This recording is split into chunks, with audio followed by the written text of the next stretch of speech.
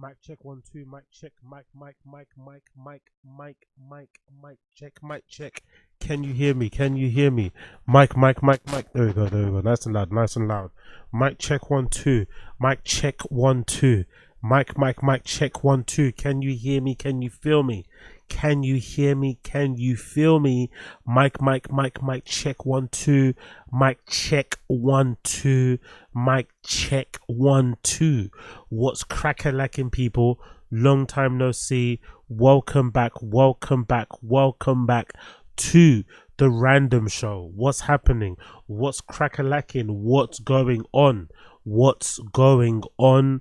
Apologies for the delay. Apologies for the radio silence. Apologies that I went missing. You know how it is. Sometimes life be some timing, you get me? Sometimes life be some timing, but we're out here. We're back again. Ready to fucking rock. Where's my lip balm?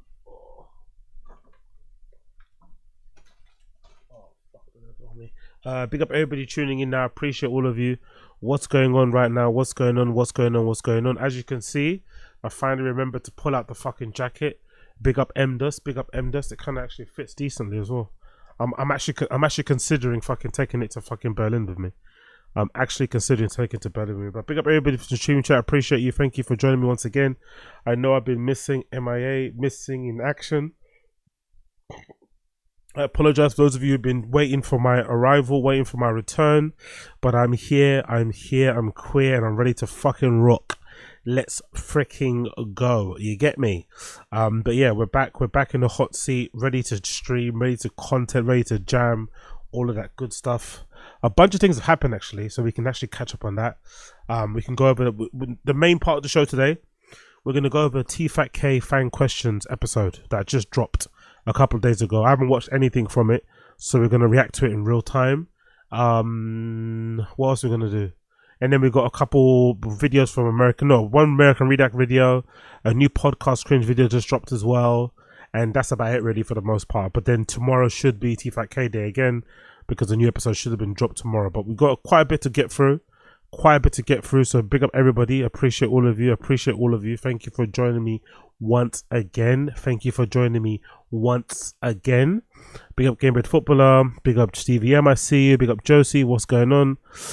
Man, I've just to be fair, I had a little bit of a health complication, but we're here. We're here, ready to rock. I had a little bit of a health complication, but we're ready to rock. Big up the Maz. Big up Oram. Two Souls, I see you. Budizi, I see you. Big up everybody. I hope you're all good. Gonna be steamrolling through between today and Friday, I think, because I wouldn't know. Actually, gonna steamroll through today to Thursday, so I'll be streaming from today to Thursday because I think I'm flying out. Actually, I haven't even checked my fucking. See, I've been so all over the place. I haven't even checked in my fucking flight or anything. Hopefully, I haven't missed it and I don't have to pay money or anything. It should be fine, but god damn it, man's been all over the place still. Big up everybody. Appreciate you. But yeah, so I'm gonna be streaming for all the way from now until Thursday.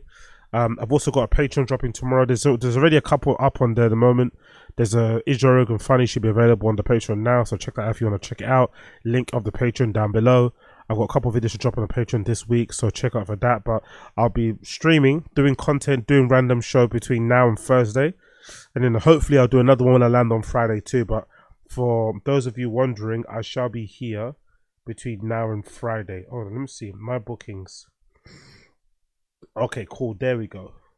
Oh, amazing, cool. So I leave. Okay, so I'm leaving at 4. That's so good. Okay, cool. Even better. So I guess I'll be able to do a stream when I land in Berlin as well. That'd be pretty decent. So I'll be able to get a full week of full Monday to Friday of streaming done. But I'll be here for sure Monday to Thursday anyway. So thank you everybody for tuning in. Thank you for joining me once again. I know it's been a while, but we're here. We're ready to rock. We're ready to rock. So yeah, let's just jump right into it. So first things first. Mamma mia.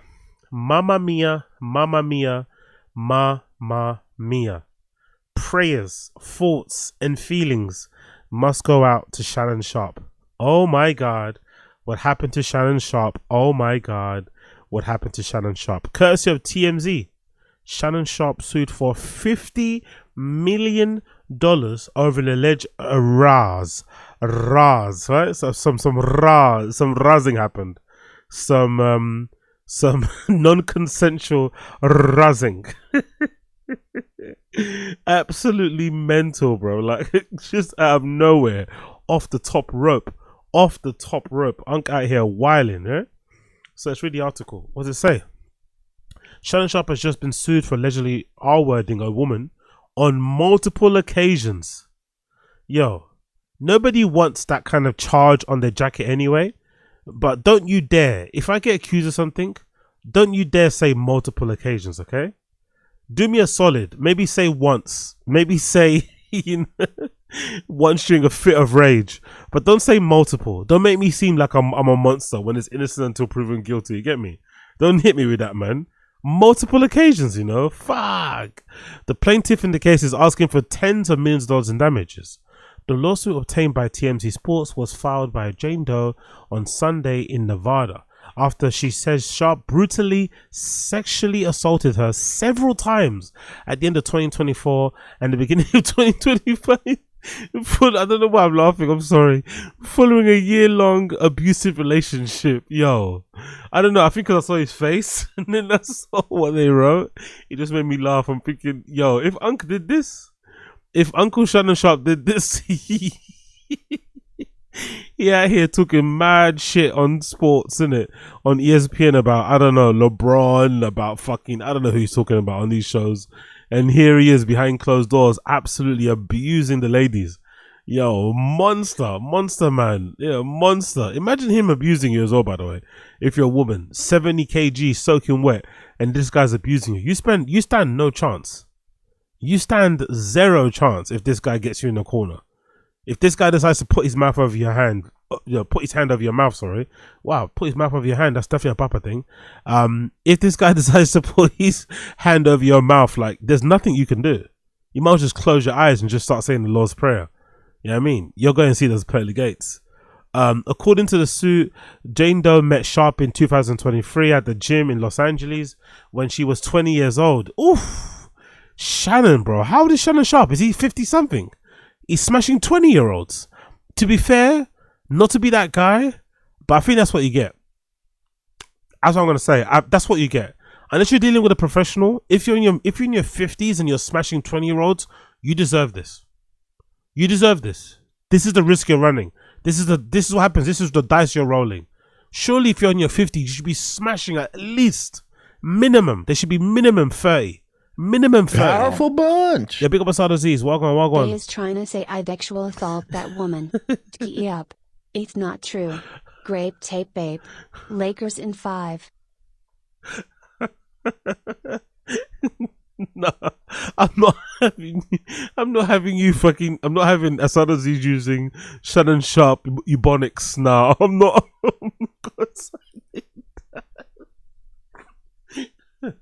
I'm not co-signing the Shannon Sharpe Ebonics. No.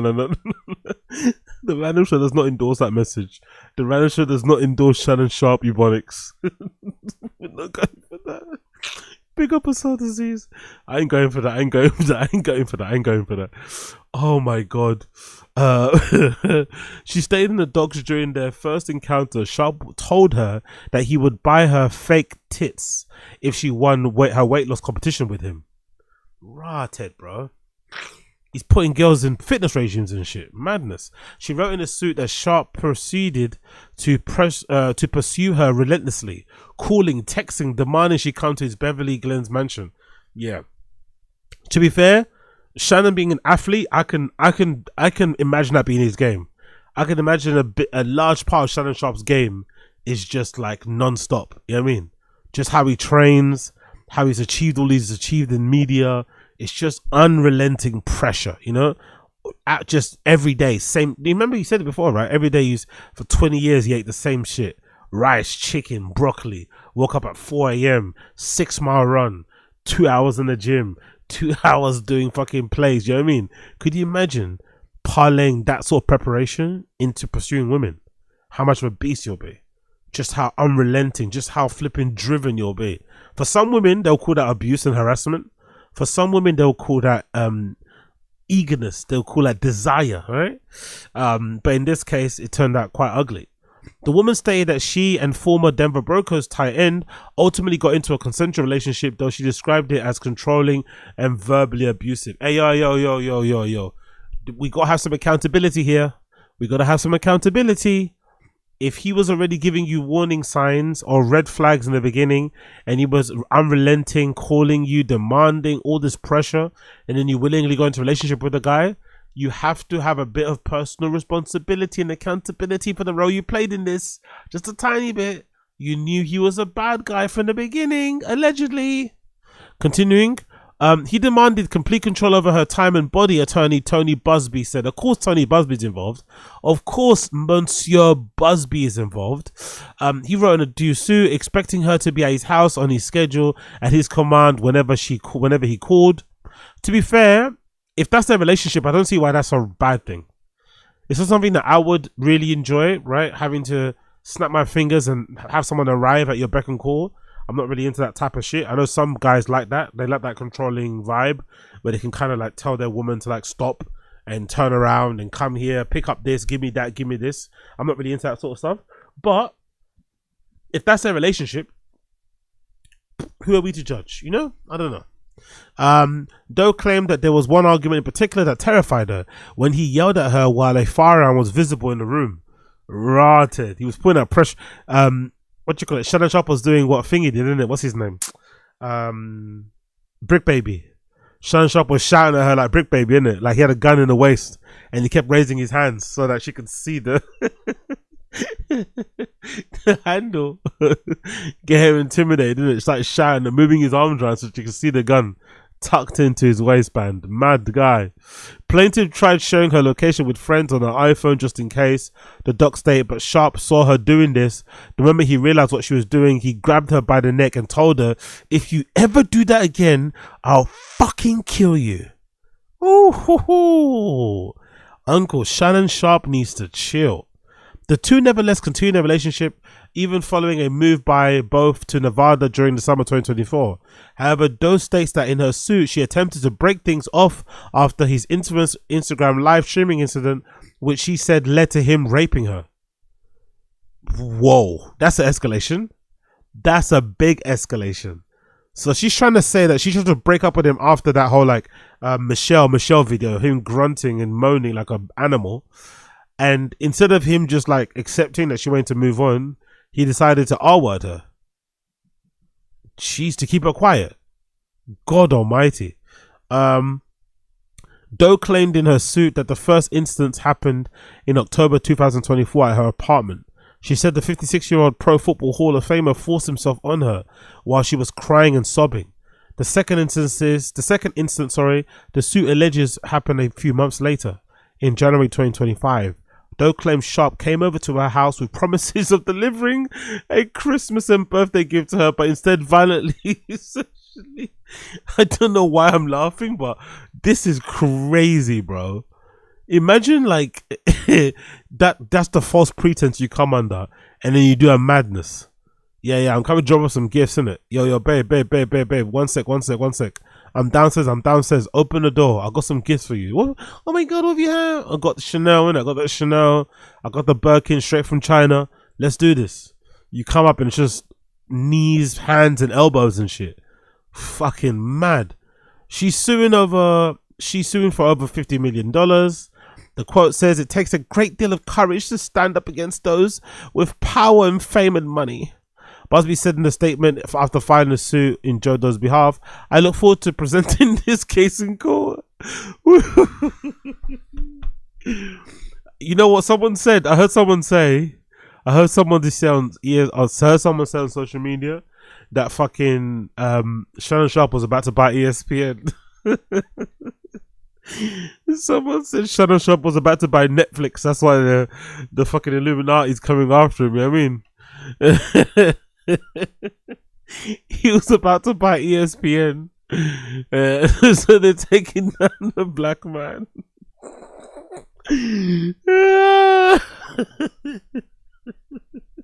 They're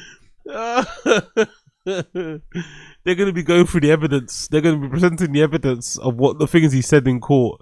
He's going to be screaming out, skip, skip, skip.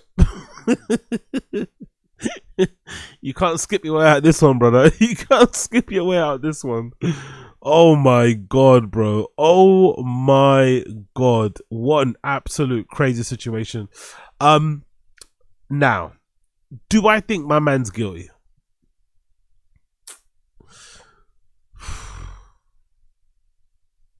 I'm not gonna lie. My knee-jerk reaction off this, I know it's Tony Busby's involved, I know.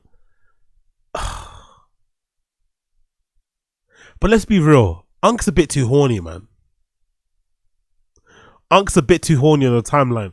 I've not met a single, like, Mandem know, innit? Mandem know. Let's have real Mandem talk on the time. Let's have real Mandem talk. Ladies, if you're present too, you know what I'm talking about. Mandem know. The guys who are like super horny on the timeline, the guys who are like constantly letting you know their fucking dicks are hard, or what makes their dick hard, or what makes white stuff jump out of their fucking pee-pee, right? The ones that are constantly letting you know on the timeline, the ones that post like pictures of girls randomly on their stories, they're always sharing or they're always commenting on some IG baddies posts, flame emojis, you know, fucking peach emojis, aubergines everywhere, every time.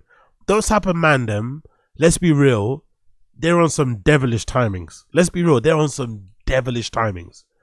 Devilish timings, those type of dudes who are always on, always on.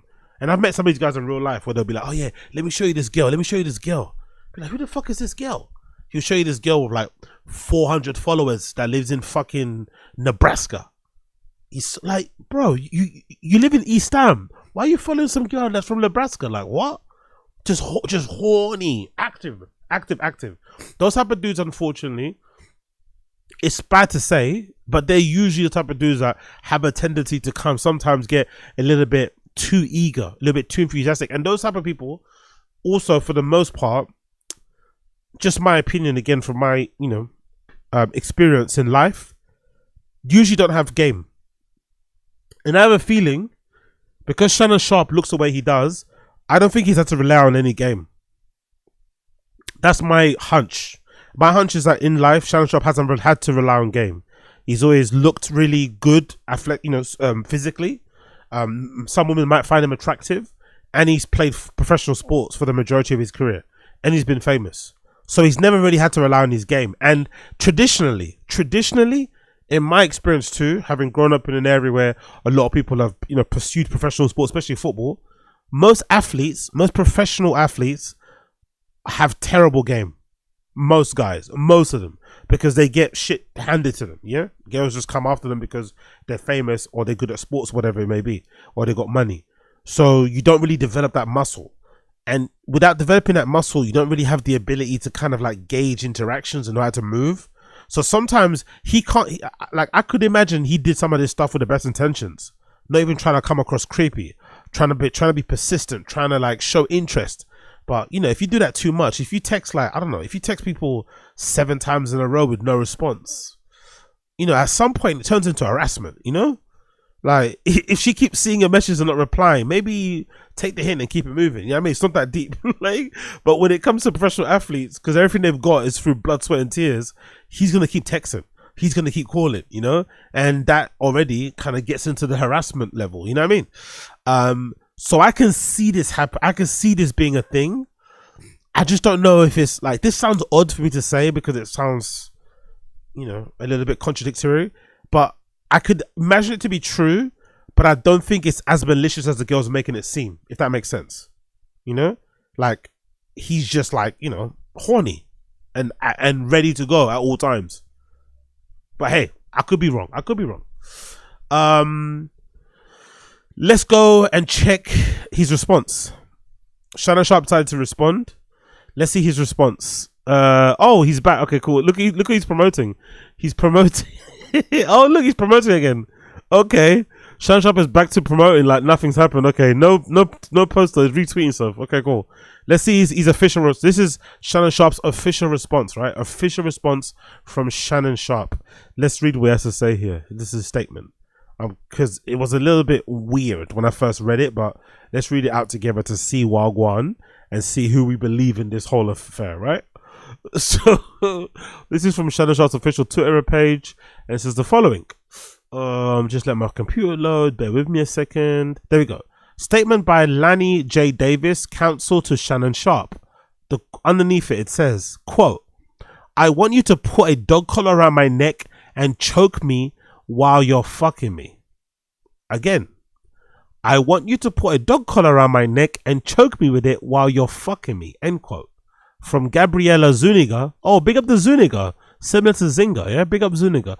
In a text message to Shannon Sharpe, October 7th, 2023. Another text message. Quote, I know you miss this big juicy ass. 25k for each cheek. Quote, Gabriel Zuniga. In a text message to Shannon Sharpe, 1st of the 1st, 2025. Shit. Okay. Okay. Okay. So, it continues. This lawsuit filed by Gabriella Zuniga and orchestrated by her attorney Tony Busby is a blatant, cynical attempt to shake down Mr. Sharpe for millions of dollars. It is filled with lies, distortions, and misrepresentations, and it will not succeed. In an effort to extract a large financial settlement, Ms. Zuniga presented Shannon Sharpe with a secretly recorded video of a consensual sexual encounter. Excuse me? She recorded them fucking.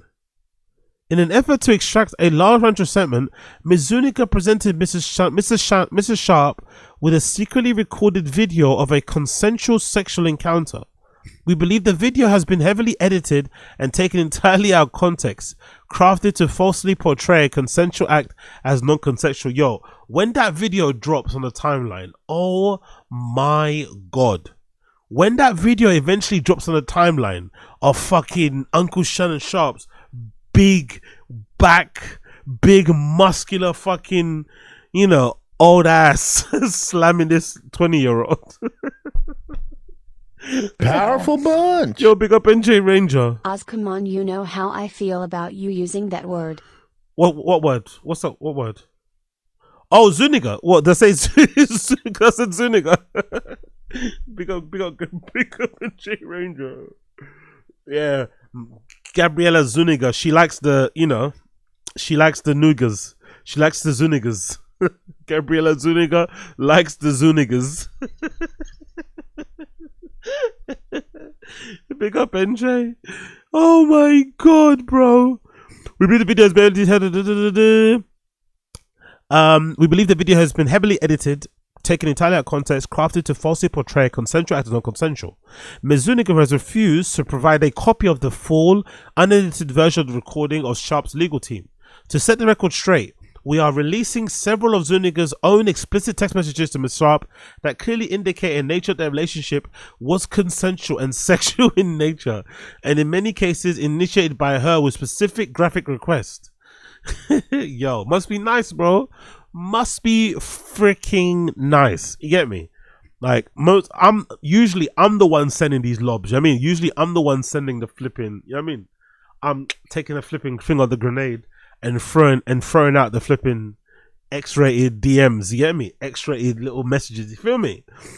I never get them back. I'm having to set the pace.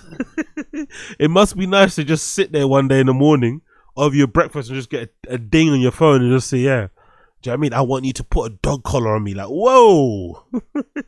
I'm just eating eggs. To set the record straight, we have released several Ms. Zuniga's own spirited messages that clearly indicate the nature of a relationship with non-consensual, and in many cases initiated by her specific and graphic request. Contrary to allegations she makes in her lawsuit, consensual sex continued until January 2nd, 2025, the day after she asked for $25,000 per cheek, as quoted above her text message to Mr. Sharpe. There are other examples of texts from Mrs. Zuniga, for example. To be fair, man, to be fair, any guy out there, I don't know, I feel like this is a very American issue. I don't feel like a lot of European girls are out here just like asking for money in the DMs. But I feel like if you're like talking to a lady and she just starts talking about money, you just run. If you're already smashed anyway, just run. Just run. If you start talking about money and shit and you're not compliant, I don't know. Just run. Unless you actually want that relationship, because it feels like, and again, some of my American brothers, it feels like you guys are way more comfortable with like quote unquote tricking or paying for it and stuff. If that's the case, cool. But I feel like the moment somebody starts talking about money, like, what? 25K per cheek? Like, huh? What does that even mean? How do you even get to that number? Like, I can't even think of a single person who would be worth paying 25 like per cheek. Like, why would it be 25 per cheek? Why wouldn't it be just 25 for everything? Like, huh? Like, I'm sure you could find, like, I don't know, I'm not even gonna go that far, but yeah, let's just keep it moving. Here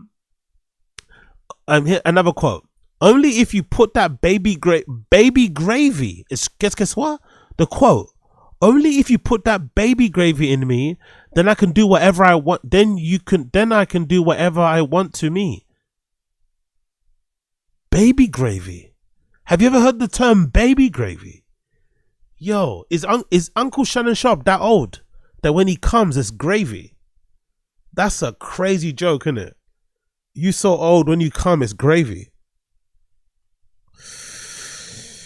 Whew. I don't know, man. I feel like the internet is like one big TMI fest, isn't it? I feel like the internet nowadays is just like a competition of like who can share the most, and who has the least amount of shame. Yo, Shannon Sharpe is going on the. I get trying to clear your name, but is this what you want to be released? Because anyway, that's from her. Sent a text to Gabriel Zuniga to Shannon Sharpe, November 23rd, 2023. Another text, quote, I want to put my tongue in your asshole and then marry you, end quote. Text from Gabriel Zuniga to Shannon Sharpe, January 12th, 2024. Another quote, that's my daddy. Fuck, I want you to put a big black baby in me, end quote. Text from Gabriel Zuniga to Shannon Sharpe, August 6th, 2024. Another quote, you better crave it, because you're going to be stuck with it for life after you put a big black baby in me, end quote. Text from Gabriel Zuniga to Shannon Sharpe, August 11th, 2024. These big black.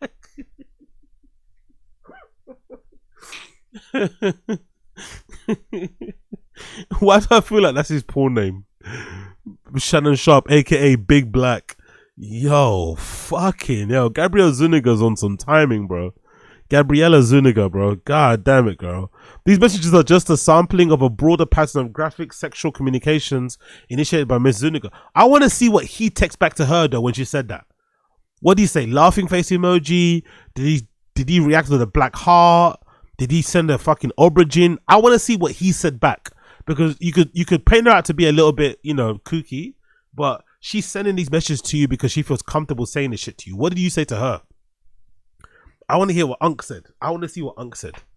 The evidence paints a clear picture. This was consensual. Adult relationship. Powerful bunch. Yo, big up Asad Aziz.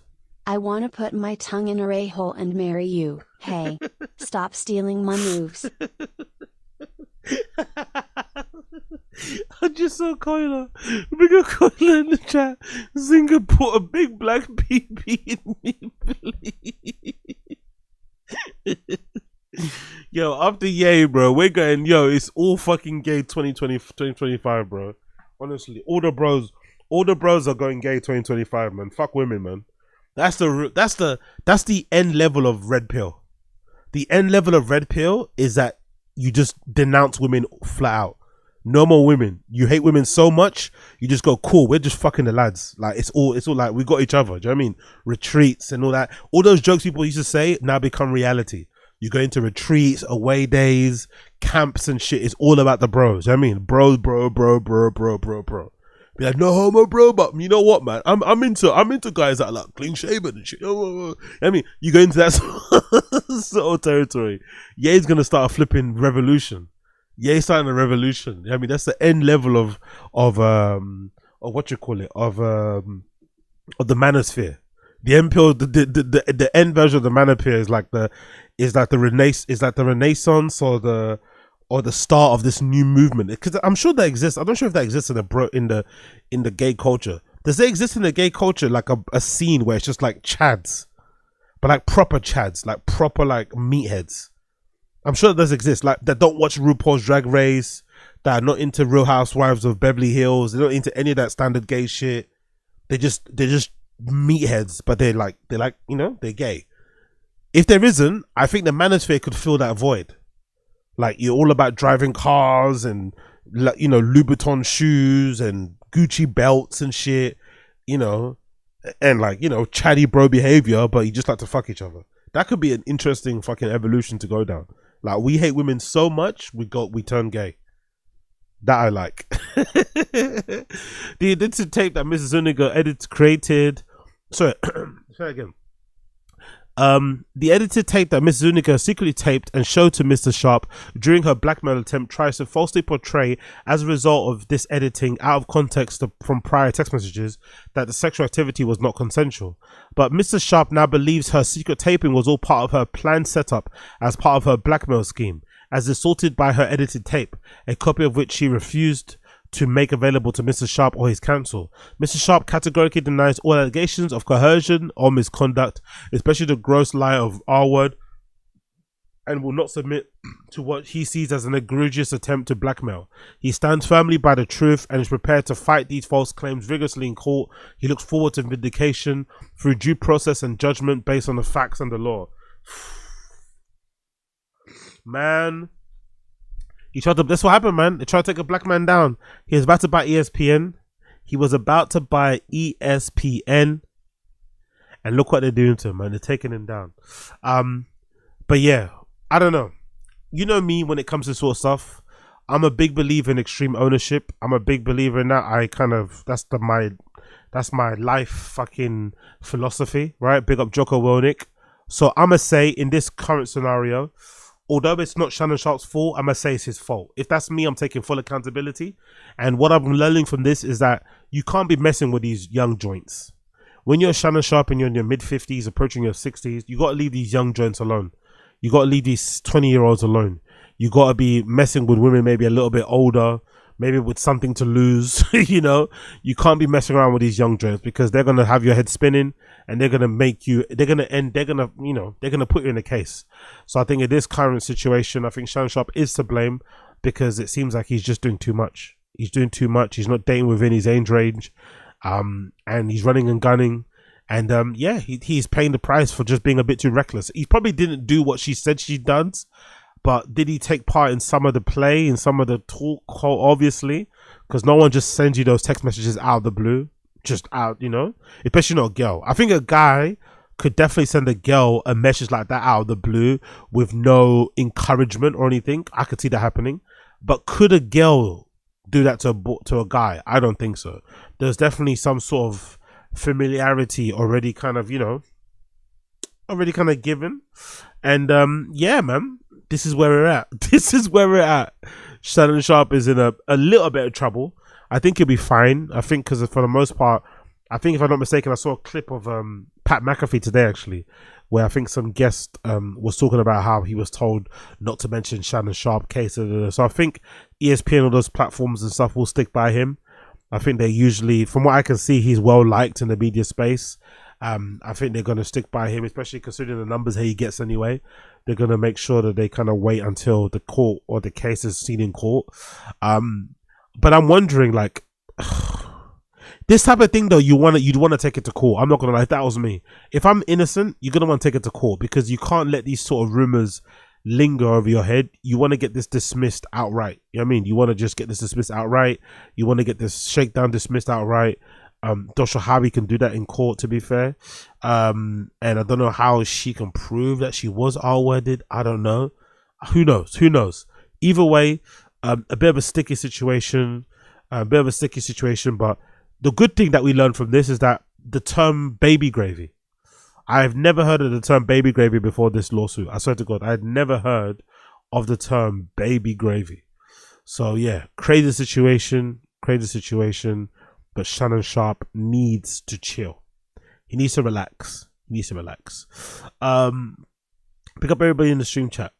You be surprised. Pick up yeah, she's a cutie. She was a great receiver. Pick up your pair off. No, I don't think pair off Ace of Andy. I don't think you should pair off. I think if you're innocent, you should never pay anybody off. Personally, I don't agree with that. I think you should fight it all the way until the end. I think the history books will remember you for doing so, and people will look back on it differently. I think the same thing happened to, I'll use an example of like Justin Bieber, when he was nearly getting cancelled by these two girls, and he brought up all the receipts and just kind of like put out too much information. I think that's also important in these situations. You should be willing to kind of embarrass yourself and play it all out to bear, so that no one can hold anything against you. But hopefully he learns from this and corrects course. He needs to learn to correct course, because I don't know. I just think he's been a bit too sloppy, because I don't even believe that whole like Michelle thing was a marketing stunt. I believe that was like, you know, the girl probably did it on purpose to kind of, you know how girls are when they get a little bit territorial and shit. So she went to remind, you know, bitches out there that she's the main one, and had him say, oh Michelle on Instagram Live.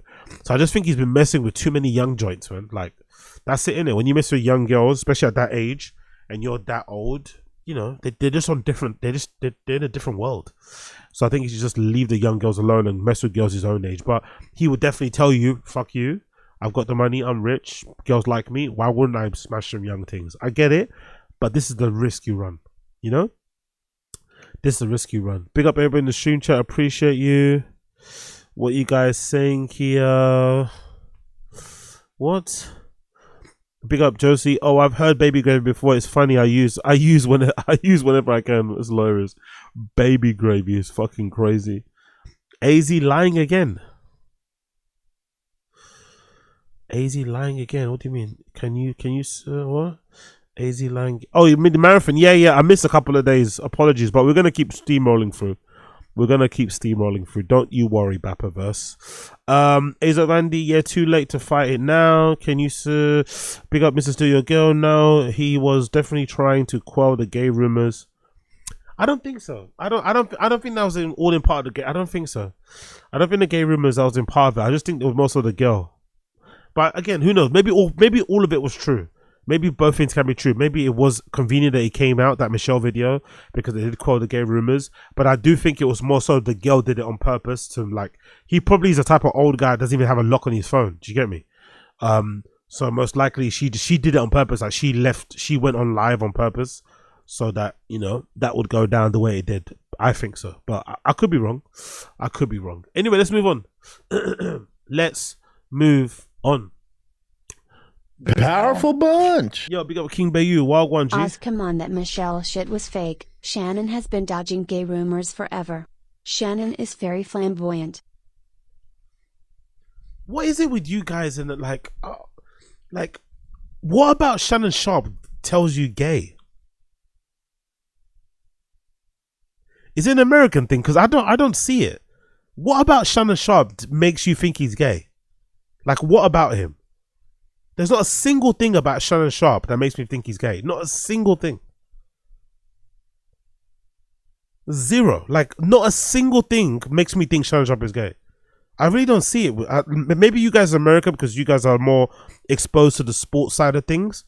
But from what I've seen of him as a media personality, there's not a single part of him that screams gay to me. Like, he seems like the traditional or like the old school black guy who's like uncomfortable around gay people. If I'd be honest. I think Shannon Sharpe is probably a bit uncomfortable around certain gay guys, you know, like to the point where I don't even think he'd allow like a gay makeup person to like do his makeup for him. Like, I think he's that level of uncomfortable, like, you know, kind of like cringing out a little bit or making his skin crawl, jumping a little bit. I don't think you guys think he's gay because what? Because he's big and buff, because he wears like tight Lululemon tracksuits. Like, powerful bunch. Come on, man. Like, come on. Yes, big blag Americans down low booty warriors. Yeah, I know some are, but Shannon Sharpe. Let's get specific. Big up Abe Martinez. Let's get specific here. Let's get precise in the fucking Jordan Peterson way. I wish I could do Jordan Peterson accent. Let's get precise. Shannon Sharpe in particular. In Shannon Sharpe in particular. Come on, man. Come on. Let's be real. Like, there's nothing about Shannon Sharpe that screams gay to me, personally. There's nothing about it. Maybe some of you would say, oh, he's trying too hard to like stop. Maybe there's an argument to say like he's trying too hard to prove he's not gay. But then again, it's like everyone keeps talking about it. Like, you guys in stream chat, you keep saying he's gay, So when he tries to stop the rumors, you then call him gay. It's like he can't win, you know? He goes on Instagram Live on purpose.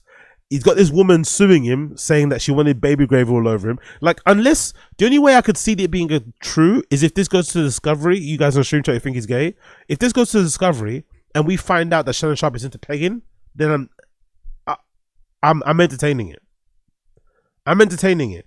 If this happens like a Diddy thing, like, because the Diddy thing was easy to tell. Powerful bunch. Pick up Asad Aziz. The gay rumors were confirmed when he had that stance outside the van with his all-green fit.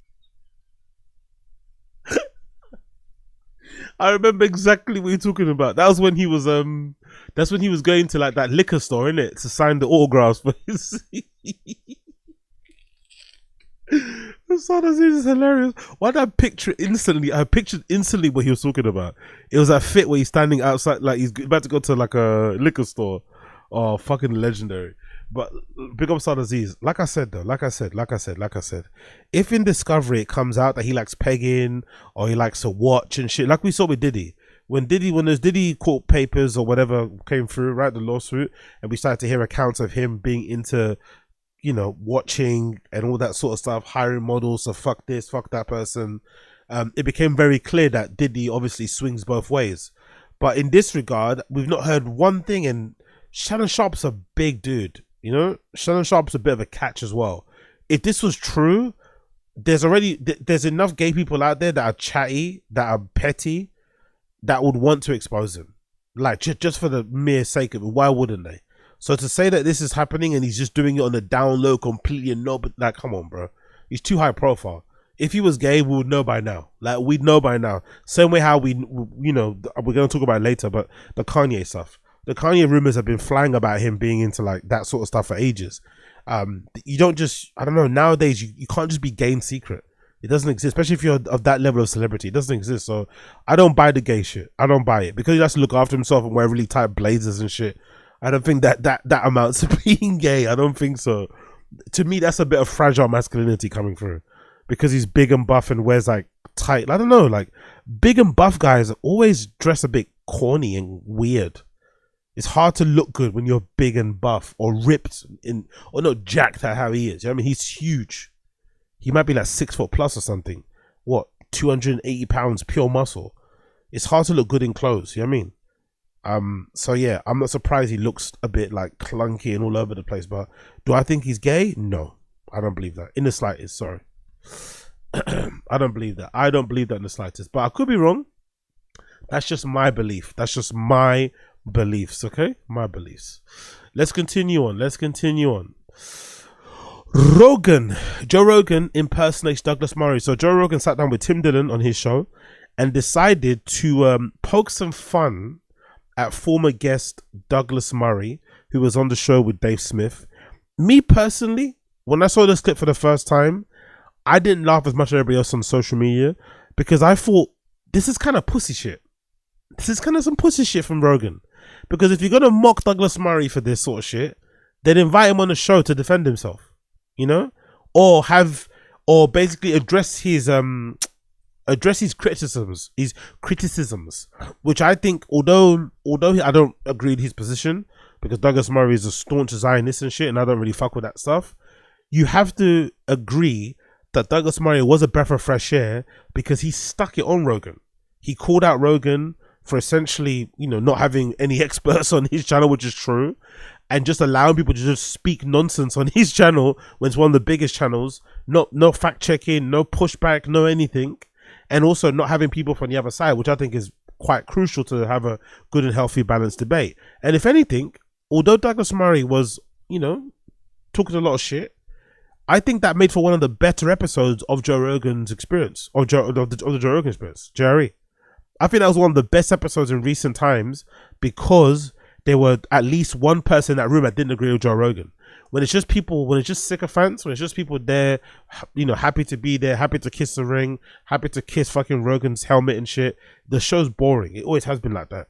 But when he has people on that are a bit combative, have their own points of view, you know, are well versed in particular subject, can challenge his concept, whatever it may be, it was fucking brilliant. So it was great to see Douglas Murray essentially sparring two people at once and kind of calling out Rogan. So I thought Rogan mocking Douglas Murray like this to Tim Dillon was a little bit rich, considering that he never said this to Douglas Murray's face. Have you been there? Right, that's a good point. You haven't been? By the way, how is he in all these wars? Can I just go to wars? By the way, how are you allowed to just go to wars? Is that the way you should at least can you just have the go to courtesy of going there. Can I just go to wars, or do I have to come back and say what people want me to say about the wars? Can I go to the wars and have my own opinions, or do I have to have the opinions? Not if you want to go back. That's right. That's right. It's very interesting, this war tourism. How do I get on this war tourism? Yeah. I'd like to go to the Ukraine. I want to go. I want to go. I want to go to all this war tourism. Do you have any awards that they can melt down and make bullets out of? Joe, think about this. Do I seem like a guy that has a lot of awards?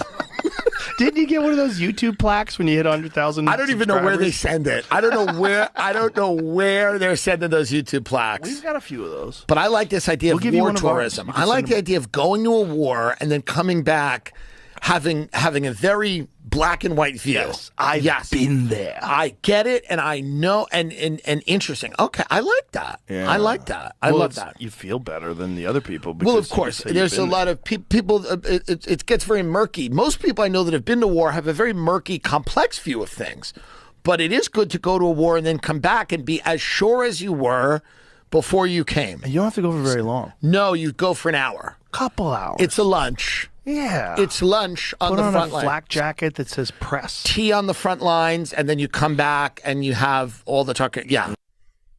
I know Douglas Murray talks a lot of shit, but I'd much rather listen to him.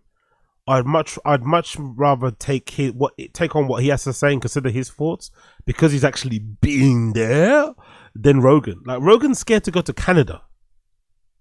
Come on. Rogan's scared to go to fucking Canada because what? He's afraid some purple-haired person is gonna run him down on the street or something. Like, he's a mad guy. So this mocking of Douglas Murray because he goes to these war-torn countries and reports from the front lines, or gets a better understand, or tries to go there to gain a better understanding. Maybe he does kind of sort of take on all of the propaganda. Maybe that's to be argued. But at least he's going there. At least he's trying to inform himself. At least he's trying to educate himself. At least he's trying to see it, with his own eyes, experience it, and then kind of give his own, interpretation of it. Maybe it's kind of funded by the IDF. Maybe it's written by, Benjamin Netanyahu's press officer. Who fucking knows? But at least he's going there. At least he is. So I find it rich that Rogan is taking a piss out of him for such a thing. And like I said, I find it rich too, considering that Douglas Murray was right there and Rogan and Dave Smith didn't really have much to say. Didn't really have much pushback. They were kind of gagged, to use a loose term, in terms of trying to reply back to Douglas Murray, who, again, you could easily clap back upon because he was, essentially, doing his application for Zionism right there on Rogan. But they didn't really have much to say because he was literally calling them out on some of their, blatant misinformation that they put out there, which, I don't know. I think the term misinformation is a little bit overused as well. I think there is some value. There is something to be gained from the fact that Rogan doesn't really see his show as big as people see it, right? I think people take his show more seriously than what he takes it. So I think he's allowed to be like, hey, this is just a show I do for fun. I talk to random people all the time. Don't take nothing too seriously. If you want to find out what's actually going on, do your own research, type of thing. But I also understand people on the other side who are like, yeah, but you've also got one of the biggest shows in the world and people listen to what you say. So if you have people on who don't know what they're talking about, that could lead to people being misinformed and, dangerous things happening, blah, blah, blah, blah. It's a bit, it's a bit rich, whatever it may be, but I did like the debate. Like, that's all I want personally. I don't really care what a person says. I want him to have everybody on. Like, I'm a believer in platforming anybody. This idea of like deplatforming people is fucking ridiculous anyway. Let everybody say what they want. I'm a big believer in letting dumb people say things aloud in public so that you can mock them and laugh at them and point and be able to call them out and see who the dumb person is. Refusing people a platform and stuff doesn't really help, especially nowadays. The more somebody's deplatformed, the more you basically just bolster them and add to their mythos and shit. So get everybody on. Get everybody, especially the Joe Rogan experience. It's dying. It's crying out for like opposing opinions. It's crying out for an episode where somebody comes on and says maybe the legalization of marijuana wasn't a good idea, you know, and battling Rogan on that sort of stuff. It's crying out for somebody to come on and say, you know, maybe Dana White isn't running the UFC the best. Maybe the way they exploit fighters isn't a good thing. Maybe the fact that the GFO went down is in part due to how the UFC's run, and the fact that no one's been able to run a successful fighting promotion ever since because of what they've been able to do. I'm crying out for, you know, someone to come on there and say maybe stand-up comedy isn't the most important form of entertainment in the world, you know. That's really what is needed. But Rogan doesn't do that anymore. He seems to have people on that agree with him or that kind of, you know, rub his balls and shit, which is super annoying. So at least with Douglas Murray, we did get that. So big up Blood Clot DG. Big up DG. Big up Blood Clot DM. Big up Blood Clot DM. We love him. And hopefully, off the back of this mocking, Douglas Murray gets another podcast and claps back, or Rogan has him back on again for a round 2 with Dave Smith. I'd love to see that. Or let's have 2, because I think isn't Gad Sad pro-Israel? Let's have Gad Sad and Douglas Murray versus Rogan and fucking what's his face and Dave Smith. Let's do that. Bro. Let's do that, please, for the love of God. But hey, what do I know? Absolutely nothing. Cool. Let's move on. Let's talk about podcast cringe. Blood Clot podcast cringe has a new video out, just dropped 5 hours ago. Joe Rogan gets called out and embarrasses himself, featuring Douglas Murray. Funny that, right? Featuring Douglas Murray. So let's see what podcast cringe's impression was of that epic episode.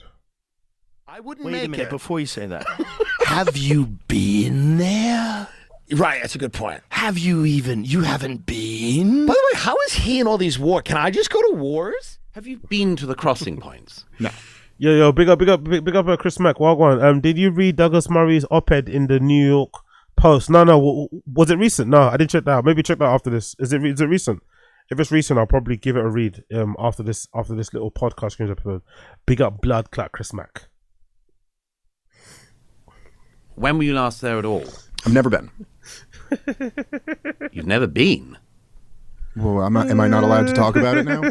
Can you just go to what to see? Dave Smith having nod. Dave Smith's face. Well, am I not allowed to talk about it? Look at a smarmy look on his face. Yeah, it's good, man. I like that they're being called out, bro. You're just a comedian, man. I like.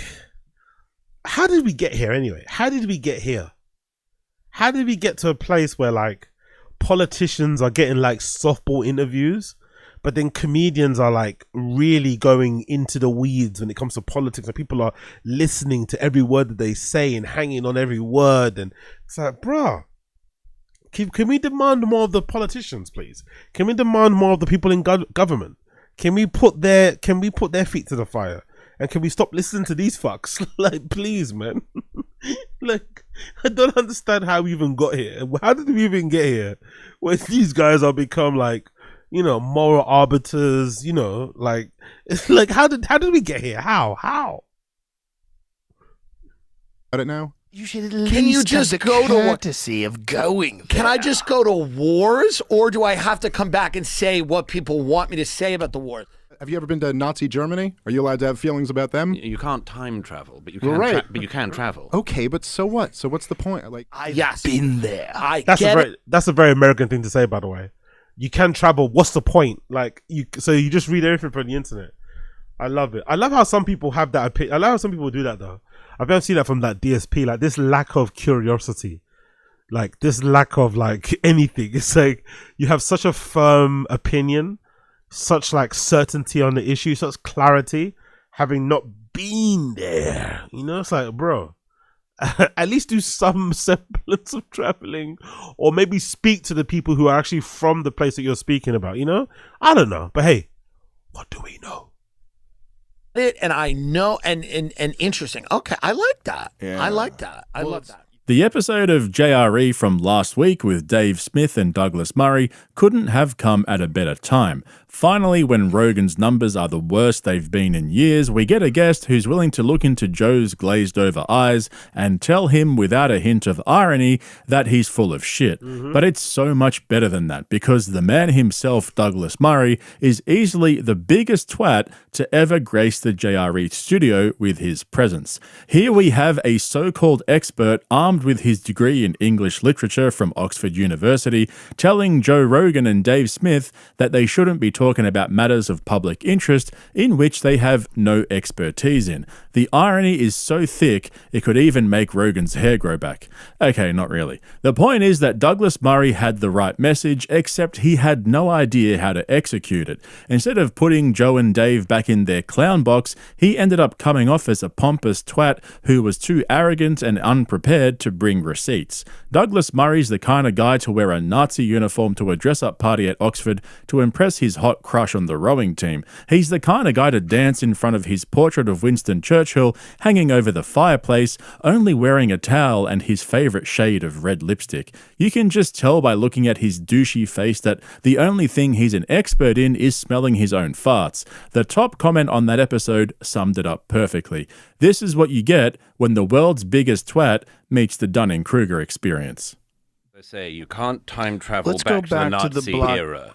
Actually, Kruger. what that comment say? 40 minutes in, here's a summary. Douglas, people will claim to be an expert, then hide behind I'm just a comedian when they're challenged. Dave, I've never claimed to be an expert. Douglas, you see, Joe, this is a problem when people who aren't experts talk about this stuff. Joe, are you saying only experts have to talk about this stuff? No. You don't mean. That's so true. Experience. They say you can't time travel Let's go back to the back to the Nazi block- era. let's but go you back to could the go blockade. to the Middle okay. East and actually visit it. Okay, It's the not World hard to World do. Bank said in 1996 for the one Now year the of the blockade. libertarians are quoting the World Bank. I love it. It doesn't mean anything. This is a non-argument. I love the utter look of contempt and just like snobbery. I love that. I love the intellectual snobbery that Dave Smith has. Like he honestly believes he's smarter than both of these guys put together. That look of just pure contempt and disgust. Or he looked Dave Smith down. Now the year of the libertarians blockade. are quoting the World Bank. I love it. It doesn't mean anything. This is a non-argument. Yes, I'm saying the World Bank did their own analysis of this, and they said that it was a 40% your of the, own analysis. Hold on. You Jesus, got to that stop was- interrupting Okay. and let him finish I the will. sentence. the Fire World away. Bank. And so the main argument being put forward by Douglas douche-face Papa Rogan coming in for the rescue. Murray is that Rogan and his comedy assassin buddies like to dip their toes into complex issues with absolutely no first-hand or comprehensive knowledge of the subject, and then when they get called out for making Powerful mistakes or just bunch. plain making shit up. Yeah, big up Asad Aziz. Murray went on an IDF-sponsored trip where they gave him a press jacket. Similar to when you take a toddler to the fair and give him a cowboy hat when he goes to the petting zoo. Next, Dave and Murray debate hosted in Iran on a high roof, so they both lose. Jesus Christ. yeah. Big up Asad Aziz. Very, very accurate. To be fair though, that press bulletproof jacket, that press bulletproof vest thing is kind of hard. I kind of want one. I'm not gonna lie. I'll just take off the Israel flag, but I kind of want one. Up, they throw their hands up and say, whoa, take it easy, guys. I'm just a comedian talking shit. Like right now, there's so many assassins out there. There's more arena acts out there right now than has ever been in the history of comedy. I'm going to come back to the top 250 comedy assassins in the second half of this video because in the last few days, Rogan has offered some of the most dogshit takes on comedy I've ever heard. Honestly, if you're new here, it will be a good test of your ability to withstand the cringiest of cringe. But the main point here is this. Yes, Douglas Murray is right in principle. My view is that Rogan and his inner circle of fart sniffers have used their enormous reach to talk about shit they have no idea about, and because of the sheer sheer size of their audience, they've incidentally helped to push completely rubbish narratives across many different disciplines, or as Brendan Schaub would say, in every facet. Here's the thing though, Joe Rogan's a fake comedian. So when it comes time to throw up the hands and say, whoops, sorry, I'm just a comedian talking shit, well, you see the problem. He's neither an expert nor a comedian. Which begs the question, what are we doing here? Look, I just feel, we should get it out straight away. I feel you've opened the door to quite a lot of people who've now got a big platform who have been throwing out counter-historical stuff of a very dangerous kind. You mean Daryl? Are you talking about Daryl? Daryl, who's the other one? I don't think Daryl has. Derek. I don't think there's anything dangerous about what's the what other guy? Derek. These guys are not historians. They're not knowledgeable about anything. No one's calling Ian Carroll. No, but then why listen to their views on Churchill? Daryl is incredibly knowledgeable. It's not. It's just he's not. Yeah, he's he not. is. If you say, I don't know. Maybe I'm never gonna agree with the whole like words of violence thing. I understand that there's a concern that some people are just dumb or don't have the ability to discern between what is good information, what's bad information, what's true, what's false, what's accurate, what's not accurate. But let shit fly, man. If you can't figure it out, you can't figure it out. This idea that we have to kind of not platform people and deplatform other people, it's a nonsense. The world doesn't work that way. Like, it really doesn't. Like, you go to any bar, you hear somebody chatting shit. You either egg them on by buying them more drinks, or you move to another table, or you maybe debate them or something, or leave the fucking establishment flat out. You don't fucking put a gag around their mouth and deny them from speaking. Like, world doesn't work that way. I've never really understood that. I understand with podcasters and stuff, it's annoying because they feel they're like omnipresent, isn't it? They never shut up. Like, I sometimes get bored of myself. I don't even do that much, but I sometimes get bored of hearing myself speak. But these guys don't have the ability to I don't feel like they ever have the ability to get bored of themselves. They feel always super certain in what they say, which can be really annoying. Because I remember reading something about Elon on that regard, right? I think I read it was a YouTube video. I remember I saw a YouTube video where somebody said, like, the moment where everybody kind of wakes up to Elon maybe not being as smart as he says he is when Elon kind of starts talking about something that's in your field of expertise. Like when he inevitably talks about something that you know a lot about, you suddenly realize, oh, this guy's a fucking idiot. And I think a lot of that happens with these guys. You never notice it until it starts to like affect something that happens, something that you are kind of well versed in. But I don't know, man, just turn it off. Do you know what I mean? Just log off social media for a bit. It's not that deep, really. It's not that hard. Like, I get what Douglas Murray's saying. I understand it's annoying, but that boat unfortunately has sailed. Maybe you could call these comedians out for always having a defense of like, I'm just a comedian, right? So you weigh in on because I said the same thing about Bill Burr. When Bill Burr was out here saying what he was saying about Elon, saying what he was saying about that Luigi Mangione guy, he then got pushback, or he then got asked a follow-up question, on the red carpet. And he acted all like incredulous. Oh, how dare you ask me? Took the politicians like, bro, you just spoke though. You commented on this.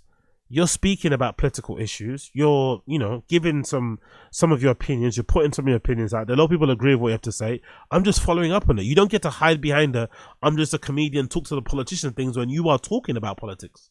You are talking about societal things. You are talking about the economy. You are talking about these cultural topics. And then as soon as you get a little bit of pushback and you're asked to clarify your opinion, you don't start, oh yeah, I'm just a comedian. But that boat has already sailed. So it is what it is. But I don't know. I just platform everybody. Let everybody have a platform. That's what I say.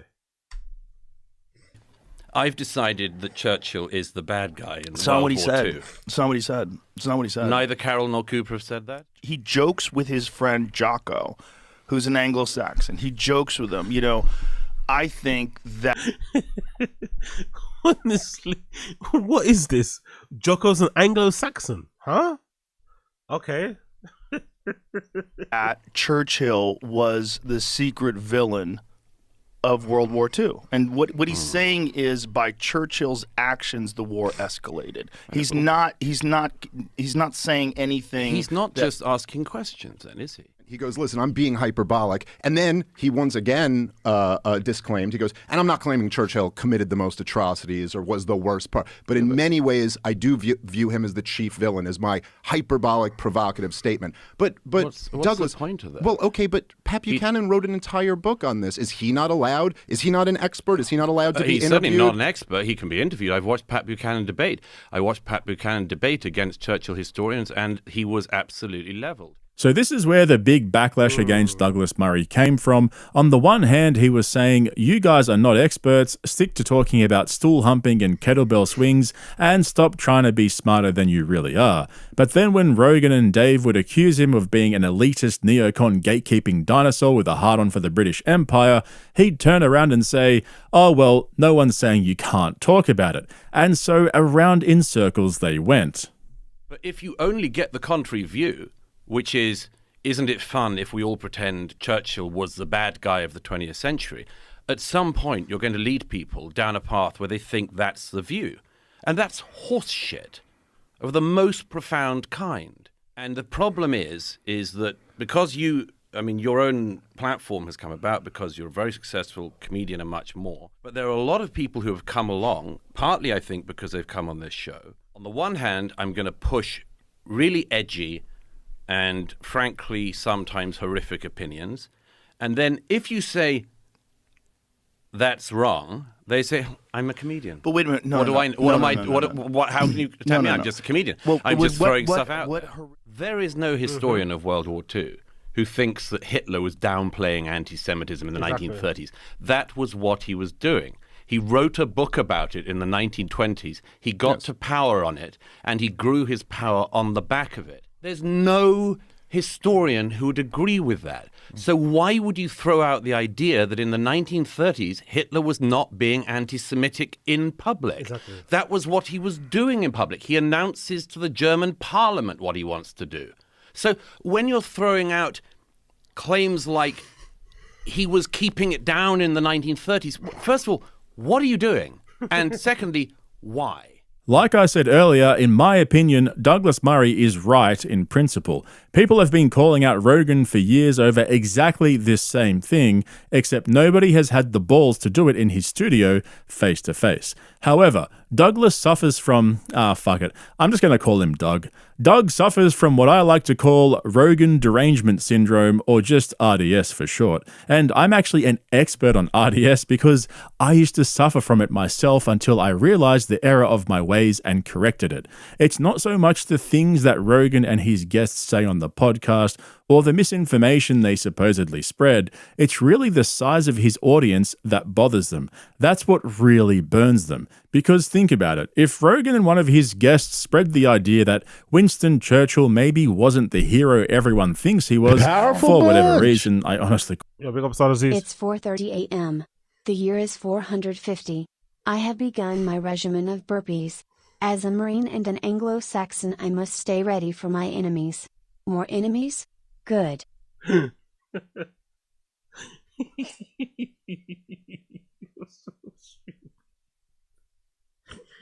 You're so stupid, I swear to God. You're such an idiot. Why am I imagining like a Jocko Willink fucking Ashton Hall, a hybrid video of him in his fucking Anglo-Saxon garb with his gladiator sandals on?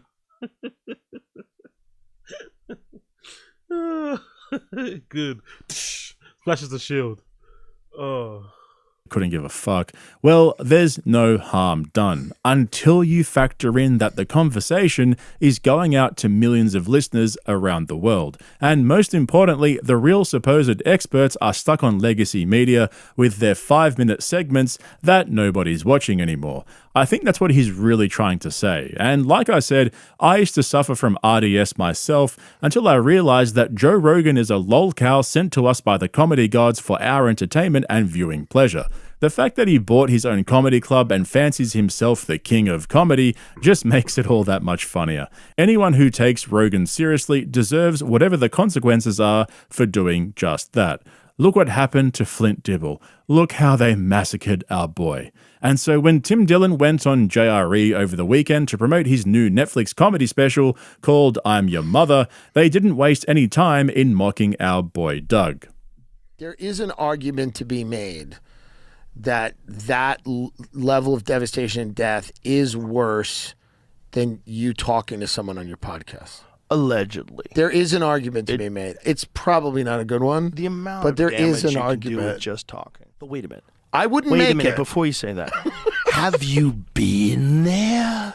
Right, that's a good point. Have you haven't been? By the way, how is he in all these wars? Can I just go to wars? I like the idea of going to a war and then coming back having a very black and white view. Yes, I've been there. I get it, and I know, and interesting. Okay, I like that. Yeah. I like that. I love that. You feel better than the other people. Well, of because you course, say there's a you've been lot of people. It gets very murky. Most people I know that have been to war have a very murky, complex view of things. there. You don't have to go for very long. No, you go for an hour. Couple hours. It's a lunch. Yeah. It's lunch on Put the on front a line. flak jacket that says press. Tea on the front lines, and then you come back and you have all the talking. Yeah. No, I'm gonna go. I'll go to any war and I'll anything you want.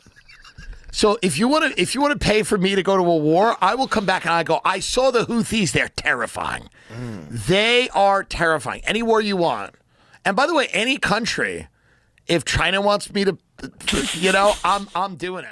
I think Tim Dillon is probably one of the best comedy podcasters in the world. He does what guys like Joe Rogan, Dave Smith, and Andrew Schultz could never do, and that's just to sit back and talk shit instead of overanalyzing things they know nothing about. Theo Von is also good at that, but Tim Dillon nails it. Even Bill Burr and Dave Chappelle in their more recent years have dipped their toes a little bit too deep into social and political commentary, even though Chappelle captured it perfectly years ago when he said, "Wait, what does Ja Rule think?" But Tim Dillon suffers from another problem entirely. His stand-up comedy is absolute dog shit. Just on top of that, I wonder why a lot of them do it seriously. Is it just money, you think? Or do you think they're actually going to, does anybody believe, these comedians believe that they're actually going to affect change? Or do you think they just saw the views and the money that it generates? Because being political and waging in the culture war stuff does pay well, right? It does pay well. So maybe it's just purely views. Because I don't really see what they're really adding to the conversation, really. Because I don't know, maybe it's just me, but in real life, I don't do you talk about politics in your real life with your friends and stuff? I don't. When I'm out and about, I'm not talking politics to people and strangers. I don't know. I don't even care about it that much to even talk about it in the first place, let alone to strangers. There's way other better topics to talk about than politics. But maybe they have friends that are all like that. Maybe it's just purely money. Maybe they actually think they're going to affect change. I don't know. But I find it strange how there is really a lack. Tim seems to be the only one really who goes out of his way to always find a joke. Whenever, however serious the issue is, he'll minimize it and try and find a joke in it, which is what you're meant to do as a comedian, right? It can come across a bit crass, it can come across a bit insensitive at times, but he's a comedian. That's what his job is. So I wonder why more don't do that. I went through his latest comedy special, which he shot at Rogan's Comedy Club, and dissected it in detail for Patreon, which just went up this morning a few hours ago. And I concluded that it's the worst comedy special of the year so far. He is so much better on podcasts than he is on stage. And it's not just me that thinks so. And people are watching Love on the Spectrum, which is why we're number 8 on Netflix's top 10, and we should be higher, but they're watching Love on the Spectrum, which I get. It's a feel-good show. Well, fine. Hopefully after this podcast, it'll bump That's you very up. sweet. And you filmed the special at the Mothership, and live at everybody the loves Mothership. it, and it's great. Beautiful. I mean, a lot of people love it. Most people love it. Of course, there's enough of this fat blowhard comments. You saved it. We know you saved it. Well, the first one was very bad, and the producers are making this horrible error mistakes that they always make. They want to light up the room. Yeah. And they want to do things very differently than a normal show. Yeah. But that looks just like a regular show. That's a comedy show. They try to do. So what? Was Rogan an executive producer? Rogan was the EP on Tim Dillon's special. I guess if you're filming, I guess it's hard, isn't it? If you're filming the special at his club, it's hard to tell him no on notes, isn't it? Right? It's hard. I would, if it was me, I would. If I paid money to hire your club, I'm going to do what I want. Don't give me notes. I've hired your space, your venue. Don't now try and get your fucking Neanderthal fingers involved. No. Stay out of this shit. But I get it. Plus, Tim wants to, if there's one person, Tim doesn't suck up to a lot of people. Tim doesn't suck up to a lot of people. What some person he suck up to is like a billionaire, millionaire person. And definitely Rogan. He definitely goes, when he's on this show, I'm assuming he loves to agree with Joe. He never really pushes back that much. Always yes, agreeing. And loads of repeating. Loads of like Brendan F stuff actually that he does on there. So I'm not surprised. But that's a bit disappointing to hear. With me, when I first started doing specials, they want to light the room up, and it just makes everybody uncomfortable. They all feel self-conscious. They all know it's different. There's a reason why comedy clubs are dark. It was still good. It was just tense. It was tense. You could feel that people were well aware that you were filming, and it was different, and they were like not in it. Yeah, they were watching it, and then thank God they listened to me. Listening to Rogan trying to convince himself that he saved Tim's comedy special after it completely bombed on Netflix is funnier than the special itself. Like I was saying though, if you want a detailed breakdown of how and why Rogan wrecked Tim's special, check out the link to my Patreon in the description where you'll find the review, as well as reviews of call him out publicly for it. The only one to have done it and survived has been Anthony Jeselnik. I've covered in detail how Rogan bought his way into comedy, first using his fuck you money and the fame he got from Fear Factor, and then when his podcast took off, he used his Spotify money to buy himself a comedy. I don't know. I don't buy this narrative from Podcast Cringe about Rogan bought himself into comedy. Like, all comedians are terrible. Like, Rogan's not special in that regard. They're all garbage. He's just been in it longer. So he kind of gets to be the by default gatekeeper because he's been involved the longest and he's just older. I don't think he bought his way into it, like at all, zero. Personally, I don't think it's that deep. But hey, I could be wrong. Comedy Club. Now, whenever he has a comedian on the podcast, they all tuck their balls in between their legs, lean forward, and kiss the ring. I want everybody to do well. There's 5 comedy clubs on my street.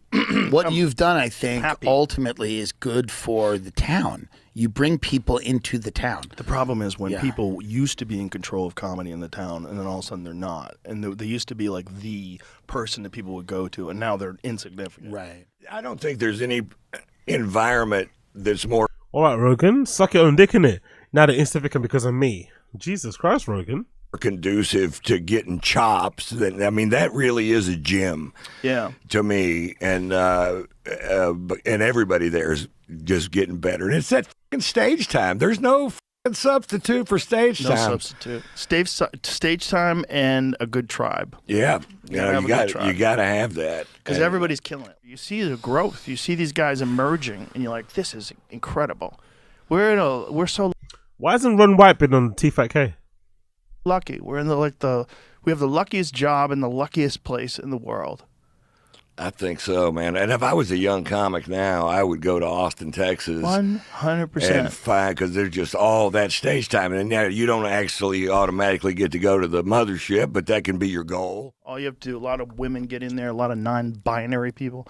All you have to do is just be good. Yep. There's showcases all the time. Adam's picking people all the time. People see you if you're funny. The path has never been clearer now for a young comic. Between Joe Rogan and Tony Hinchcliffe, they've contributed more to the dead age of comedy more than anyone. I said this on Patreon last week when I was talking about Ari Matty and Cam Patterson.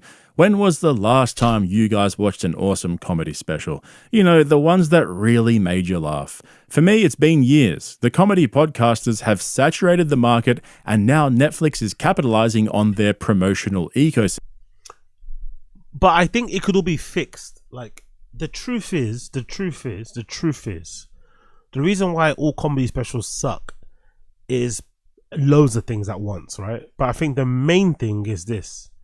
All of these guys aren't as funny as they probably sound on podcasts. They're not that funny or as serious as they take stand-up. It's not as good as how they speak about it. And secondly, I just don't think they work on their material. Podcasting makes these guys a lot of money. Like, Think about the amount of sponsors, like, you know, think about the amount of ads Your Mum's House has on a typical episode of like Your Mum's House, 2 Bears, 1 Cave. All of those ads are like, let's say 10K each a spot, plus whatever else they get, right? Plus whatever they get from doing shows, plus whatever they get from doing appearances, from Instagram shit. They make a lot of money that doesn't include doing stand-up comedy. They make a lot of money. And maybe the lifestyle of a stand-up comedian is still fun enough.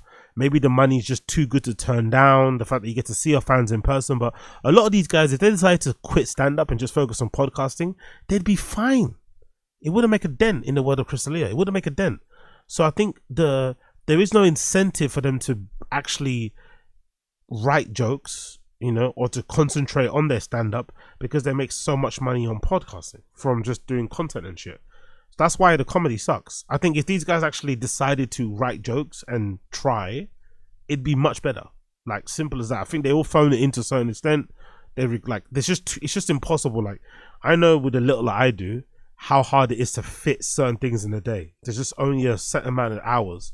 It's just, even with help, even with producers and editors, it's impossible that they are writing as much as they say they are when they're recording so many podcasts, Patreon episodes, this, that, live streams. It's impossible. No wonder the comedy sucks. So if these guys focused on just writing comedy, the comedy would improve. But it would mean them giving up money. And one thing that you're never going to see a comedian do is turn down a check. These guys will do stand-up. They would have done stand-up comedy for Adolf Hitler. Do you know what I mean? These guys have no qualms in taking a check. So because there's so much money involved in, like, for instance, like if content creation or podcasting, if the money went, their comedy would improve tenfold. They double down on the comedy. But because making videos and podcasts pays way more and it's way easier than writing material, it's no wonder that their best material is on pods. It makes complete sense to me. System. The reach of these podcasts has been so big over the last few years that Netflix is basically buying their specials knowing they're going to get free promotion. We saw Andrew Schultz do 20 different podcast appearances to promote his special recently. Tim Dillon's been trying to do the rounds as well, yet neither of them were able to reach the #1 spot on trending. But I said at the beginning of this video that I had some... That's a bit of an unfair metric to judge them on as well, though. A stand-up comedy reaching #1 on Netflix trending. I don't even know what the criteria is for Netflix trending, but there's no way you're gonna. I don't think a single comedian, maybe with the exception of, I don't know, what's his fucking name? I don't know. Like, I can't think of a single one actually who could ever reach #1 trending with true crime docs still being a thing, with TV series like You still being a thing. Like, it's just not going to happen. More regular people watch those things than stand-up comedy. Do you know what I mean? Like, there's no fucking way a stand-up comedian's going to have a special that's going to be good enough that will capture everybody's attention so that it could be #1 trending. It's just not going to happen. And again, we don't even know what the criteria is behind the fucking trending page on Netflix anyway. Some absolute dog shit takes on comedy for you guys. And when it comes to Rogan, his delusions are absolutely out of control. It's one of those things that you hear now more than ever. When you're talking to a young comic and they go, and I'm hanging out with this person. I go, yeah. And they go, and their dad owns this. You go, really? Yeah. Just a curious thing. Have you ever met Funny, anybody that interesting came from a thing. really wealthy background that was good at stand-up? No. I mean, not very. Yes. Yeah? There are some of them, for sure. You've met them? I've not met them. They probably don't like me. They're like but unicorns. Yeah, they're around. Brian Callen. Can't believe these guys are still pushing this narrative.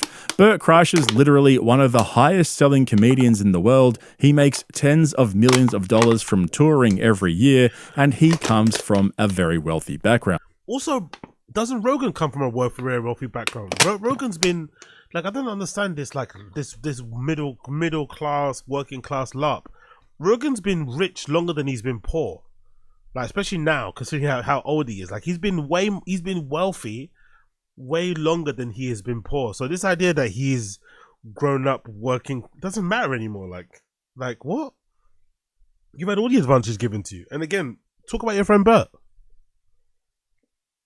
His dad owned a law firm that represents the Church of Scientology. When Bert was 18, his dad took his whole family on a trip to the Virgin Islands to celebrate his graduation. Jesus And Christ. then there's Tom Segura, whose dad was vice president at Merrill Lynch. In fact, a lot of the comedians who hang around Rogan came from well-off families, or at least middle class. But these guys like to pretend they came from nothing and struggled to pay the rent while they were grinding it out in comedy clubs in their 20s.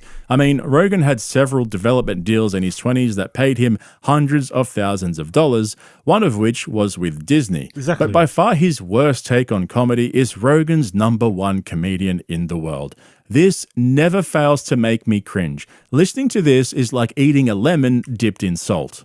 There's like a few in my mind that are like in the running for that. Like, who's the best? I guess there's no one best. It's You know, because sports, you always have to consider Chappelle. He's the GOAT of our generation. He's the most prolific. He has social impact. But then I go with like sheer RPMs. I gotta go with Joey Diaz. I know, yeah. Sheer RPMs where you just like, how many nights were we in the back of the Comedy Store where we couldn't even talk. You couldn't breathe. You're not even laughing anymore. You're just kind of wheezing. Everybody's just wheezing. Hey, yo, Derek Poston, don't ever do that again. Don't ever do that again. Talk. You couldn't breathe. You're not even laughing anymore. You're just kind of wheezing. Come on, bro. Come on, man. Have some dignity, man. Have some fucking dignity. As a black man, have some fucking dignity. Sitting there in front of a white man with your mouth open that wide. Like, this is next level glazing. He's literally telling Joe, shoot it right there, bro. Aim right there. Come on, Joey. Please, aim right here. Please. I beg of you. Derek, bro, you're in the inner circle of Rogan's friends. You're part of the OG fucking mothership crew. You're solidified. You live in Austin. There's no need to glaze this much, brother. There's no need to glaze this much. Rogan loves you. You're a former Brendan protege. You've been grandfathered in. You don't need to try this hard. You don't need to glaze this hard. Have some shame. Have some pride. Please. Everybody's just wheezing. Him making wheezing noises and slapping things. Some of the sets that I've seen him have in the OR were, I think it's the funniest thing I've ever seen in my life. I've seen everybody. I've seen everyone. Great comedians who I love to death. And I'll watch them every time they perform. But I think Joey hit RPMs that nobody hit. It's like when people say, like, who's the funniest guy ever? I'm like, come, man, there's guys with great insight. Like, I understand why he likes Joey Diaz so much, because Joey Diaz is kind of like what Rogan would wish he sounded like naturally, you know? Like he would love to be that crazy and that wild. You know, for some people Joey Diaz is like it's an acquired taste, but I get why he puts Joey Diaz on such a high pedestal, because if you think about it, that kind of like shouty, abrasive, just whatever, that brand of comedy that Joey Diaz does is what Rogan tries to do. It just doesn't work. You know, it's just not funny. So I get why he kind of sucks him up so much.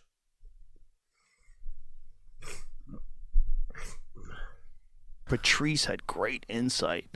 He was really hilarious, but he also had like great insight. Joey Diaz, you ain't getting no insight out of Joey Diaz. No. He's giving you, he's rock'em sock'em robots. He's here to f you up. He's here to f that crowd up. Powerful bunch. Fuck me dead. They're I was once down on my luck, strung out with no light ahead, until one day Joey Diaz put in a call to the Milanixi brothers for me. They housed me and lifted me up by my bootstraps. One hell of a guy, that Joey. Straight murderer too.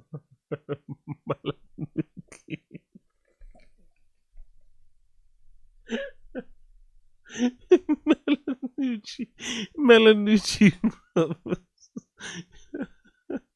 That is so accurate. Melanucci. Oh, leave Joey Diaz alone, man. I like him, man. I'm a fan of his pod. I'm a fan of his stand-up, actually. I like the personality. I like that he's an actual psycho, like a real one. Not like how these comedians pretend like they like to party, like to this. No. Joey Diaz lived a real life. You get me? Like a real fucking life. That's what I love about him. So you're never going to hear a bad word said about me when it comes to Joey Diaz. But yeah, I get it. Literally blowing smoke up each other's asses at this point. I've never heard anyone else say that Joey Diaz is the funniest comedian of all time. I think that says more about Rogan's taste in comedy more than anything. It's like how Tony Hinchcliffe always gets Andrew Dice Clay to do a set at the Kill Tony arena shows, and so he gets up and does the same shitty material from 40 years ago, dressed like a gay biker. But ranking the Harvey Weinstein of comedy as number one is just pure comedy. The Harvey Weinstein of comedy, nah. Podcast Cringe, you need to chill, bro. Have some respect.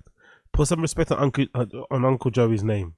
Put some respect on fucking Mad Flavor's name. The Harvey Weinstein of comedy, nah. You need to chill.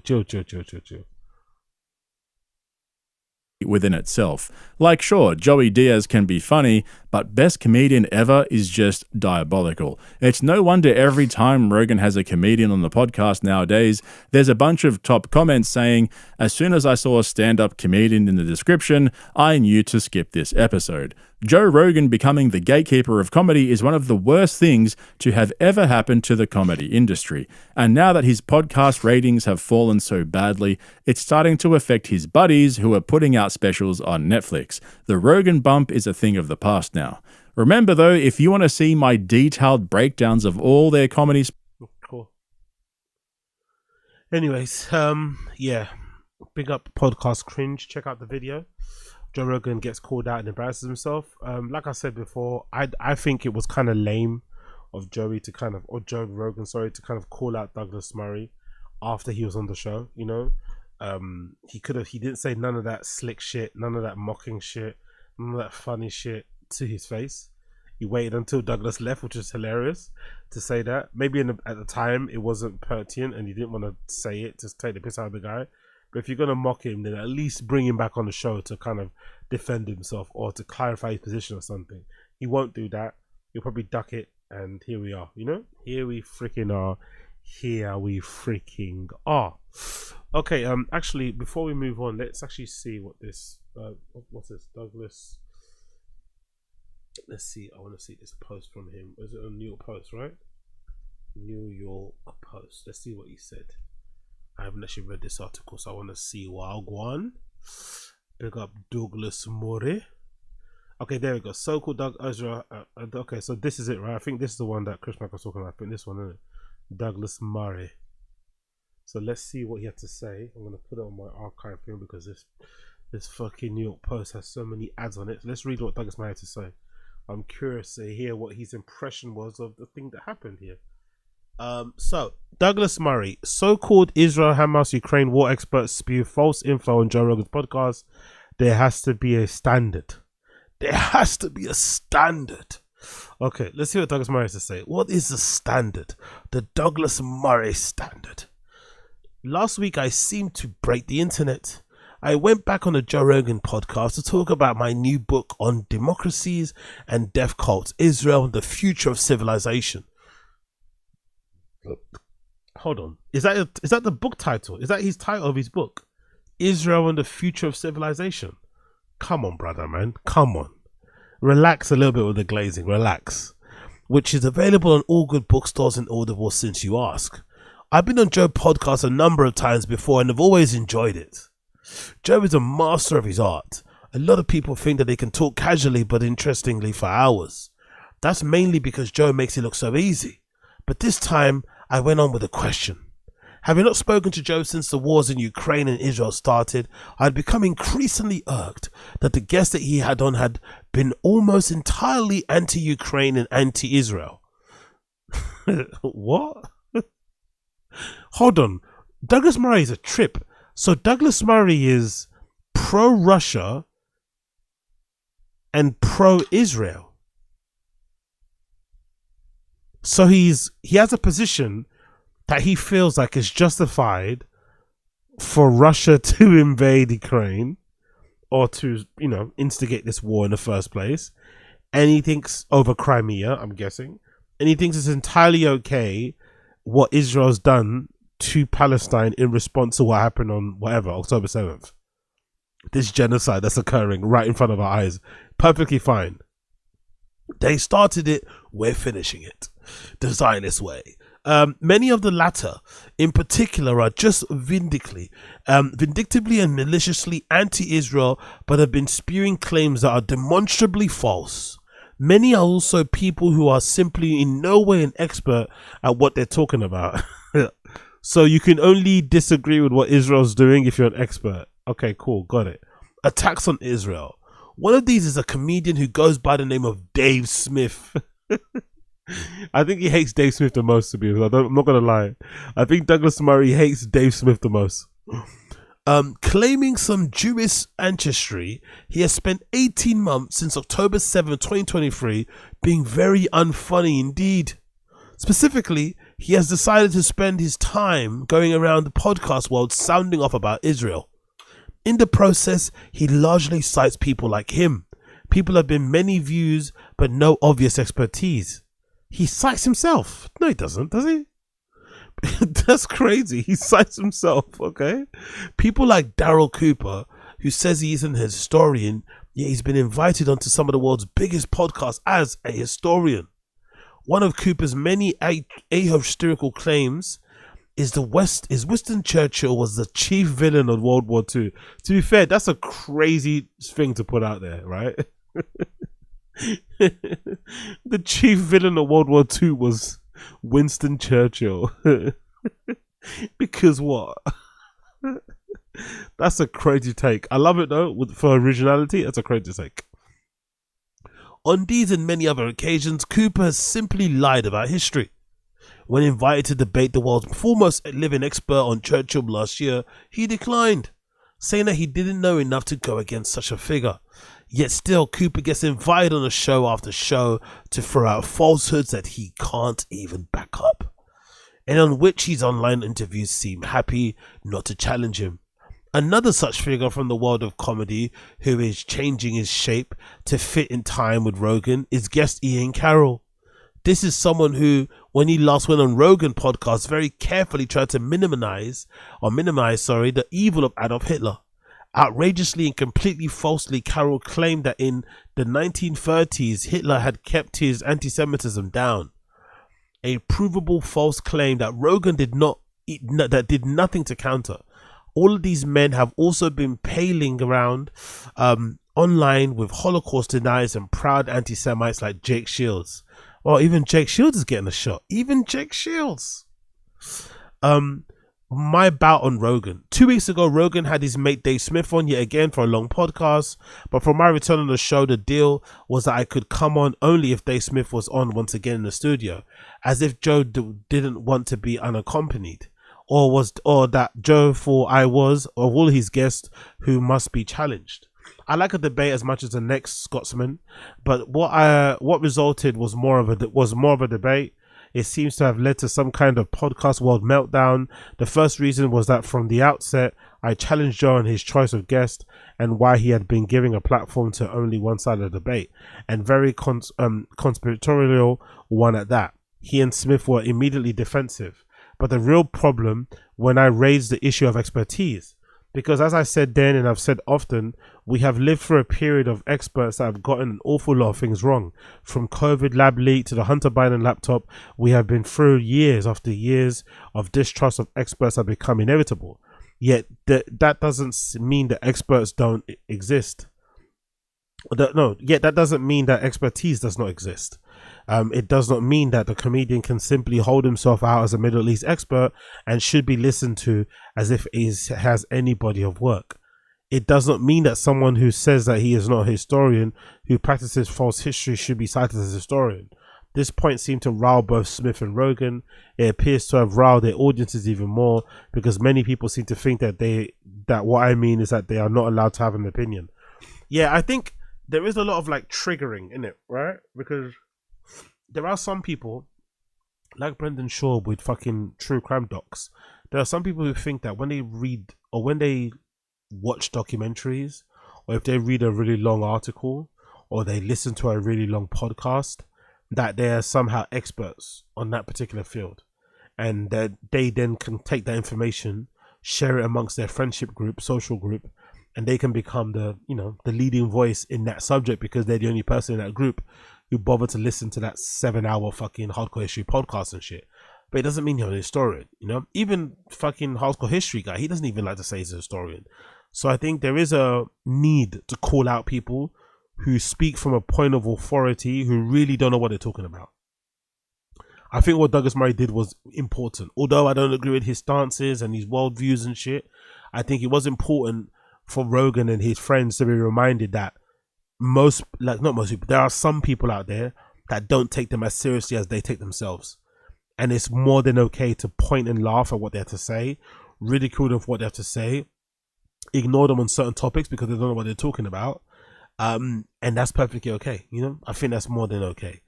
But for those guys, it probably isn't, because they think if they speak about things long enough, especially on a podcast, then it means by default that they're experts, which obviously is not the case. It continues. It appears to have riled the audience even more because many people think that what I meant is that if they're not allowed to have an opinion, that is wrong. I think they are. It's just that there should be a price to pay for spreading bullshit.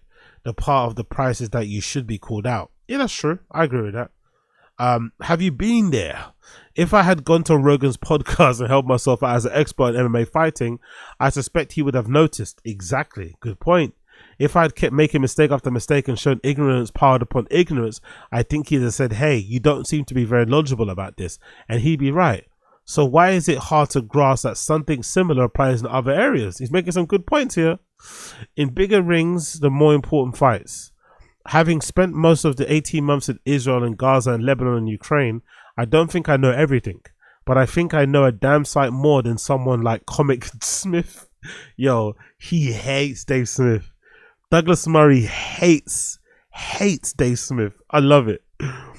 Having spent the last 18 months in Israel, Gaza, Lebanon and Ukraine, I don't think I know everything, but I think I know a darn sight more than someone like Comic Smith, who admitted he'd never been to the region he spends all his time talking about.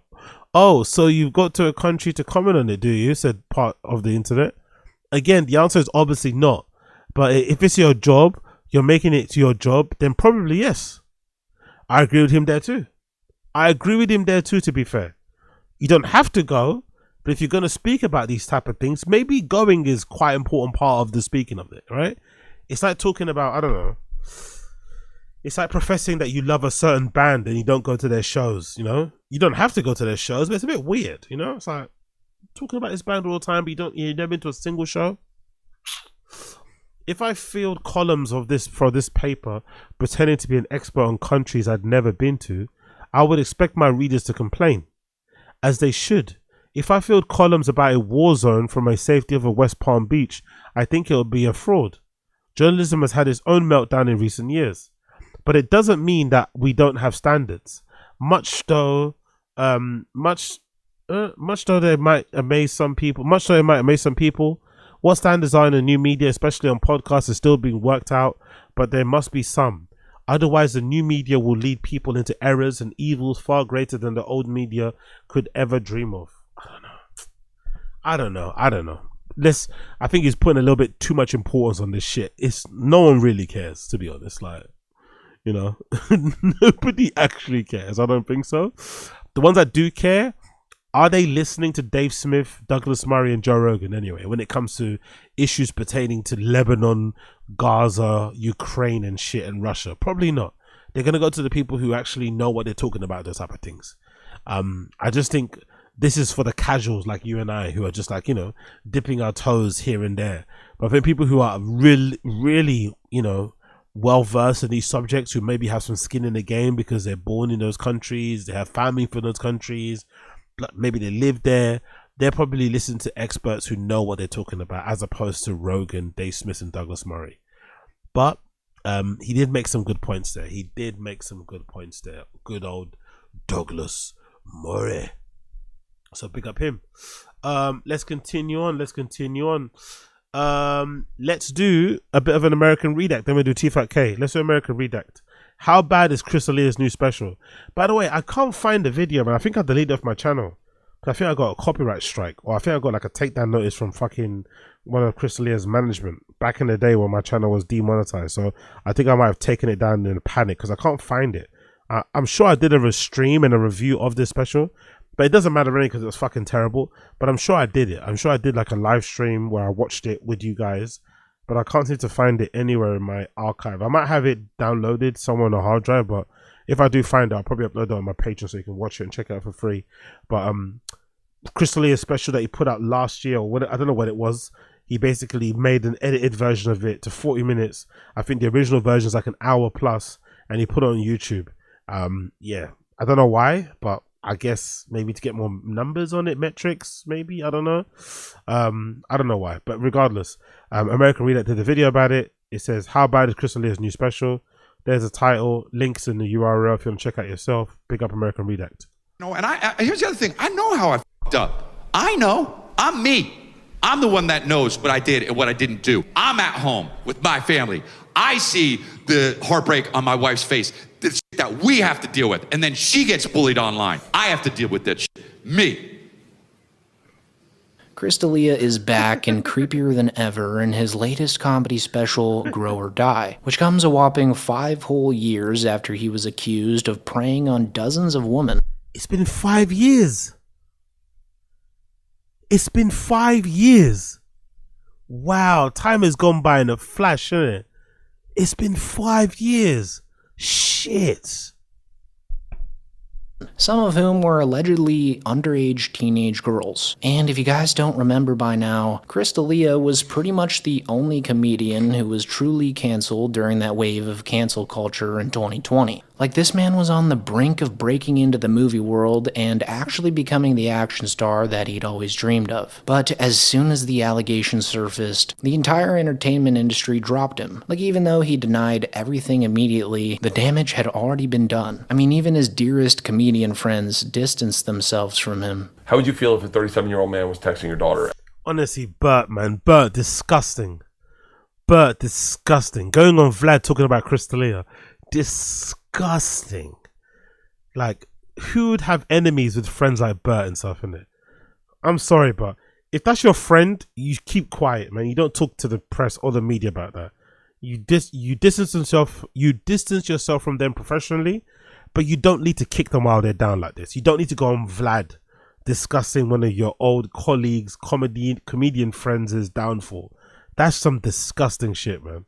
Just keep quiet and keep it moving. It's not that deep. But of course, Bert loves the attention. Fucking no. And that's immediately, I was just like, all right, that's pretty fucked up. So just keep all of that in mind while we go through. By the way, I love how somebody had to explain to Bert that way. He didn't understand it was bad until somebody told him, how about if a 37-year-old spoke to your daughters like that? Like, how would you feel? Like people who are unable to understand how something bad something is, unless it happens to somebody they love, yeah, you are developmentally challenged. This special Grow or Die, because as you'll see shortly, Crystalia has a very twisted and manipulative mind, and for him this special is nothing but his final chance to tell the world that he's a changed man. I got canceled. Listen, it wasn't what you read, okay? There's a lot of crazy things out there being said about me that just wasn't true, but that doesn't mean that I didn't make mistakes, okay? I made mistakes. I mean, towards the end, he pretty much just stops telling jokes and proceeds to trauma dump on the entire crowd in a teary outburst. It's my fault that my dad is getting older, you know? But before we get into that, if we're looking at Grow or Die strictly... Yo, Chris is so horny, he made his dad age. Chris is the true victim here. None of the hundreds of victims, right? Alleged victims. Chris is the true victim. Feel sorry for Crystalia. From a comedic perspective, then I think it's safe to say that this is quite possibly his worst special that he's ever released to the public. It's even worse than the special where he talked about dolphins having sex with people. No pain. Hey, dolphins fuck people. That's a real thing. That's a real thing, Dad. I'm sorry, but that is a funny line, isn't it? To having a special that you prepared, a special on Netflix. That's one of your lines.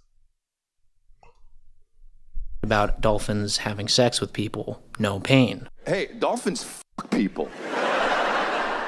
That's a real thing. That's a real thing that I didn't make up. Dolphins fuck people. Dolphins fuck people. Most of the jokes in Grow or Die were completely recycled from his first two Netflix specials, Incorrigible and Man on Fire, with the worst one being a bit he did in Man on Fire, where he claimed that little girls are always touching their private parts from the back, which is completely revolting given the context of his allegations. Dad, excuse me, can I talk to you for a second? Hey, Dad, why do little girls grab their pussies from behind like that? Whoa. Whoa, whoa, whoa. Why do little what? Excuse me, can I talk to you for a second? Hey, Dad, why do little girls grab their pussies from behind like that? That's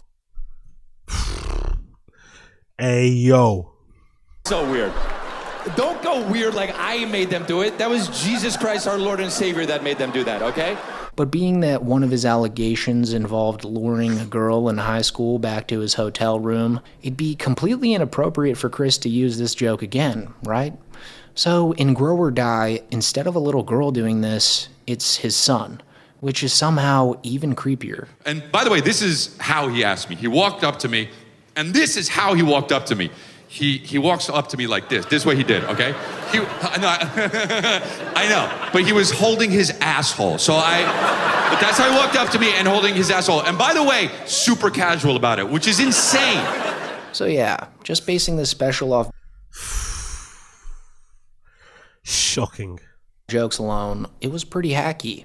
And also pretty disturbing. Like, he has this one bit about his son growing up to become a serial killer, and the punchline is kind of like him projecting his deepest feelings about the woman who made allegations against him in the early part of this decade. I gotta watch a 4-part docuseries on my son. I was eating a muffin, and my mom told me that it comes out of my penis. The muffins come out of my penis, and then I took it as gospel, you know? And then I didn't even know that was wrong until I was a teen, and that's when I started killing women because they lie, you know? But that's how that happens. And then there's the repetition. Yeah, I don't find that funny in the slightest, bro. That's kind of wild. But the real truth comes out on stage. The real truth comes out when you're drunk, high, or on stage.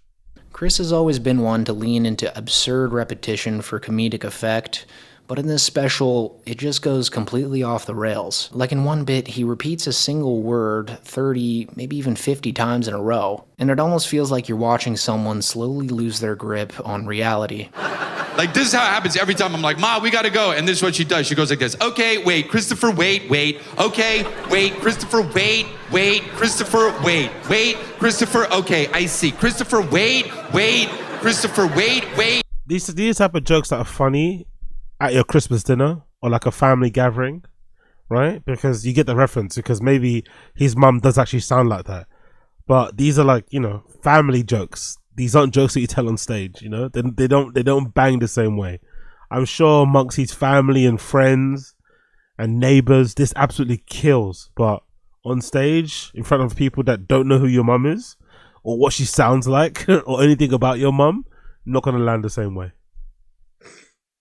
Wait. And by the way, we're still near the couch. Like, we're not even outside. Christopher, wait. Christopher, wait. I'm looking at her and I'm like, baby, what the fuck are we gonna do?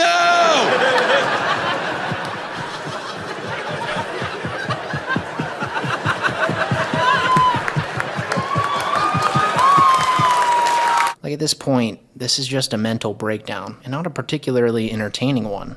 And then things got really creepy, because as Chris sat down on the stool, he suddenly became very tense and serious. And then he proceeded to break down in tears, talking about his journey through therapy and how his choices affected his family. And it goes on for so long that you almost forget that this is a comedy show.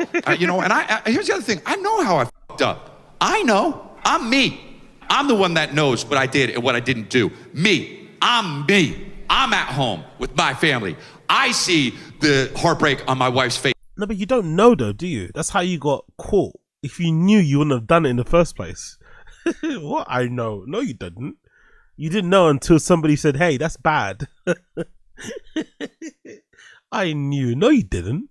The shit that we have to deal with. And then she gets bullied online. I see that shit. I see my dad's face and how he aged 10 years in 2 years because of the stress, the situation in my family that I put myself in these situations. So Chris D'Elia's aging has affected his dad too. It's kind of like the only person who hasn't been affected by the cancellations with Chris D'Elia's brother.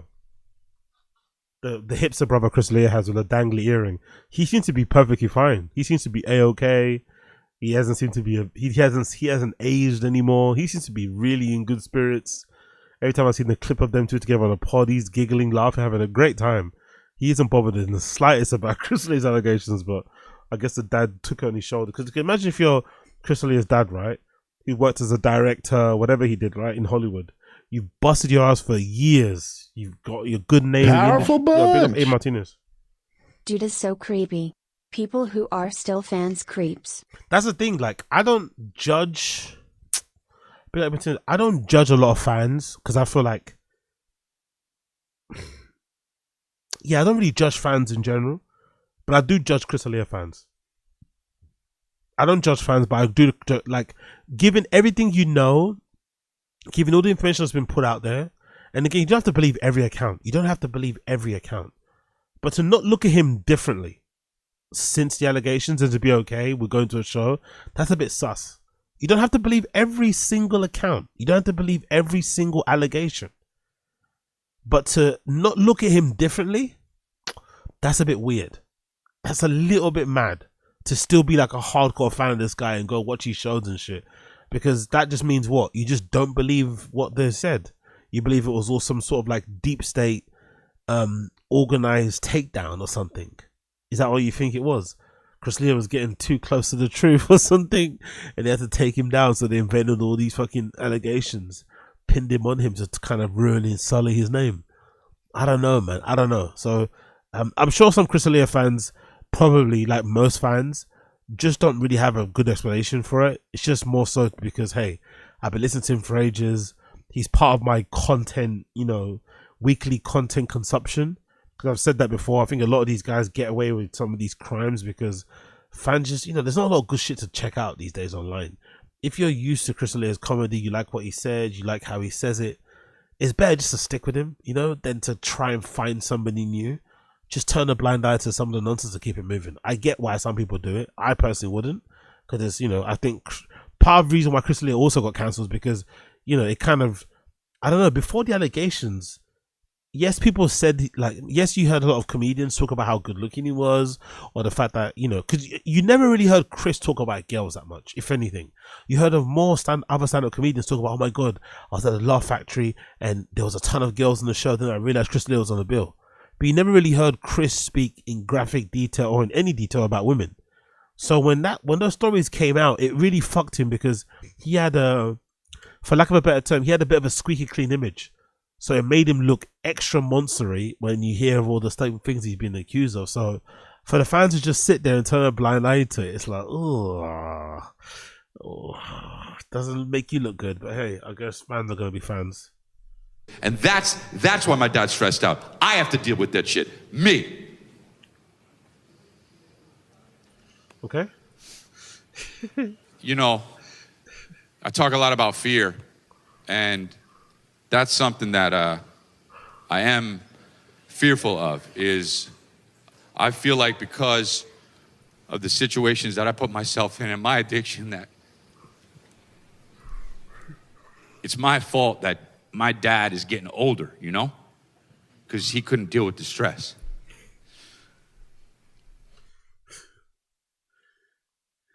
People talk like this a lot, right? And he's kind of dog whistling stuff that we know about, right? He's kind of dog whistling shit that we can think of and read between the lines.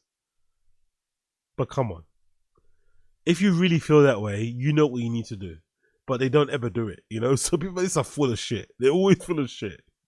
It's just like crocodile tear stuff. Like, you're talking in this way, which is kind of giving us the impression that you feel so bad you might X, Y, and Z, but they never X, Y, and Z. You know, this motherfucker's gonna be here forever and ever. You know, like, And you know what? It's sad.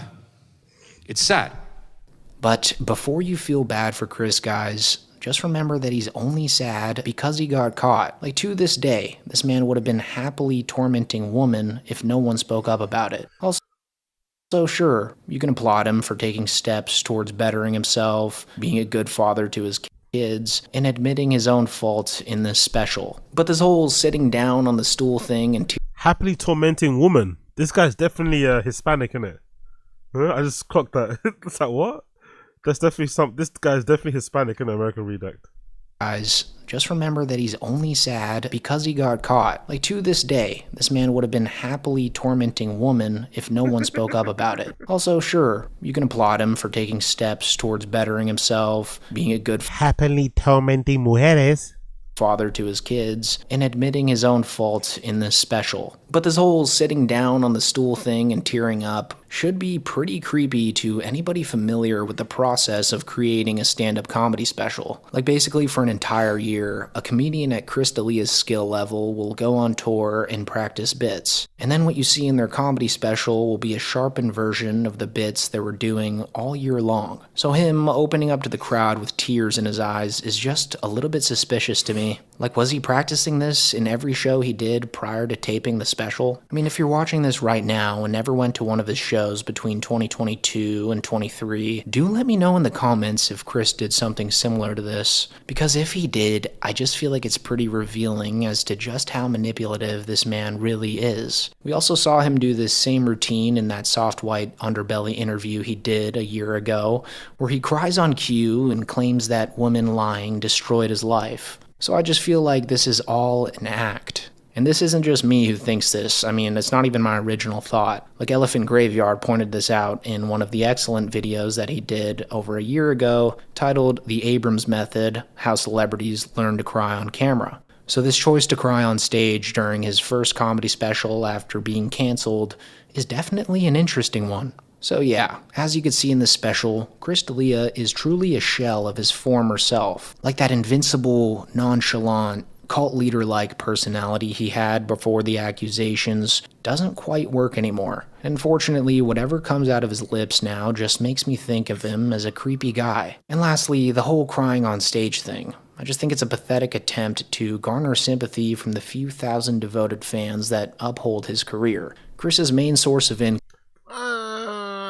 I wouldn't be that malicious with it. To give him benefit of the doubt, he did go through a traumatic experience. Although he's trying to paint himself out to be the victim, he did go through a pretty hellish time. So I could imagine the tears that were on stage. That was a real moment, you know what I mean, of vulnerability and shit. It's just funny because he's trying to paint himself out to be the victim when he's actually the perpetrator. And no one should feel sorry for him at all because he got himself in the situation. But I believe that was a real moment. It's just he's just unwilling or unable to really cry because, you know, narcissist shit, innit? Do you know what I mean? But that would have actually helped a bit if he actually would have stopped and sobbed a little bit, you know? And really kind of had to collect his thoughts, or maybe had to go behind the fucking curtain and then you see a clip of his wife wiping his tears away and shit. That would have maybe helped to kind of sell it. You can't start like having your voice all shaky and talking about it down and looking glassy eyed, but no tears actually fall. Like, I don't think he even wiped a tear away. Like, that's a bit creepy. It's a bit weird, but I don't think it's not sincere. He's just probably finds it hard to display any genuine emotions because he's been such a hedonistic freak for so long.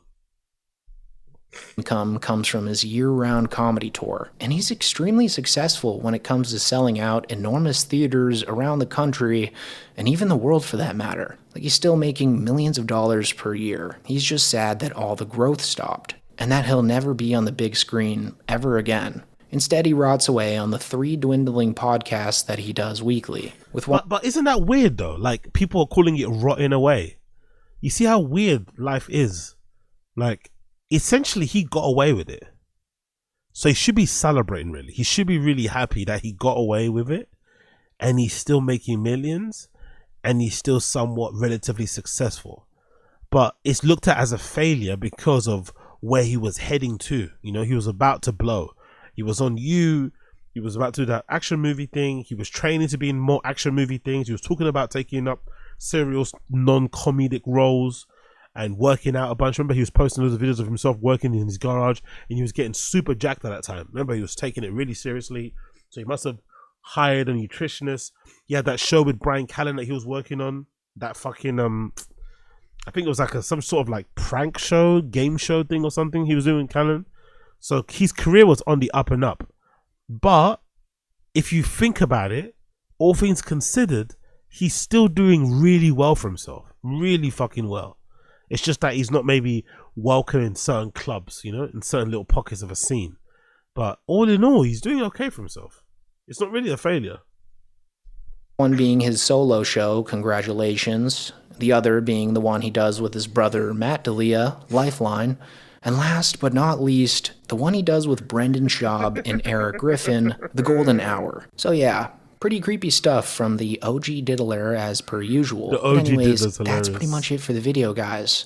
If you made it this far, thank you so much. Big up American Redact. Big up American Redact. One of my favorite channels out here when it comes to comedy commentary shit. Check out American Redact. Check out Blood Clot American Redact. Okay, cool. Let's continue. Let's do Tfatk K. Tfatk K now. Let's not waste any more time. Tfatk K fan questions. I haven't seen this yet, so I want to watch and react to this with you guys. So let's check out what they're saying. Tfatk K episode number 1081. Fan questions, I think part 2. So let's see what these have to say for themselves. I mean, just, what do you take, a double XL large? Double X. Yep. Thanks for the jiu-jitsu lesson there. Yeah, it's always like you get with some professor, like, you taught me this. Well, it doesn't work, like, and it doesn't work on you. No. But a lot of like those are also your friends, are like trying to show you that can they're learn cool. moves, but it's always like, you know, it's a transition. You got to know you got to know the system before you can, like, you can't apply one move. If you taught me how to do a single leg, that's fine, but you have to know how to set it up. Yeah, unless you're well versed in grappling or submission grappling, can't like learn piecemeal. Oh, but you don't have to be Spider-Man to react that way. Yeah. You'd have to do it 1,000 times to react the proper way. Right, and I am Spider-Man, but yeah, I know. It didn't work, did it? No. No, everything looks like it's going to be easy until it's real life. Until you get someone that knows what they're doing on your neck. But now that might work for Joe Blow. That's, you know, maybe, yeah. At least it's at the bowling alley. Yeah, but the 2-on-1 is of course important. Super important. Yeah, you'll figure it out, dude. You're young. I'm young, man, and I'm gonna really apply myself in case somebody. More jiu-jitsu talk. Big up Chris Mack. Yo, has he seen this Kanye tweet? Yeah, I saw the Kanye tweet. I'll probably talk about it tomorrow on Taz.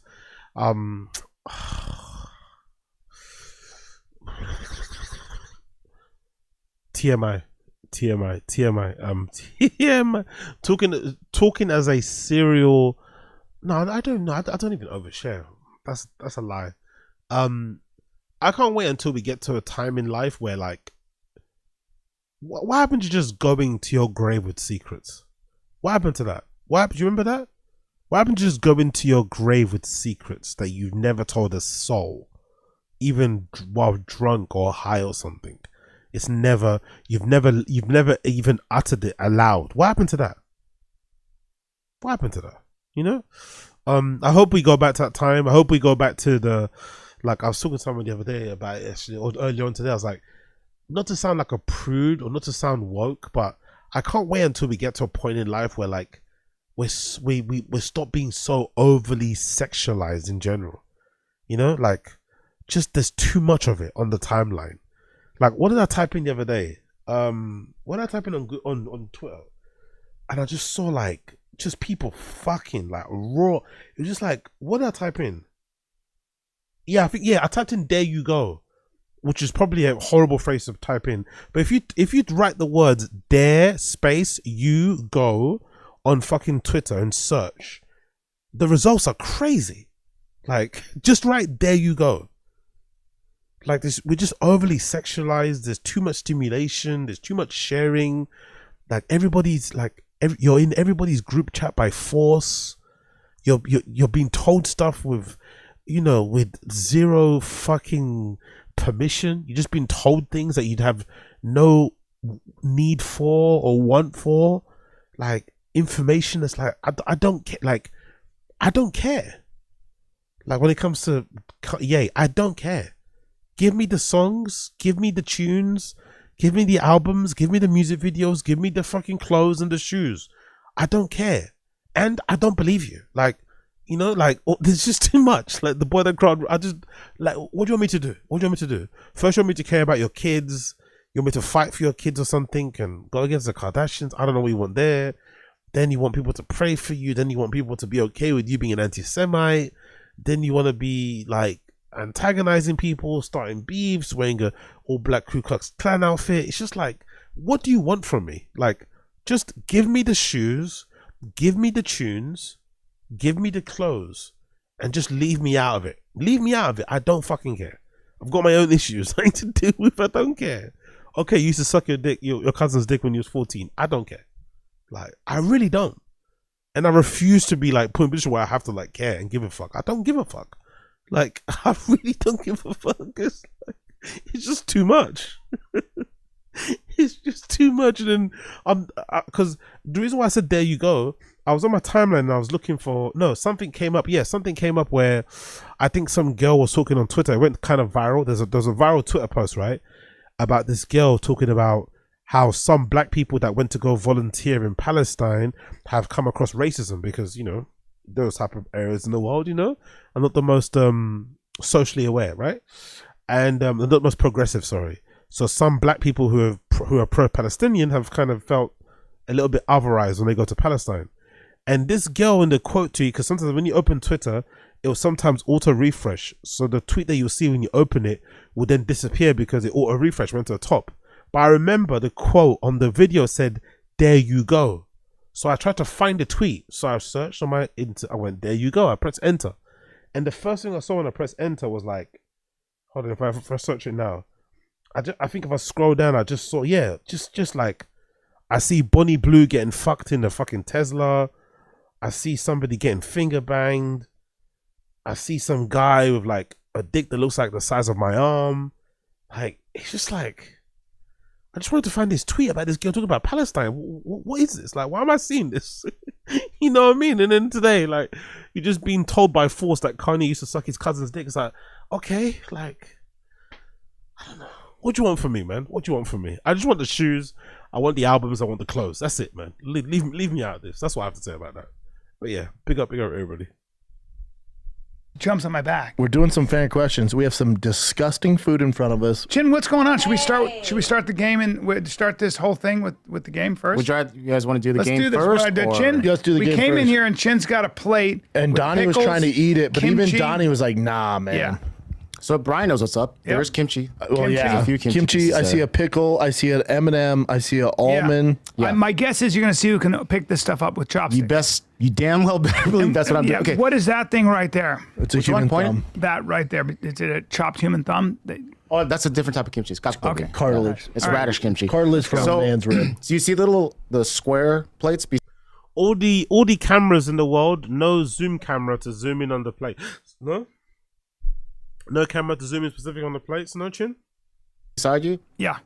Just pick up whatever, one by one, pick up each item. And the reason why I'm doing this is because Korean chopsticks are notoriously known for being the hardest to use. These are they're so Korean- slender. oh, they're Hey, Brian, not yet. Wait, start off. They're thin. Yeah, they're thin and slender and flat.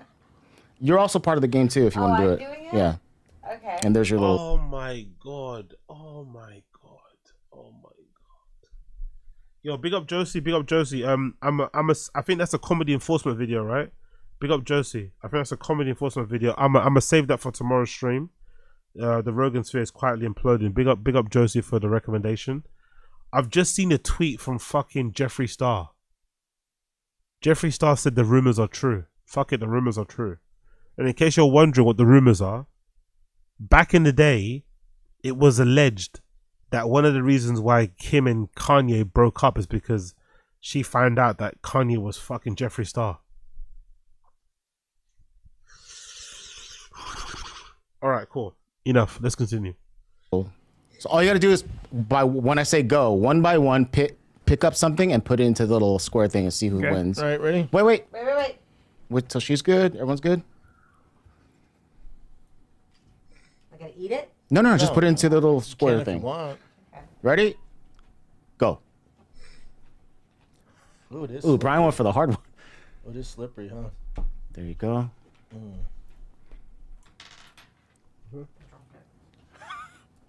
What is this? Why are they doing this, by the way? Brendan's catching up now. I don't remember this. Was this part of the challenge from a piece of episode I missed? What's the point of this? Is it like Asian Week or something in California?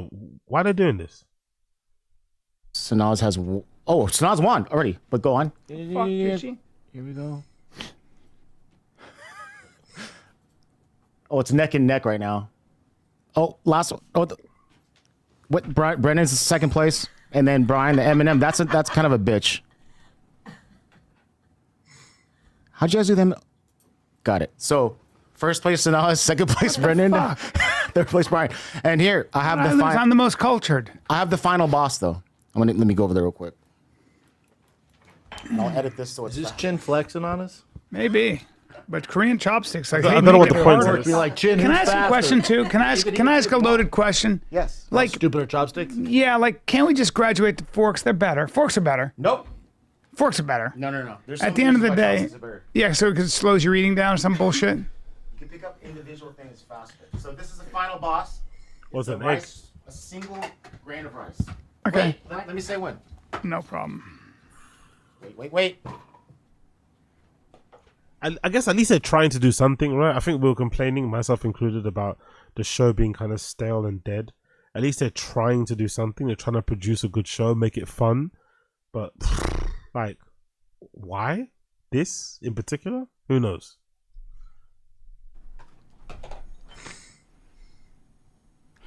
This game went way too fast. All right, ready?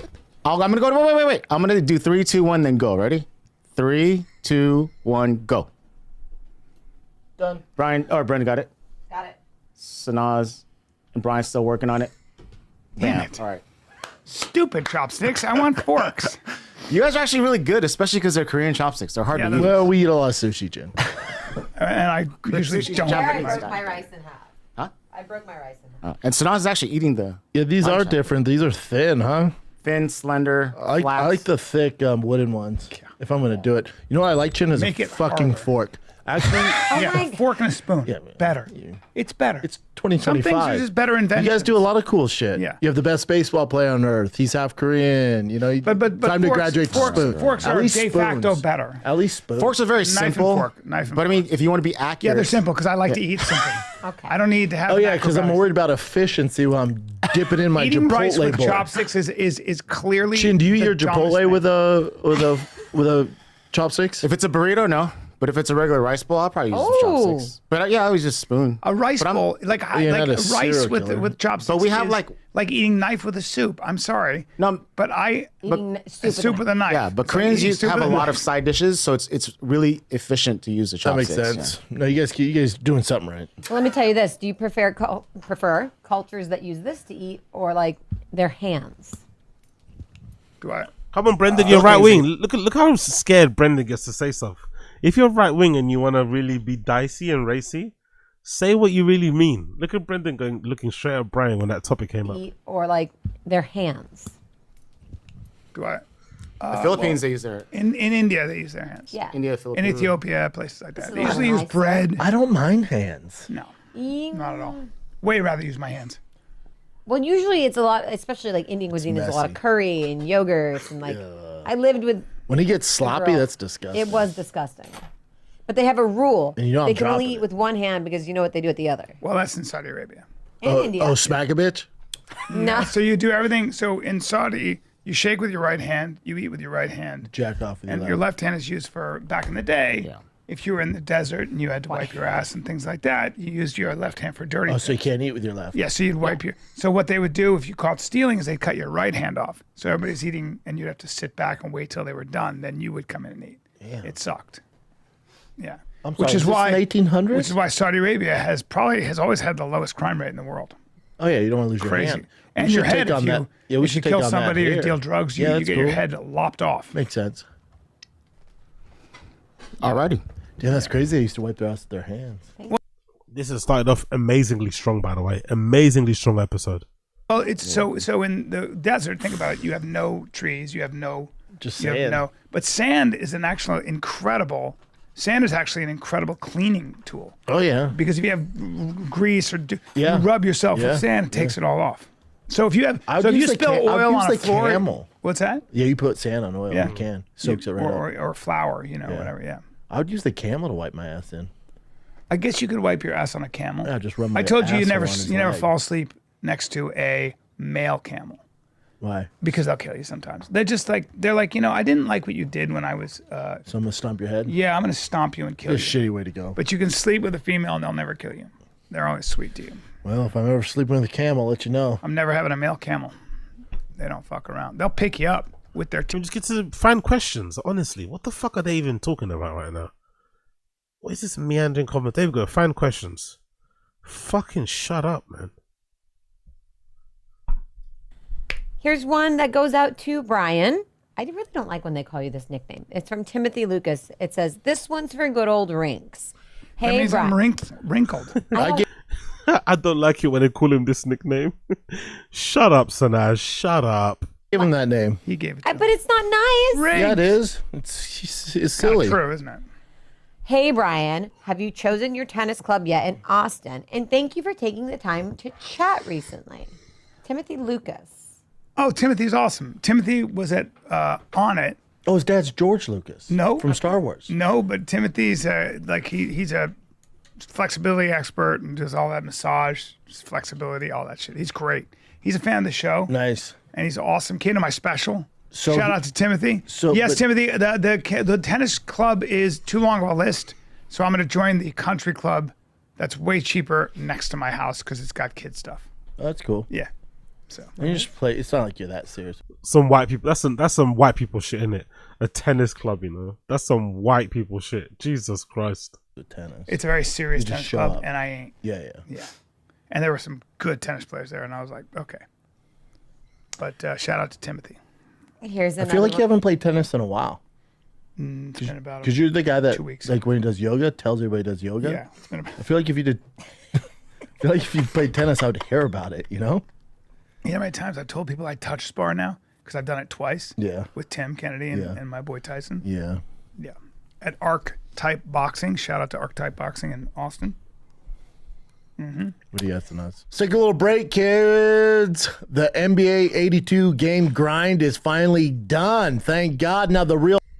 Okay, fast forward. Jesus Christ.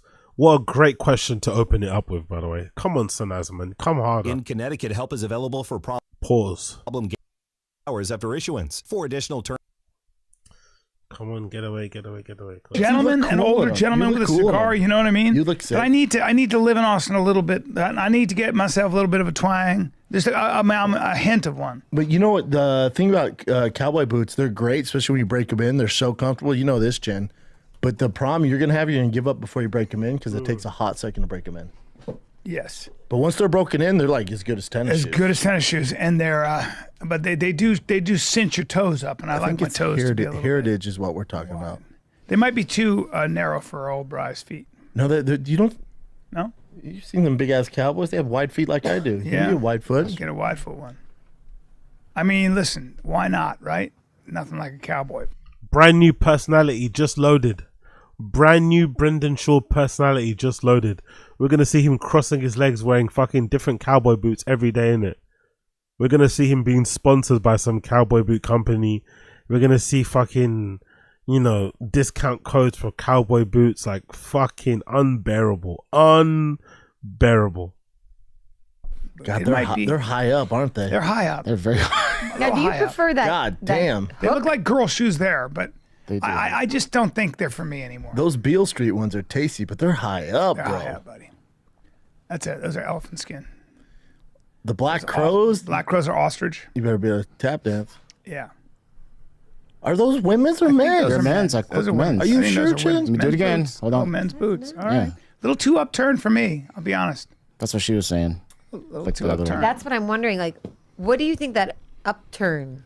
I would just feel vibe like an is? asshole. I gotta be honest. Unless I'm actually doing cowboying, you just feel like a complete cowboy hat. I joke around. I do like cowboy hats and their quality, but You just.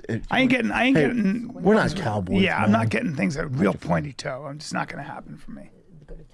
Now, when I see cowboy hats on people, I mean cowboy boots on people, I do this. I go like this. In my mind, I go like this. All I do is this. I go, oh. Yeah. That's what I do. I just go, okay. Which is not necessarily a good thing. Yeah, you just feel like an asshole. But they do look good when you have the jeans over them. Yes. Then they just look like some dope shoes. I think so.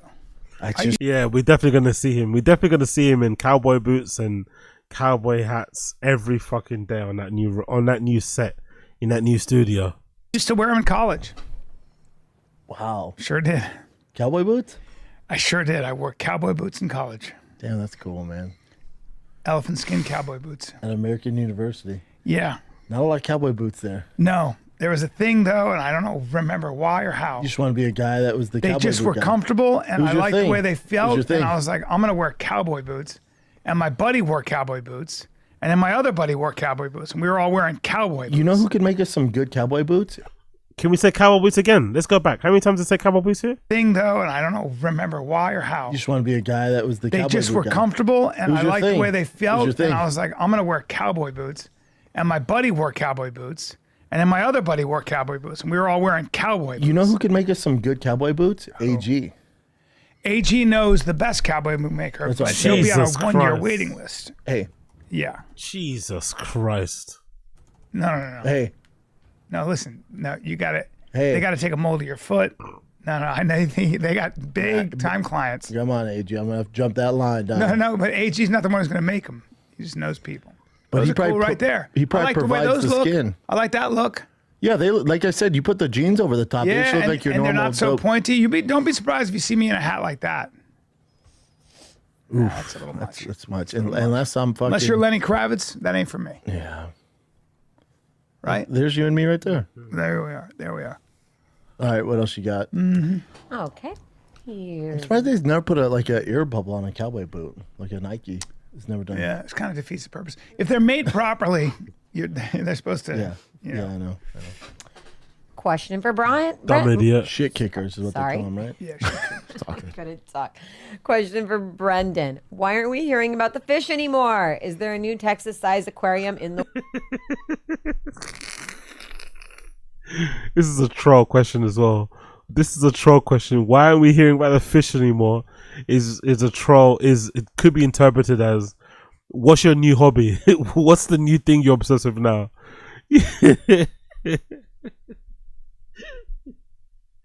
What happened to the fish? What happened to be balls deep in aquariums? The works. Good question. Let me ask that question. No, good question. Still got the fish. Everyone's thriving. The arowanas are thriving. But they've grown up, so there's nothing to report. I still feel them every day. What's up? And you've grown out of them. No, I love them. Oh, me and the boys watch the fish. We feed them every morning. Yep. Love them. Still doing thing. Now, in regards to Texas, so it's hard to fish. It's hard to ship fish across state lines. It is. And they had to. They gave me a quote for the aquarium. And let me guess how much it was. $6,000 for the aquariums because they have to literally crate them because it's glass. And then you can't really ship from here to there, right? Grown fish. So my fish guy, Brian, who takes care of all the tanks, he has a big pond. He's gonna put the arowanas and Oscars and catfish in his pond, so they're gonna live a great life. And then I'm gonna have to completely restart in Texas. Right, and I love my you've fish. also said everything there is to say about fish. But you're also not a fish guy. Also, Brian, stop fucking jumping in and fucking being a human meat shield. Fucking hell, I hate this defense thing he does from Brendan. Let him defend himself. Please tell him to defend himself. Please tell him to explain why he's suddenly not talking about fish anymore. Why he's suddenly not talking about bikes anymore. You know? Like, why he's suddenly not talking about trainers anymore. Or like Porsches or Ferraris. Like, please. Fucking hell, Brian. So it's also not going to go I'm just anywhere. saying you've said everything there is to know about fish, though. I After a love, while, dude. I love arowanas, fish. I feed them this, yeah. I love fish. I love it. And your Absolutely. arowanas are getting big. They're so fucking big. They're so big where unless I was going to get like double the size tank, it's kind of fucked up. So they're going to go in a giant pond. So it's going to be bad. Have you seen this Dunkosaurus? that weighs 5 tons. It was a prehistoric fish. It's a Dunkosaurus. But also in Texas, I'd like to step my game up to a saltwater tank. I've always wanted a saltwater tank. That's the skull they found. Take a look at this bad boy. Hold on. You sure it's called Dunkosaurus? 18 feet long. Yeah. See this on TikTok? 20 feet long. No. It's a real thing. You had it. You had it right there. Dunkosaurus. That skull right there.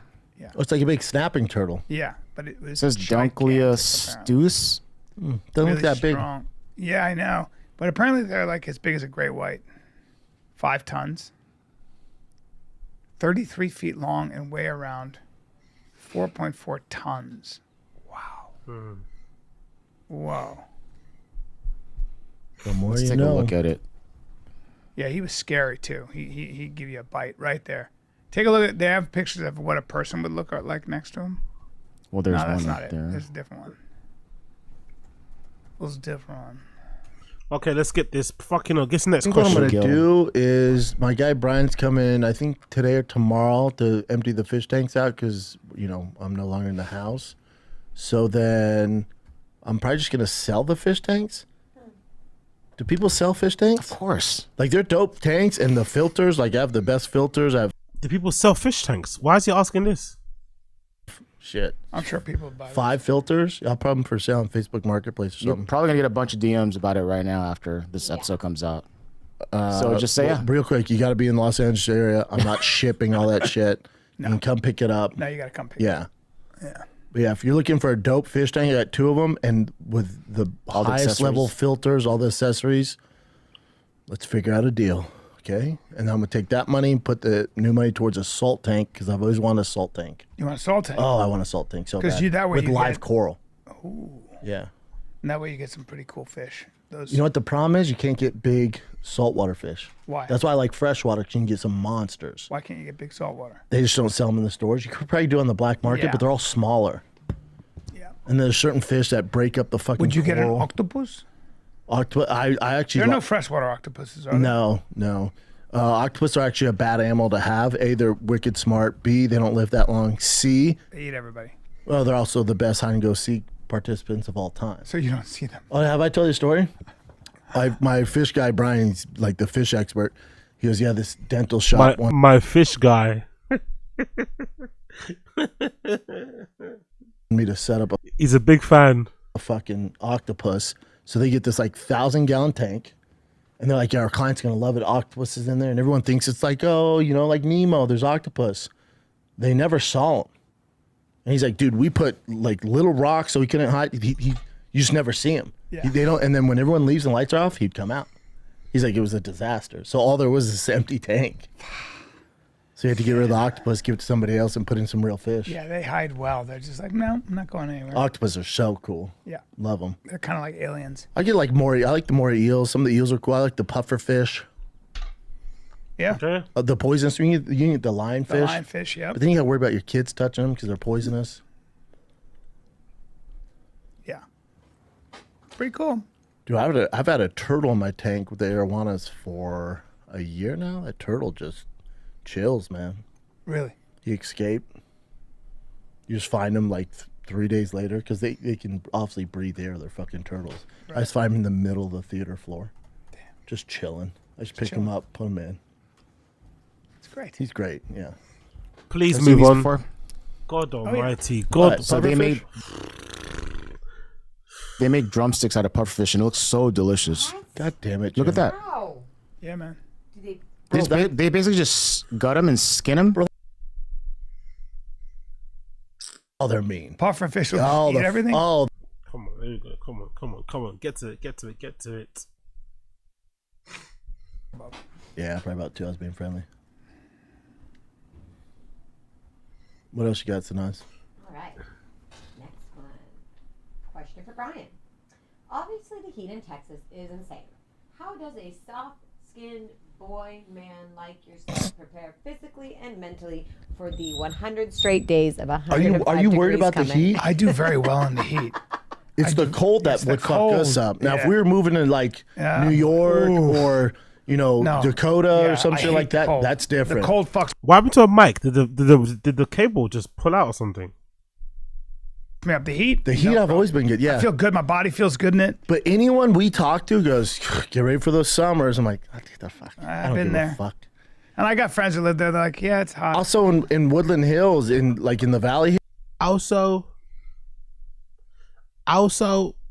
here, correct. We were 112 for 30 days straight. Correct. Now it's not the humidity, Right. But the humidity's a motherfucker. You know, it's already. heat I'm not worried it's already about. pretty rough. But if it was snowing there, then I would not move there. Correct. If it was snowing like in Colorado, fuck that. Yeah, because it gets the cold. No, no, I don't like it. It's miserable. It wears you down. It's also not motivating. You don't want to go outside and shit. Boston the heat, is I so love cold. heat. Boston's so cold that when you drive down the street in January, February, you're not seeing anybody on the street. It's just too cold. Nobody's out. Yeah, hurts your face. It's so cold. Yeah, and Joanna's like, "Oh, I'd love to live somewhere where it snows." I'm like, "You think that because you watch Yellowstone and you watch these fucking romantic movies." Yes. After a day, that all turns to black slush, and you get black eyes, and you got to fucking shovel your driveway, and your kids are in boots every fucking day. It's a disaster. Yes. It also is a bit, I don't know. Living in a place where it's sunny all year round has its issues as well, right? You become a little bit soft, don't you think? I find it interesting for this like self-proclaimed alpha male, man of all men, is very sensitive to cold, and would run away or actively run the opposite way when it comes to living somewhere with a colder temperature or a colder climate. But hey, what do I know? Come on now. Next. People are very descriptive about you guys. All right. For both of you, what's the funniest moment you two have had together that sticks out to the both of you that you haven't told on the pod before? The funniest moment between us? That you haven't told on the That pod. you haven't told. All right. Backflip. What? All righty. What's that? Backward roll. Somerset roll. Oh, yeah. All right. In Vegas. All right. What? I totally forgot about that. That we can't talk about. Can't talk about that. Can't talk about that. I totally forgot about that. Yeah, I remember. Information, please. Details, clarifications. The first good funny thing they got to talk about and they can't speak about it. Now they're speaking in code. Great. Q&A, but we can't talk about it. Cool. First I ever made you laugh was in Austin too. Oh, when we were high on Aubrey's and I was balcony, just by talking. far. I don't even know what I was saying. Oh my god, there were a couple girls there. We like, scared everybody. The off. girls were like, "Who are these guys?" And I was in tears. And I was talking, and they didn't know that I was kidding, and I was acting and you were laughing so hard. I mean, one of the hardest times you laugh. I mean, it's public knowledge. It was an episode, but was with Bert Kreischer when we episode. Say that again. Episode. It's public knowledge. It was an episode. What's an episode? Isn't it episode?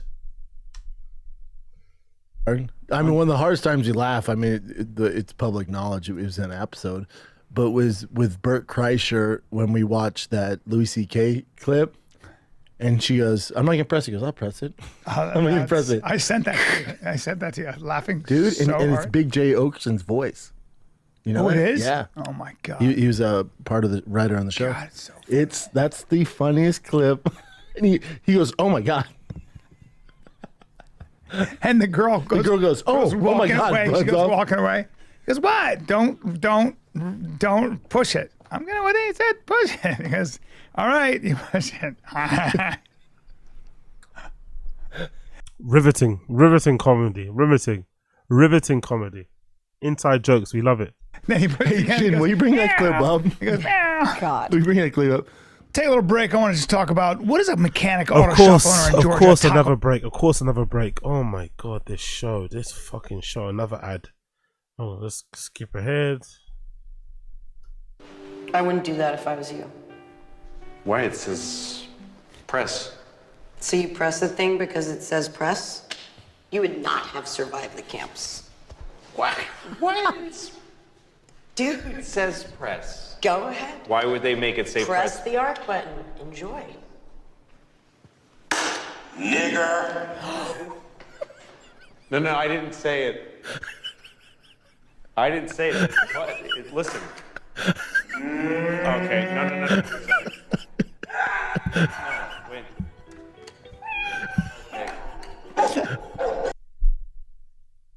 Okay. She plays it. Oh, she's the best. So well. Play it again. She makes the Play it video. again. Watch her do because it. she goes, oh my god. She runs off and pretends she's on her phone. No, what? Go back, Jim. Go back.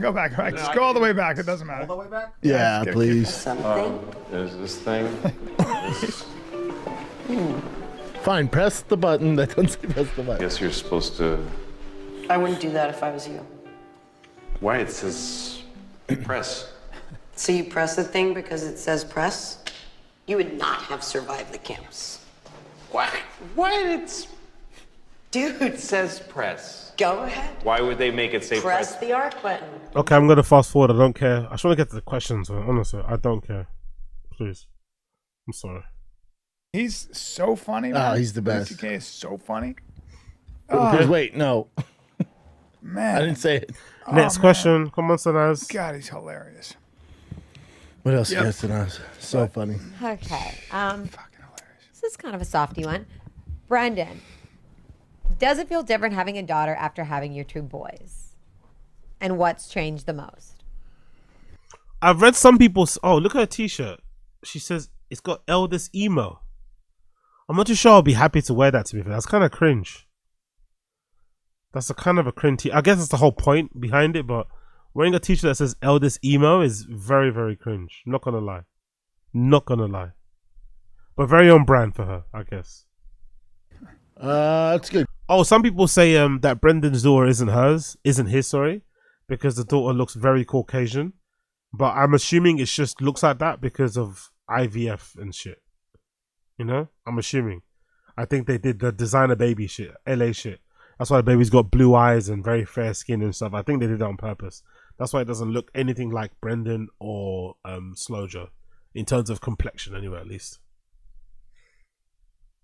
Good question. I mean, she's still young, but yeah, it's just a different vibe. Also, boys, I get. Yeah. Like boys, I understand. Like Tiger with sports, he's like my mini me. I can push Tiger. I know how to push his buttons the right way. Donnie, please pipe the fuck down. Donnie, no. With Bosty, same thing. Like he's getting into baseball, so I know how to manage that. You know, with girls, it's gonna be interesting because how old is she now? 1 something. Yeah. Like, my son's 1. She turned 1 in November. She's also very young, January, you know? February. Yeah, so she's what's that? I hate when. What's that? Oh, they use what's that? CRISPR, not IVF. Oh, it's CRISPR, the ones that you can like change people's eye color and shit. Fuck, you know, it's crazy. Parents do this, but 15 months old, 14 months old. So what's it, when she gets into sports, you know, that can relate to her on that. Fuck, you know, Brendan, man. What type of parent are you? Unless your kid plays sports, you can't get in. You can't form a connection, a relationship. So she has to be into sports. So if she's not into sports, what? She might as well. You're gonna gadoosh your own daughter. You're gonna gadoosh your own daughter because she's not into sports. Fucking hell, man. At least he's been honest anyway. At least he's been upfront about it. Like, yeah, I connect to my kids more when they're into sports because I know what to speak to them about. But it's like, can't you just speak to them about anything? Like, it doesn't have to be anything. It doesn't have to be something you're interested in. Because that's the form of narcissism in itself, isn't it? His kids have to be into something that he's into in order for him to find a connection with them. When really it should be the other way around, right? But hey, what do I know? But outside sports, you know, but it's gonna be different. Do you think it's made you like softer towards women? I'm already soft with the boys, unless it's sports or school.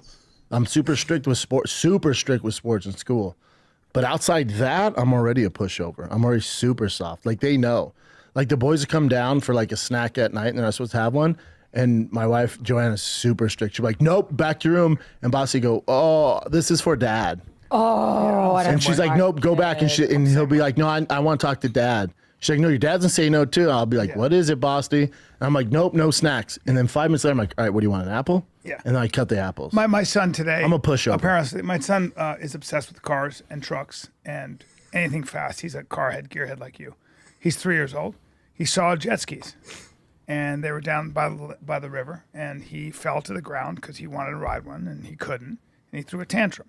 And so I was like, well, I'll get him on a jet ski. Yeah. And my What wife was like, no, that's not the point. He threw a tantrum. He's got to learn not to. I know. Otherwise, he'll keep. I know, doing but it. I'm gonna get him. I want to get him on a jet ski. I know. You You wanna know, make that's it how I happen. solved that Yeah, problem. same. Yeah, I'm not good with that shit. Yeah, I missed the boys in sports. I got like that. I got like the mental part of it. I got, but yeah, girls. I don't know. We'll see. What about when it comes to dating? Oof, they're so young. I don't know. Although I did get a call from the teacher before spring break that Bosty was caught kissing a girl, and he's 5. And my response was like, "Well, better than a boy, but yeah, they should be kissing." Yeah, my daughter at 7. He's such an ape, isn't it? He's such an ape. He's such a. He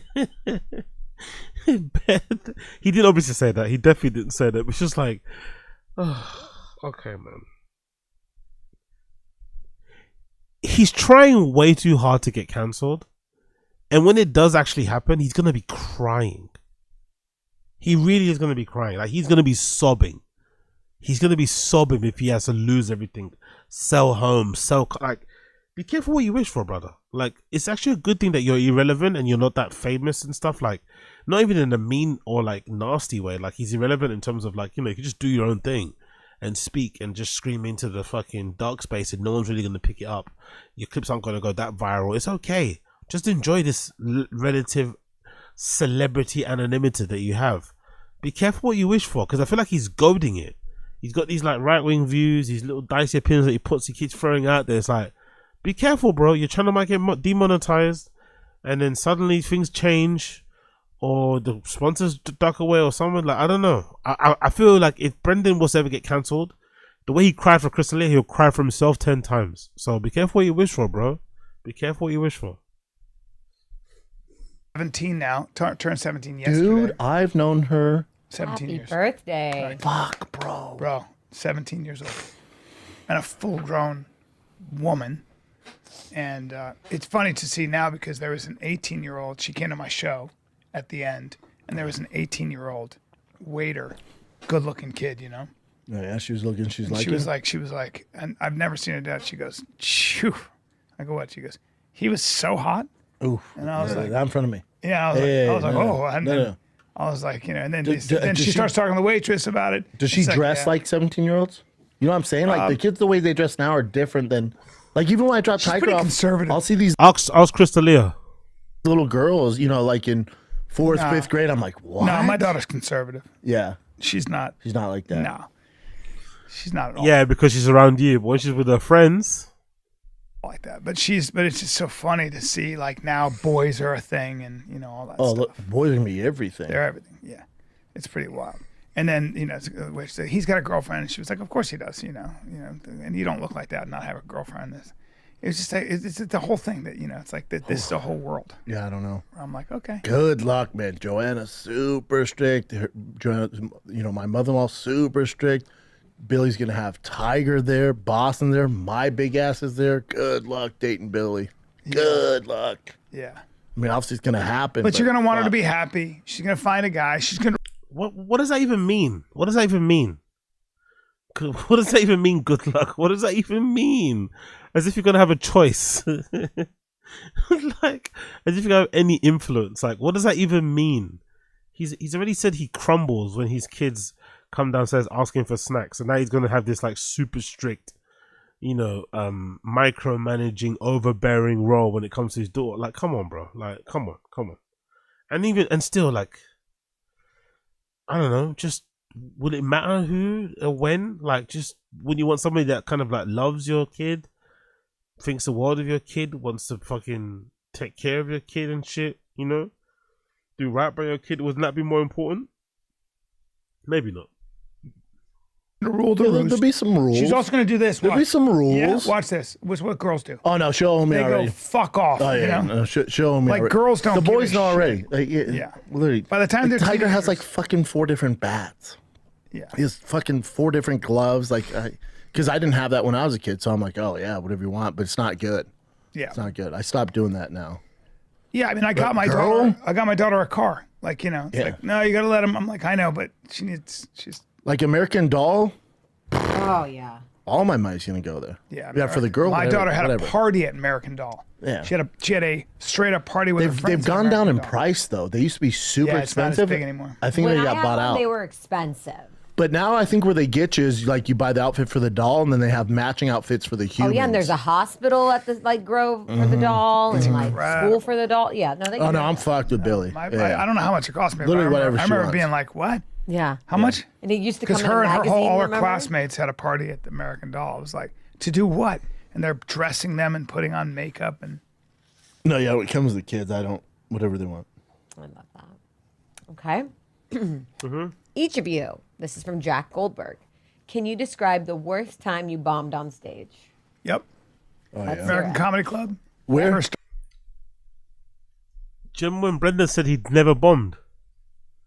Let's play that clip. Honestly, Brendan Shaw. That's one of my favorite clips. Brendan Shaw never bombed. Oh, never bomber. No, we don't want that. Never bombed. Yeah, there we go. Never forget when Brendan Shaw said he never bombed before, yeah. And he tried to brag about it, basically. So fucking hilarious. There we go. Here we go, yeah. From 2 years ago. Big up the GRE podcast subreddit. Fucking brilliant clip. I've never bombed. Like, what? Your whole comedy is a bomb act, mate. What the fuck are you talking about? Different, yeah, and depending on what market you're in, is it different? Yeah, but in general, I have a good idea how it's going to go tonight. You ever bombed so bad? Listen, Louis C.K., who's one of the greatest comics ever do it, he always had this thing, and I think a lot of young comics took this on. He goes, you got to bomb 10,000 times before you get good. Dude, listen, if you've ever sucked at anything 10,000 times before you got good at it, it might not be for you. It's just not for you, man. You lose 10,000 fights, and then you win one, you're like, oh, there we go. Now I'm going to start my career. And just so yeah, I haven't to the point where it's like crickets or I'm getting booed. I've missed some jokes and been able to dug myself out, but as far as like a complete bomb, people walking out of the room, I haven't, man. Just because Rogan has so much to answer for, man. I miss this Brendan, though. I miss the comedy expert. But remember that personality? You remember this personality? Seasoned vet, seasoned pro, past comedian, like 10-year veteran. Do you remember this personality? That's the thing with like, for somebody that got fast tracked into comedy, I don't think he ever once came across like he was a novice or like he was just happy to be there. He always had this weird, like, self-assured confidence, almost bordering on the line of like arrogance. And then you watch the comedy. You're like, where does that arrogance come from? Because I love the, believe in yourself is one thing, right? You should believe in yourself, but surely you should believe in yourself when you have evidence to kind of back up that belief. But Brendan had zero evidence, zero proof that he was as good as he thought he was in his head. Yet he still walked around like he was fucking God's gift to stand-up comedy. Like, I miss this persona so much. I wish, it's not going to happen because I think he's super self-conscious now. But I wish the Austin move would restart his stand-up comedy career, because I'm dying for Gringo Pappy 2. I'm dying for Gringo Pappy 2, man. I want that back again. I want him to go on tour again so badly, bro. Like, because this fucking ego he had when he was like thinking he was on top of the world to stand up, like, yeah, oh yeah, Louis C.K. I know people like respect what he has to say, but he's completely wrong. Mr. Contrarian Papa, bro. Fucking hell. Absolutely brilliant. Anyway, let's go back to what they say about the worst bombs. Starting out. Where? New York City, American Comedy Club. All black audience. Tuesday night. And I was like, imagine being reborn a legless, flightless bird in the middle of the North Pole or South Pole. What's the deal with penguins? And I heard somebody go, oh, wow. And it didn't get better from there. I bombed at the Comedy Store one time. It's like the worst place to bomb, especially me, right? It was so much pressure. I bombed at the Comedy Store one time on a big show, and I wrote... Especially me, right? What do you mean especially me? What do you mean when you say especially me? What do you mean by that? Wrote this new joke. It was a little dicey, like a little racial. And when those... By the way, I love how he says... I love how his rationale for bombing was that the joke was dicey and racial, and not that it wasn't funny. You know? So Callan's... You see how, like, maybe this is why he never made it in stand-up comedy. Callan's example was self-deprecating. It almost gave the... You know, it gave me the feeling that he thinks he bombed because it wasn't funny. That person said, wow, because it just wasn't funny. It wasn't a funny premise. Whereas Brennan's example is more so... Oh, it was just too edgy. I was just telling too many home truths. That's why they didn't find it funny. Not that it just wasn't funny. Because surely as a comedian, you should think you can make... If you can make anything funny, that's a true test of a comedian. But in Brendan's case, no. It's the material's fault. It's the team's fault. Go bad, dude. My whole body got hot. I was like, "Oh, I'm gonna get canceled." Oh my god! Like, oh, what am I doing? And I remember I went back to green room. See about getting cancelled. No, bombing as in nobody laughed, bro. Not being cancelled and you're controversial. Back when Brendan was doing stand up, I don't think cancel culture even existed, to be fair, or it was even as rampant as it maybe was towards the end of his time. But we're talking about bombing where nobody laughed. Brendan, be self-deprecating, please. Please just say a terrible joke, but you can't. Because he probably thinks all of his stand-up is fucking hilarious. It wouldn't surprise me if he probably still watches Gringo Pappy and you'd be surprised now in his spare time. I was like, what was I thinking? Yeah. That was horrible. You just... Because I did it with my buddies and they were black and they were like, dude, that... Press X to doubt. What buddies does Brendan have that are black that he does jokes to? Who? Who's your buddies? Malik, Chappelle, Derek Poston. Derek Poston is... as black as fucking Brian Callen is. Like, come on, man. Like, what friends, what black buddies do you have? What black buddies does this guy have, man? Come on, man. Black buddies as well. Like, that's how, tell me you don't have black friends when you refer to them as black buddies. Like they're a free toy you got in your fucking Happy Meal. That's so fucking funny. I'm like, yeah? Like, I'm like, is it that dicey? Like, oh, you're good. Those are my friends. And they're comics. They're like, what's up with this guy? Oh, then you do it to regular folk, and oh man, no. I was like, oh, I want to kill myself right now. That's not. Oh my, I'm not racial. I'm not racist. Oh my god. Oh my god, I messed up. Yeah. If someone's filming that, I'd be fucked. Oh my god. Yeah. Yeah, and especially at the Comedy Store, you know, like it was tough, man. Yeah, I would.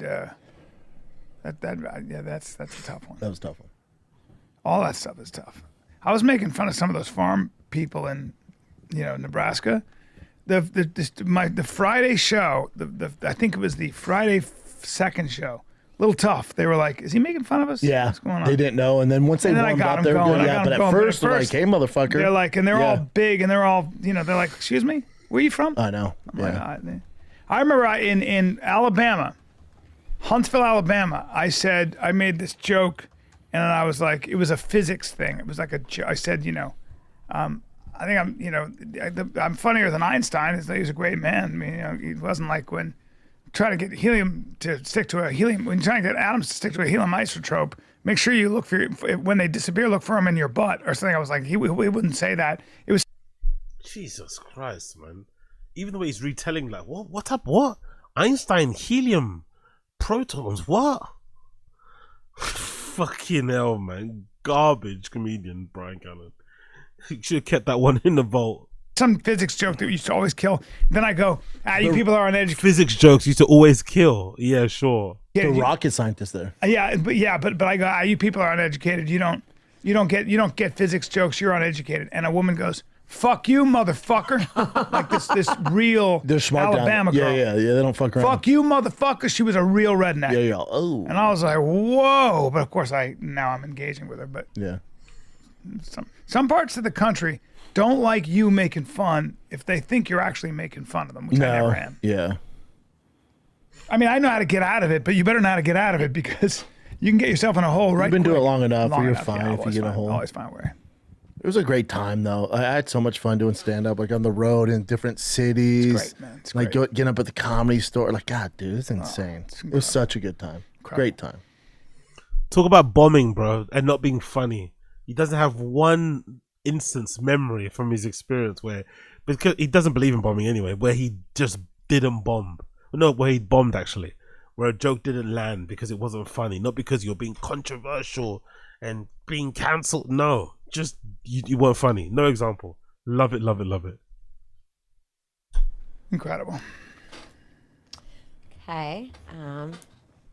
Here's a weird one from Fernando. Can Brian and Brendan give their opinions, if any, on soccer? Who's your favorite soccer player, and what's your opinion? Niedermeyer, please. I want to hear him say Niedermeyer again. Remember Brendan pronounced Neymar's name as Niedermeyer. Niedermeyer. Fucking hell. In with the upcoming World Cup. I love the World Cup. All I want to be is a soccer player with long hair, and I want to score, and I want to do that slide on my knees. And if I could do that, I would know that I was that I made it. Did you hear Will Smith on this? This is a good segue. Do you hear Will Smith talking about reaching the top and getting everything you want? Try to bring that up. It's a very interesting thing. I want to get your take on this. Yeah. Also, let me, before we play that, when it comes to soccer, I don't follow soccer too much. Right? I love college football. That's my number one thing. I watch every UFC fight. So it's football and UFC for me. And then I'm watching I don't miss a Dodgers game. I've watched every Dodger game this year. I'll continue to do that in Texas. I love the Dodgers. He's saying it like it's an achievement, like he's accomplished something really hard, isn't it? People watch games all the time. Like, I love how he's trying to give himself pats on the back for watching sports. Like, people watch sports, bro. Like, you've got all the time in the world to do it because you work like 4 hours a week. It's not that difficult. It's fucking this guy, man. So it's tough for me to take on another sport. It's not even like he's going to games. You know, if he's going to games, it's different. But you're just watching it at home. Anyone, like, it's not that difficult, bro. I appreciate it. I'll watch the World Cup. I root for the U.S., of course, and England. Right there. Yeah, I've never got crazy into soccer. Wait, he's going to root for all the white teams. Brendan, you finished what you were saying? Okay. I'll let these ads play real quick. The truth is... Yeah. Mm-hmm.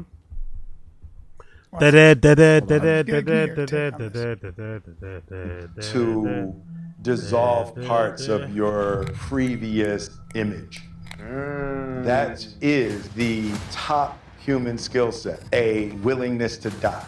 I'm gonna go there because you brought that up.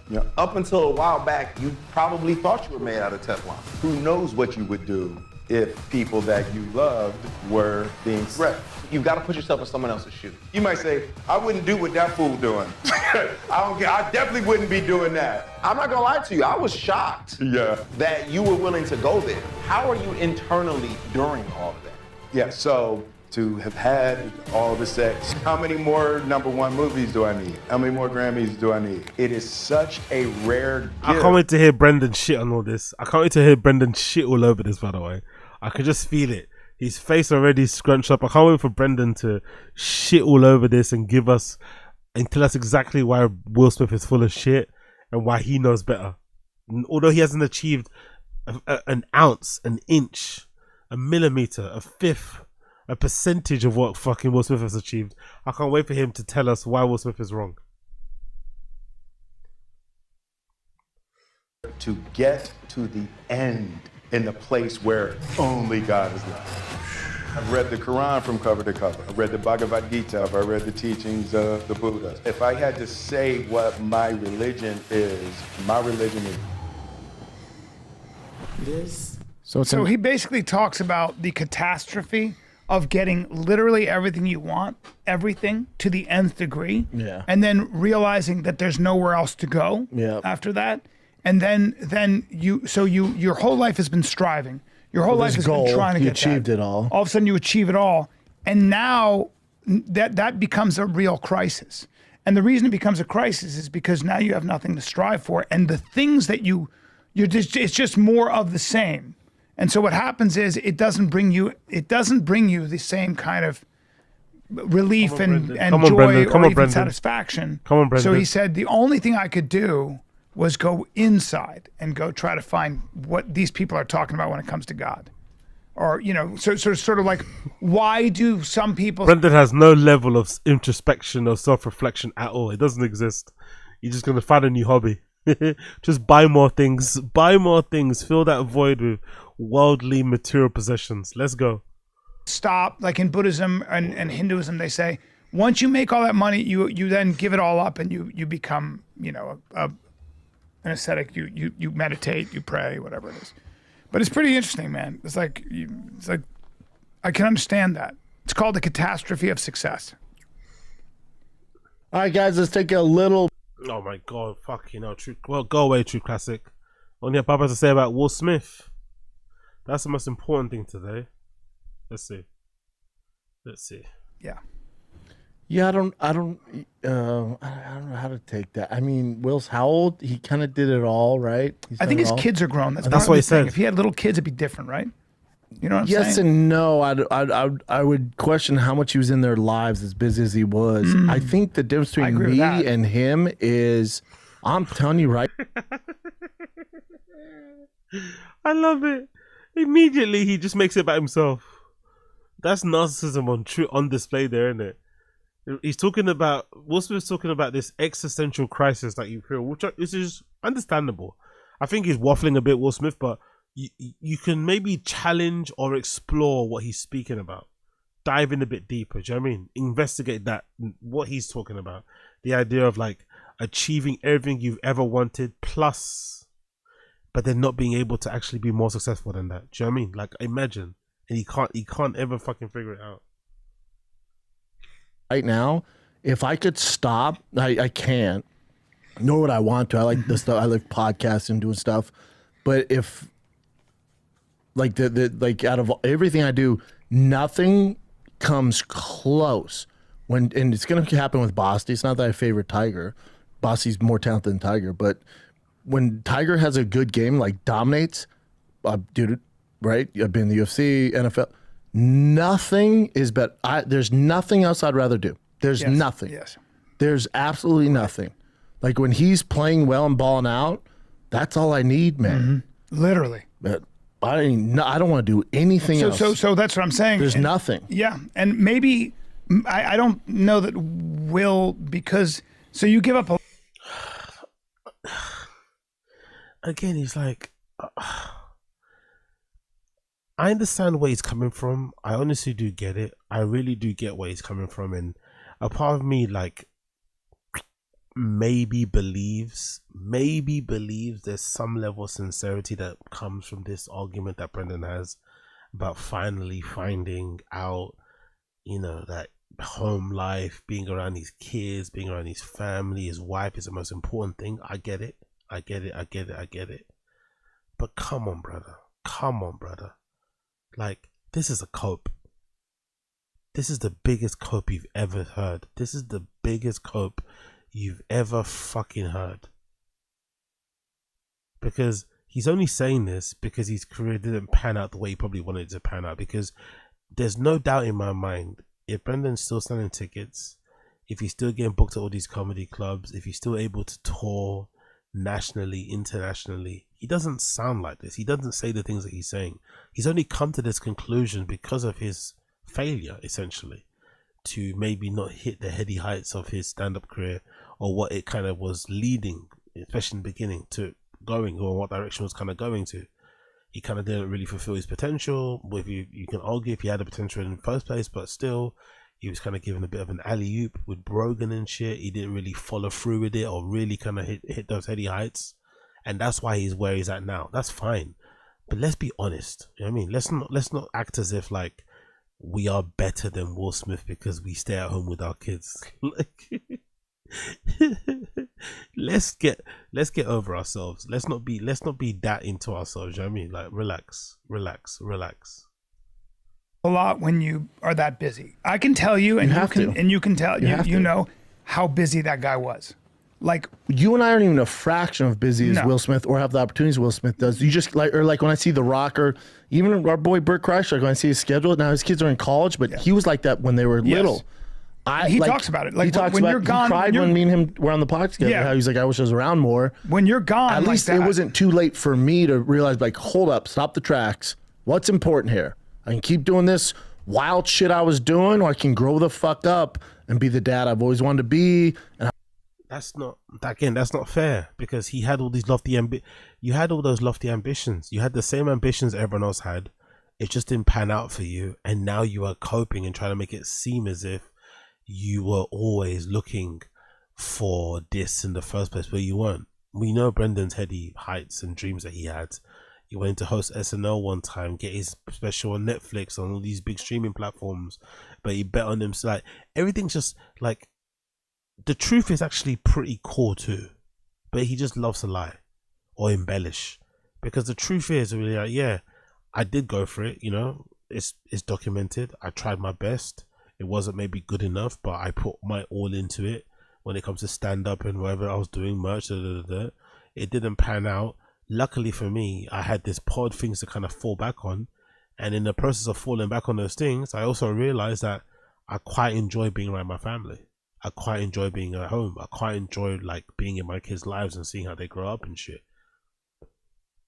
That's the actual true, you know, what you call it, true description of what actually happened and what actually went down, as opposed to this whole like, oh yeah, I'm a better person than like, it's almost as if he's trying to say he's better than his peers, his former peers, because he's not as ambitious. Like, their ambition is actually a bad thing. Their desire to like sell out places, go on tour, have specials on Netflix, be on the road all the time, that's actually a bad thing. Whereas he's doing the good thing, which is what, being in his kids' lives all the time and being at home most often than not when he's not podcasting. It's like, come on, man, come on. If you had the same opportunities those guys still had, if you're still in the inner circle, if you're still getting booked in some of the big clubs, you'd be doing exactly the same thing they're doing. Come on now.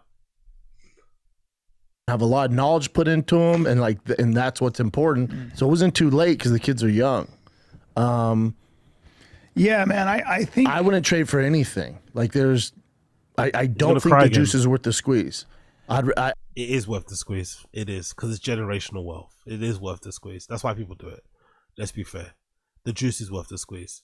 Pursuing your dreams, pursuing your, you know, trying to reach the pinnacle of your, you know, career, or trying to reach the pinnacle of whatever path you're on, their juice is worth the squeeze. That's why people do it. That's why people sacrifice relationships, friendships, marriages, family. Look at Tom Brady, for fuck's sake. He literally, you know, sacrificed the relationship with the mother of his children, or got a divorce off the back of trying to win a fucking another Super Bowl. So clearly the juice is worth the squeeze. It's just that some people are willing to do it and some people aren't. Brendan wasn't, and now he's trying to justify why his decision is better than the person that takes, you know, the chance and rolls the dice, which I think is really unfair and disingenuous. I think it's better for those people for those dads, like, grinding and then their kids' lives. Like, to me, success is I can go to all of Tiger and Bossy's practices. I don't miss a practice. I don't miss a game. That's a different type of success, though. It's success too. I understand what you're saying. That is success, but it's a different kind of success. Let's be fair. Those people are successful too because they are succeeding in their career of choice, which is a very competitive career, right? Entertainment, comedy, whatever. It's very competitive. So they're successful too. You're successful too. I like that perspective, but you can't say you're more successful than them because you're in your kids' lives, right? Because you weren't before, and then now you are because you have time on your hands. Game. That's success. I have the ability to pick him up from school and then spend 3 hours at his baseball practice. I've never missed think one. about what Kobe was doing with his daughter. Yeah, but you can only do that because you're not on the road, Brendan.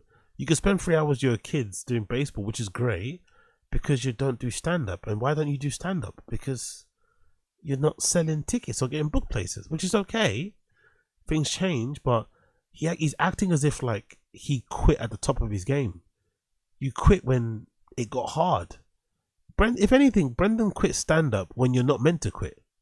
You're meant to, if you really love it, you're meant to knuckle down and grind and try to get yourself back up winning again.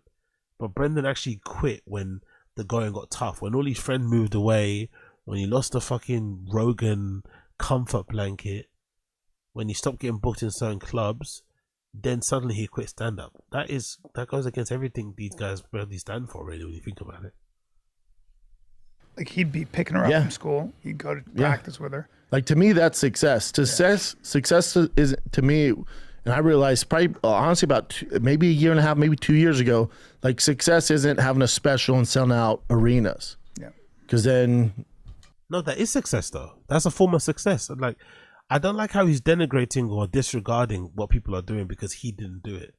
Just because you didn't sell out arenas or because you didn't have your thing on a streaming platform doesn't mean that other people doing it isn't successful. That's a horrible, horrible generalization.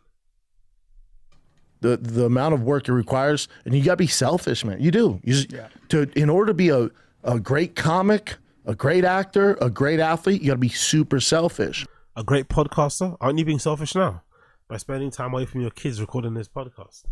Shouldn't you be at home with your family if that's the case? Of course, everything worth having is going to require some level of sacrifice. You know, your sacrifice paid off at one point, then it stopped paying off, and then you quit. That's fine, but like, honestly, this cope is wild from Brendan. Unfortunately, mind all the time. Yeah, unfortunately, it doesn't make you the best dad. No. And this motherfucker did. Slow Joe had a miscarriage, right? His wife had a miscarriage. He was on tour, posting pictures of his boys in a hot tub. I think every moment I've seen of Slow Joe's on social, that's like been stressful or something or whatever. He was nowhere near. He was nowhere in sight. She was kind of just handling it by herself. Like, she was essentially going around the world, or not going around the country with those two kids, especially before the daughter came around. She was acting like she was a single mom, really. He wasn't really involved at all. And I think he kind of liked it that way. He kind of, okay, you raise the kid, I'll go and make the money. Maybe that was their arrangement. But him now suddenly like judging people for doing the same thing that he was doing for a long ass time is hilarious. now there's some great dads who pulled off, but it's just different, man. It's just different. It's just different. Very difficult. If you don't do what Brendan does, you're not a good dad. And to me, it's just, and now I'm not saying there's anything wrong with it. To me, I just prefer going to Tigers practice than going on the road and making money. It's just the decision I had to make. Yeah. It's all good. It doesn't mean it was the right choice. For me, it was. But there's a lot of great comics out there that, you know, can But then manage you it. could have, you know, you get to. Essentially, he's calling Brian Callen not a great dad. He's saying Brian Callen isn't a great dad because he's inherently selfish for still trying to pursue his stand-up comedy career. Which is crazy because Brendan podcasts and does his own channel and goes to garages and shit, which is spending a lot of time away from your family still. So in a way, he still replaced his stand-up. It's not as if the stand-up comedy slot that he had is just vacant and that's just for his family. He's replaced stand-up comedy with other things. So he's still technically out of the house a lot of the time anyway. To where Will Smith is. It's like 56 and you've done everything. God bless. You've drawn a line through everything. Oh, here's the secret everyone should know. Everyone feels that way when you get to the top. Like, ask The Rock if he's content. I mean, I can speak just when I was 53 or 54, I was on 2 TV shows, ABC. Yeah. Always wanted to have my own. This is actually a good question because this would have been good to actually hear their input on this question based on like how far they were, how high up they were, and how high and how low they've fallen. In terms of like, yeah, like, you know, Brendan could be like, yeah, there was a point where, you know, I had everything, you know, Rogan co-signed the this to that, Comedy Store, everything buzzing, working for E, doing all these stuff for Bravo, like, and then when you get there, you realize that, you know, what I really enjoy doing is this, you know, having my own thing, running my own schedule, having my own I don't know, there could have been an interesting way to approach that question that didn't revolve around them coping and making it seem like, you know, they're better people because they don't sell tickets so they get to spend more time with their families. It's like, huh? Show. I know. Drew a line through that. I'd shot Complicated Apes. I sold out 1,000 tickets at the where the fuck that place was, and sold out right away. Great achievement, by the way. Huge achievement. Doesn't remember the venue. I was like, I had the great house. I had everything. Yeah. I'd literally come to LA and drawn a line through everything I set a goal for. And then you know what happened to me? I was like, then you got cancelled for allegedly R-wording somebody. Holy fuck, I'm starting to feel I was spending too much money on food. I didn't know what to do with myself. Look at how Brian's built, by the way. That's how you know he's wealthy, innit? That's how you know he comes from a wealthy background. Because look at how Brian's built. Like, look at him. He literally sinks. He literally drowns in that chair, right? He's so small. He's a tiny, tiny, tiny man. Yet somehow this guy, from what he's mentioned, but that's a very specific thing to mention, it seems like he put himself into debt from like eating out, which makes sense because he's known as the wine and cheese guy. And he seems to have like a, you know, you'd imagine seems to have good taste for the stuff that, remember when Sinas cooked something and he spat it out, so that, you know, he's used to certain standards. So I find it hilarious that there's a scenario that exists out there where Brian Callen, part of his demise wasn't that Los Angeles Times article. Maybe his demise was completely self-inflicted because you just spend too much money eating out all the time. Steaks, lobsters, oysters, truffles, this, that, every day at some of the best places, thinking the money would never end and eventually catches up with you. That'd be fucking hilarious that he legitimately nearly went bankrupt because he just can't resist a good meal out somewhere nice. I was like, I'm gonna take a little break. The worst thing, it was such a weird feeling. Yeah. I felt bloated. And by the way, I missed a lot of my kids. My first kids, I missed a lot of my first kids growing up. A lot. Yeah. I just did. It's a fact. Fucking, if I could take it back, that's the biggest thing I think about every day. You wouldn't take it back though, would you? Because you didn't finish the sentence. If I could take it back, what would you do? You wouldn't do differently, because taking it back would mean that you wouldn't be where you are now, really. So I don't think you would take it back. I think that's all fucking lies, and just to make themselves sound like good guys. Yeah. You know, I would have been. Now I'm very close to them, and it's all good, but I missed a lot. It's not ideal. I missed a lot. Yeah. Missed a lot. I missed a lot. Yeah, I think for me, I'm just growing up, and I need to grow up. Like, I was wild on the road. I made a million mistakes. You're just an extremist. Yeah, on the road. I don't like this as well. This is a weird spin. So I guess he's going to try and say that stand-up comedy or going on the road brought the worst out of him. And it's like, I don't think so. That was always in you. You're just looking for an excuse.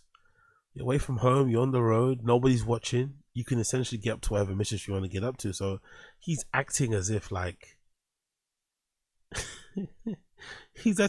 stand-up comedy was the worst thing to happen to him, and not being appreciative of the fact that without stand-up, would he be where he's at now?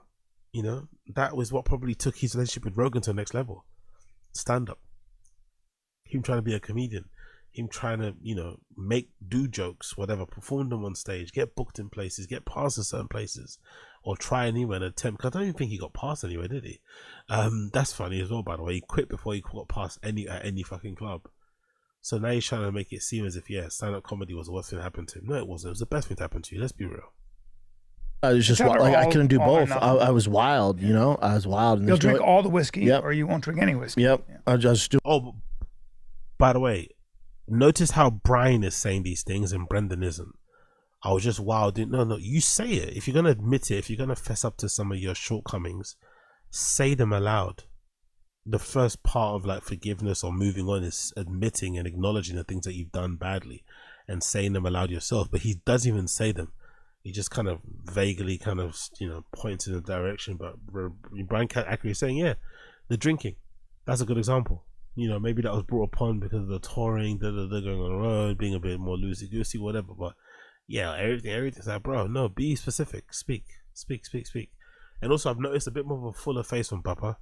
It looks like the Ozempic might have run out. It looks a bit more fuller in the face. It's not as sunken cheek looking as he was before. Doing things I shouldn't been doing. And like, me and Joanne's discussed that. And it's just, I was going down a bad road, not...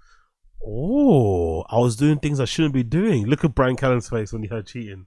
He got very nervous there, innit? So Brendan mentioning, I was doing things I wasn't meant to be doing.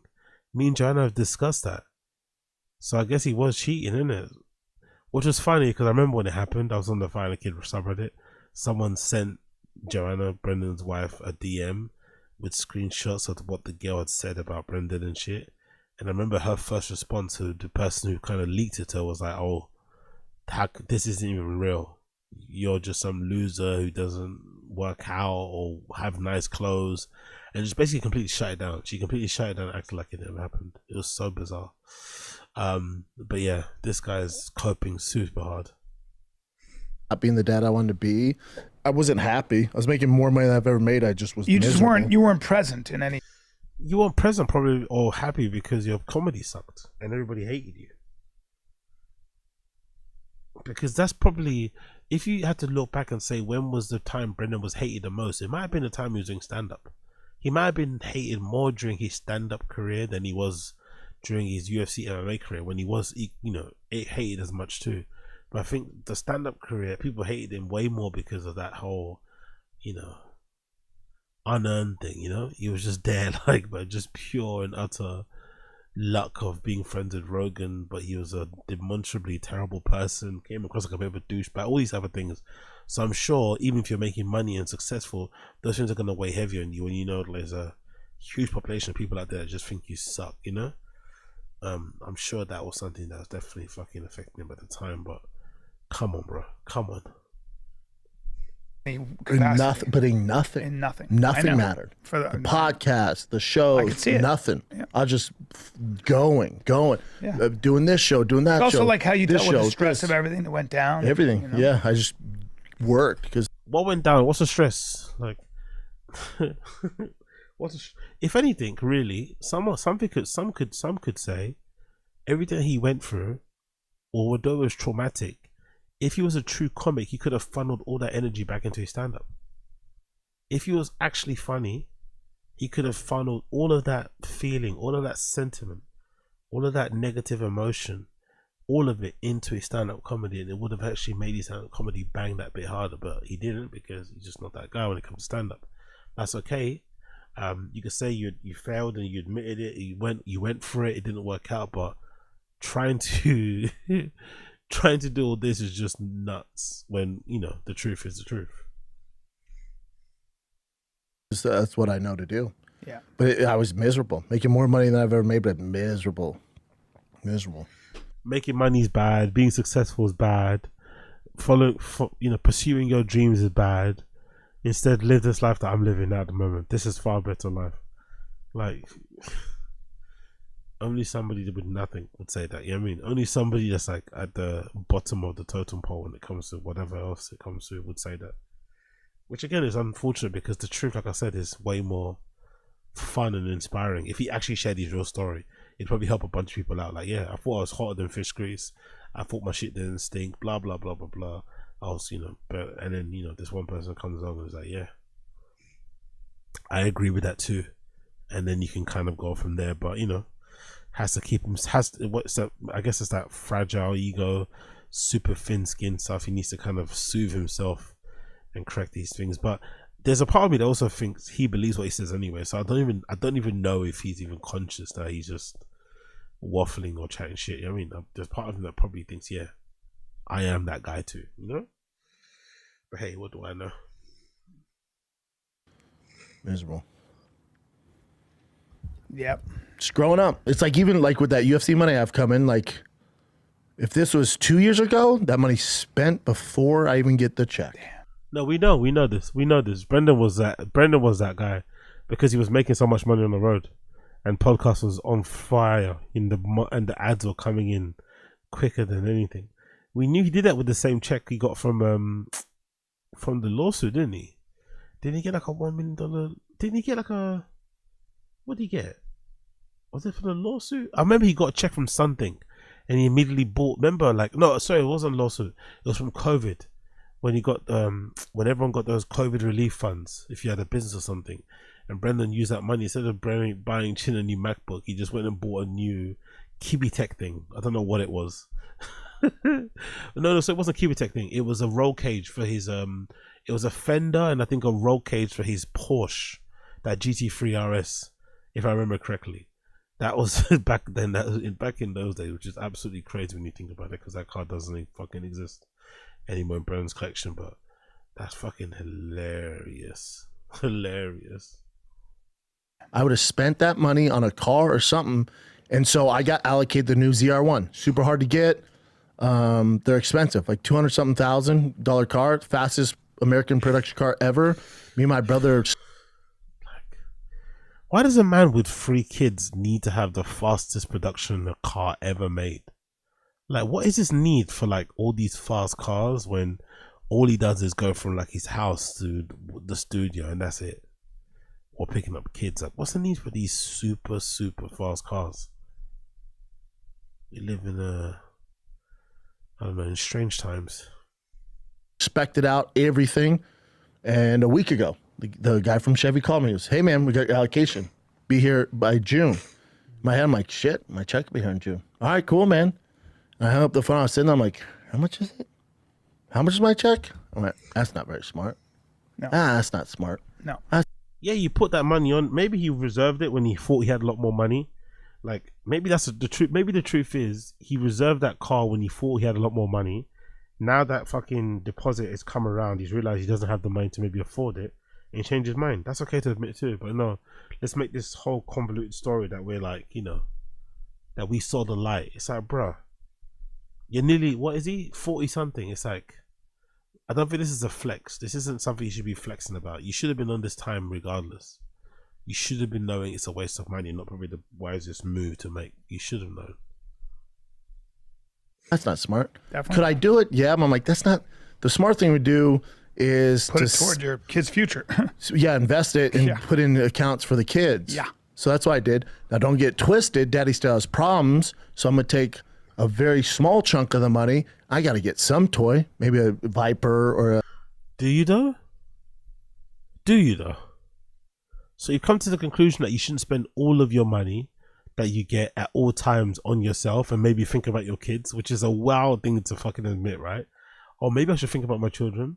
But then to say that you have to have a toy, have to have a treat. Like, do you? Do you really have to? Is that the one thing governing your life? Like, yeah, let's go for some treats. Let's have this and some that. It's like, come on, bro. What is this? What is this mindset? 997 turbo, but something modest. I don't modest? need a ZR1. But the majority of it, 85% of it, I'm saving for the kids. Yeah. 2 years ago, that's spent before it even hit the account. Yep. Growing up, man. But growing up means just the last 2 years or so, isn't it? When did he quit stand-up comedy? Like 2-3 years ago? Or no, 2 years ago? Growing up. He's just figured out that maybe thinking of himself always isn't maybe the right way to go when he's got a whole family and kids to look after. He's just found that out. Tempting the gods. Yep. Living like a bank robber. Go on. Okay. Out of all the current comedians out there right now, who do you see as being the next big thing? And by next big thing, I mean Chappelle level. I told you there's this kid named Adrian Block who's 17 years old. He has such a long way to go, though. Like, guys, like right now. Currently out, yeah. Yeah. I think that's what I don't know. Like the next Chappelle. I mean, the fun. Brendan cutting. Honestly, I'd be so offended. Like, let me finish my point. Like, Brendan cutting off Brian when he's the only person in that room who's actually a practicing stand-up comedian, a professional, was still active, is wild. Like, he's out there, he's still doing shows, he's still going out and touring and stuff. So he might know, you know, he might turn to his place, his, you know, gig early and stuff. He might actually know. Brendan cutting him off and just mentioning some famous person he saw online is going to be hilarious too, by the way. Oh yeah. Cool. Let's continue on. Funniest guys to me, they're tough because Theo's huge. Theo's the funniest person on earth. Is he though? I mean, for like bang for buck, I think like if I had to spend money, obviously Shane Gillis, but he's an arena act. Mark Norman and Big J. Big J's hilarious. I don't go anywhere. I don't spend money to watch people. You know, do Godfrey. anything. Godfrey's starting to get discovered finally. Godfrey's starting He's to. gonna go for a hot second. Yeah. But if I was gonna take Joanna on a date and like go see a comic, there's probably the two comics I'd pay for is Big J or Mark. You can tell he's spending a lot more time at home with his family. He talks about his wife in way more loving terms, which is wild to think about it. But he doesn't talk about her like she's just this like woman that looks after his kids and lets him fuck for a couple of times here and there. He talks about her with a little bit of a connection, you know. Even though he's quit stand up because he wasn't doing well ticket sales wise, I think it might have done a good thing for the relationship overall. You know, it probably saved it because he's now more present, maybe way more appreciative of the thing that she does, blah blah blah blah blah blah. But yeah, it's hilarious. It's hilarious. Let's continue. A couple more minutes here, and then we're gonna wrap up. Mark Norman. Do you guys? Of course, my buddies, but would you say who you don't want to see? No, I want to do that. Good. I just want to go to their show, but they're crushing. I don't hate on them. Yeah. Andrew Santino. Wait, did Brian have, besides that kid? Who'd you have? I don't know. Brian's not going to go to a show. No. Who does Brian have? Let as the him next big predict, thing? man. Shut up, Brian. Big thing's tough, and we're not in the scene to. He's in the scene. Can you let him answer the question? God almighty, bro. See the younger guys. Maybe when we get to when we're at the mothership, we'll see some young guys. But I haven't been as impressed with the state of comedy necessarily as Imagine this guy bemoaning the state of comedy with his unfunny ass. Honestly, some of the irony is so fucking thick. I was in about 7 years ago, but maybe that's because I'm not in it.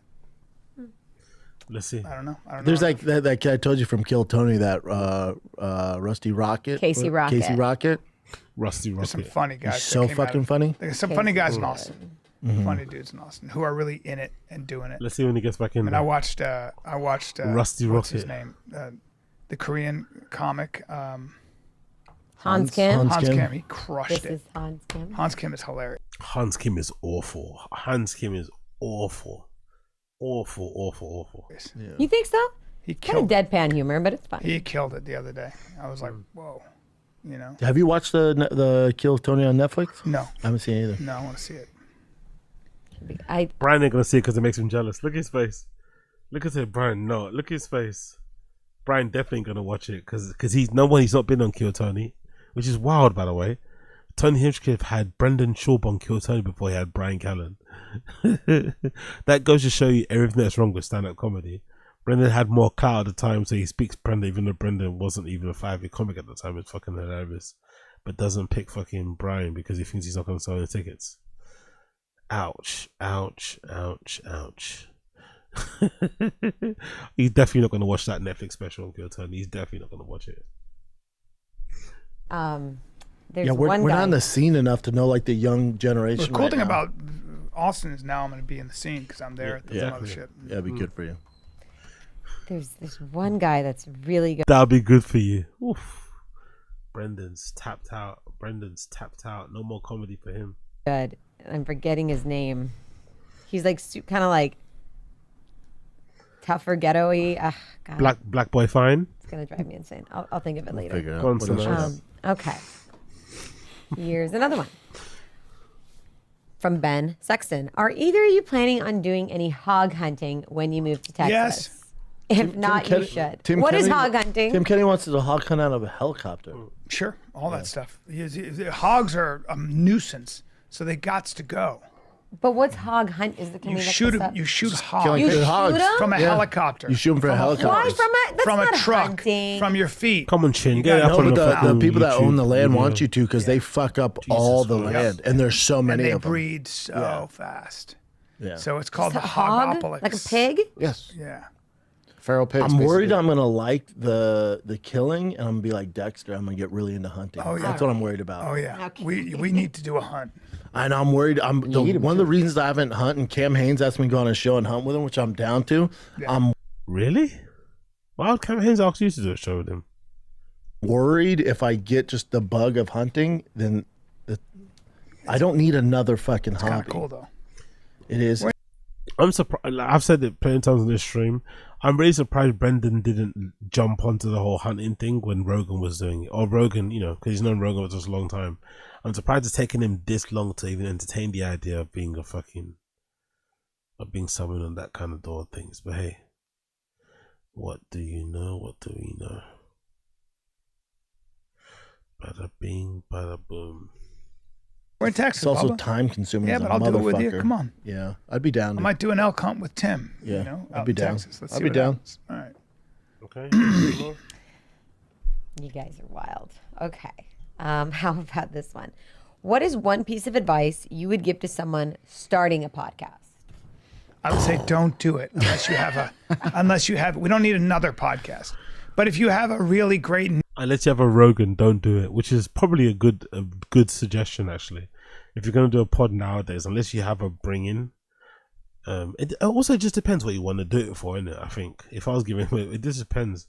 If you're just like me, you just want to chat shit on the internet, and you don't really have these big lofty goals or ambitions, then yeah, it's fun. But if you actually want to do it for a quote unquote business thing, you're gonna have to put a lot of work into it, you know, which a lot of people don't really want to do. But ultimately, the main issue I think with most of these time places is just, you know, they're not structurally found, man. It is what it is. They've just been put together with what happenstance and stuff. But hey, what do I know? What do I know? Let's continue. niche or an idea, or you're a certain kind of guy, maybe. But I mean, the question would be, why are you doing it? Like, I have so many people like, oh, me and my buddy are so funny. It'd be so funny if we start a podcast. Cool. How about an episode 100? But also do it.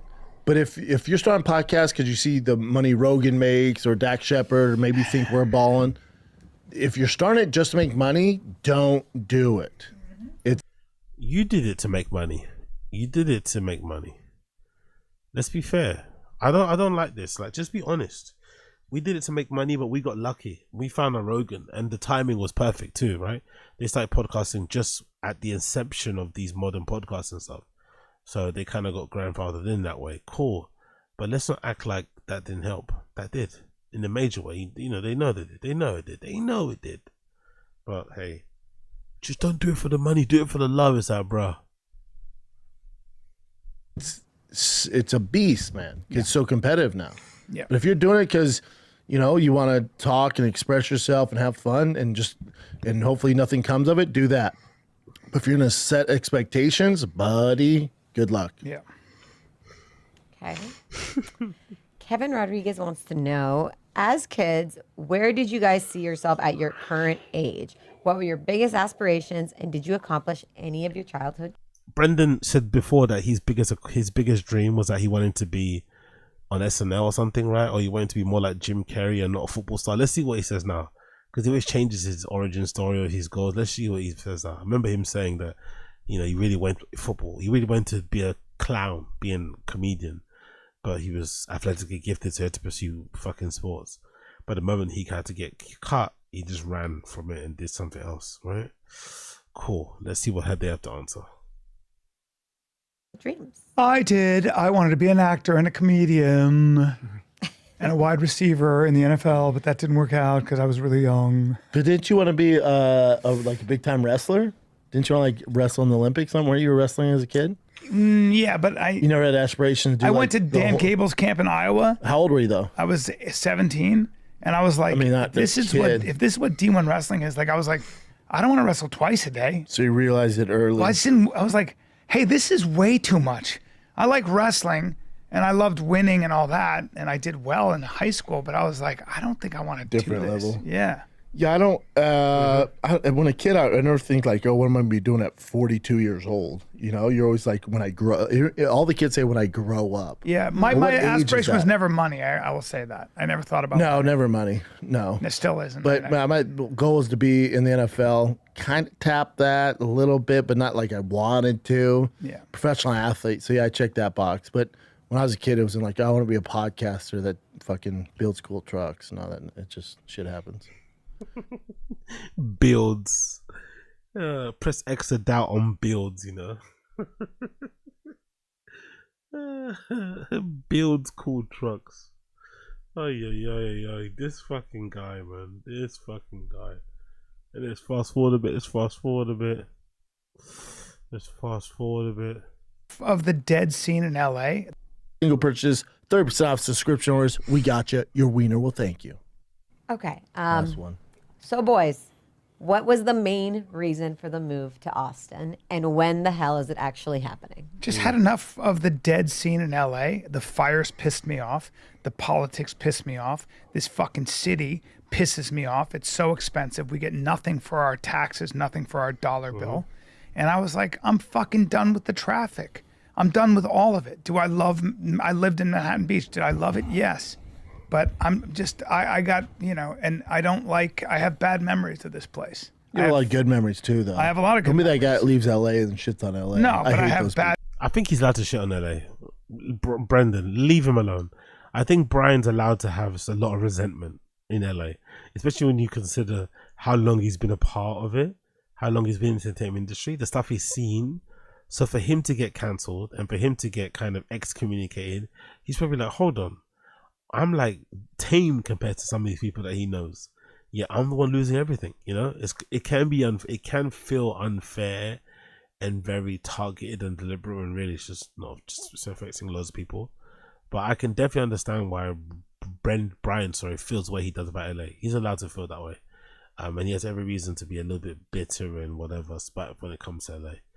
But Adrian Broner isn't running with that book, unfortunately. You see, Bad memories of the past, and so yeah, sure. Fuck this So place. in regards to, Brian's there right now and flies back to LA to shoot this. My wife's there right now. We have our house.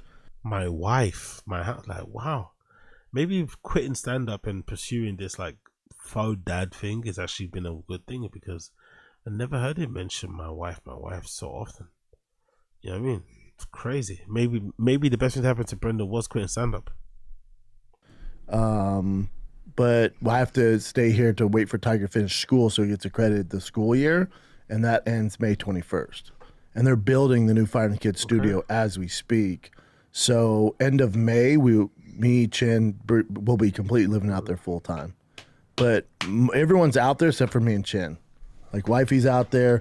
Mother and father-in-law lives there now. Already? Yeah. They're in our house right now. Love it. And then what? Oh, you're talking about mother and father-in-law. Have you guys seen this? So this might explain. Remember when Brendan said, oh, I've got different properties, letting go of the property. Somebody posted this on the Find the Kids subreddit. Look at this. Where is it? So I guess Brendan technically bought that house or had another mortgage on it, because this is the house that he bought his mother-in-law after he got caught cheating. Remember that? That's a fucking epic storyline arc. Not too sure if it's actually even true, but the narrative or the law goes Brendan got caught giving that girl his phone number during that live stream, that Unique clip, which is what led to Brendan falling out with Unique and suing him and shit. And when that clip went viral, I guess Joanna must have seen it, and the ultimatum was given that if he wanted forgiveness, he had to buy his mum a house. He had to buy her mum a house, or his mother-in-law. So he bought her this house, and they did some really cringe fake acting thing. Actually, see if I can find it.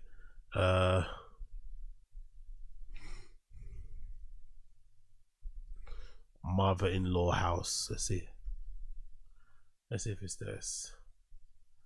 Yeah, somebody must have it, right? Yeah, there we go. Papa had to buy his mother-in-law a house. There we go. It should be here. Where's the actual clip? After 5 years, can we see the clip?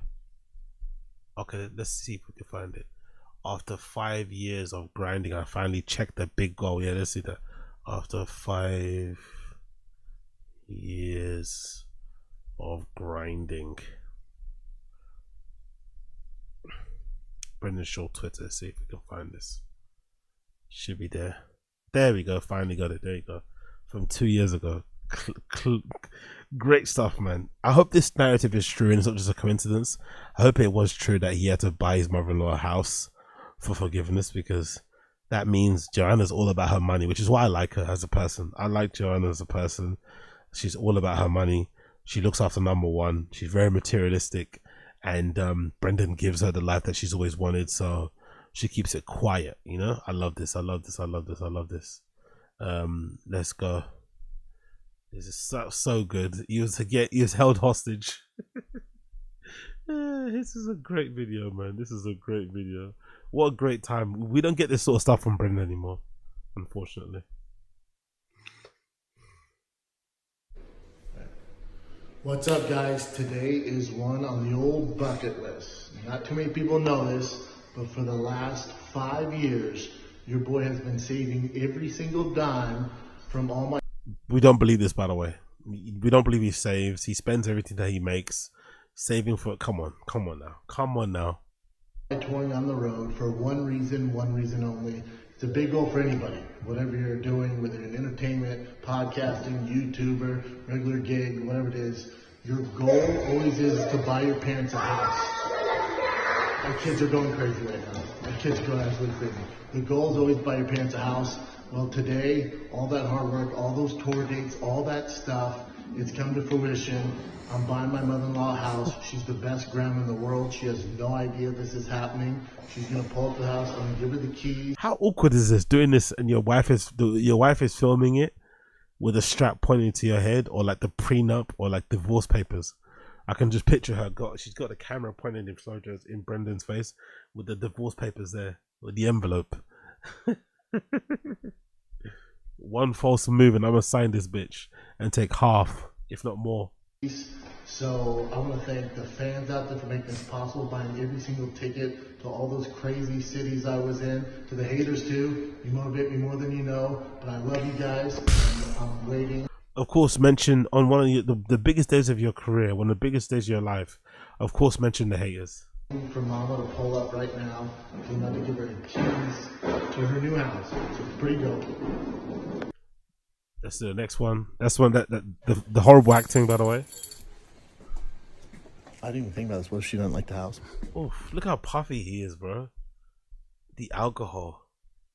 Oh, that sweet, sweet whiskey. That sweet, sweet, thick tartar whiskey. That's a good era, man. I miss this era so much. Alcoholic Brendan. I miss this era. That thick old whiskey era. That face is inflamed, bad boy.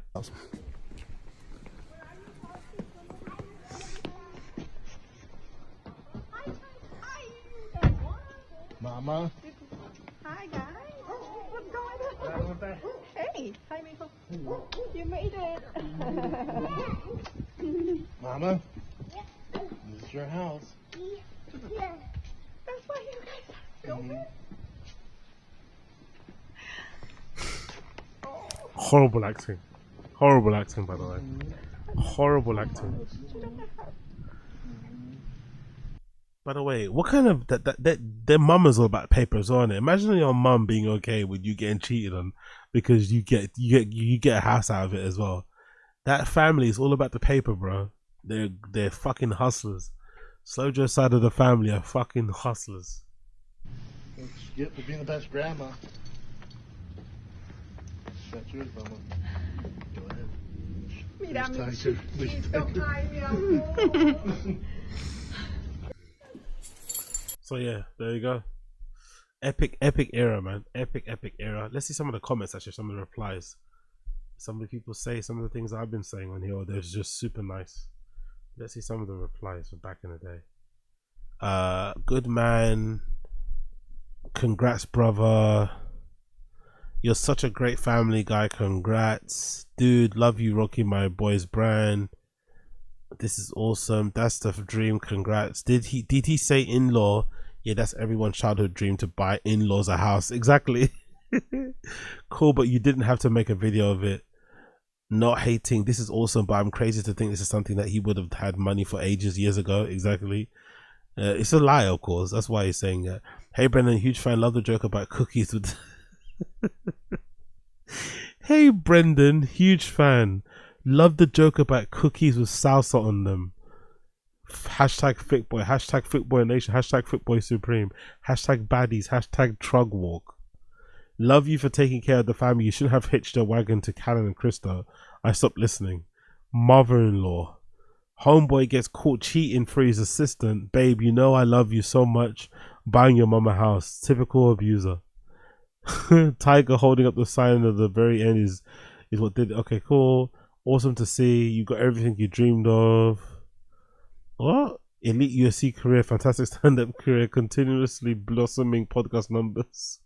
This is a diss. Growing number of fans around the earth, and you've managed to stay faithful the entire time.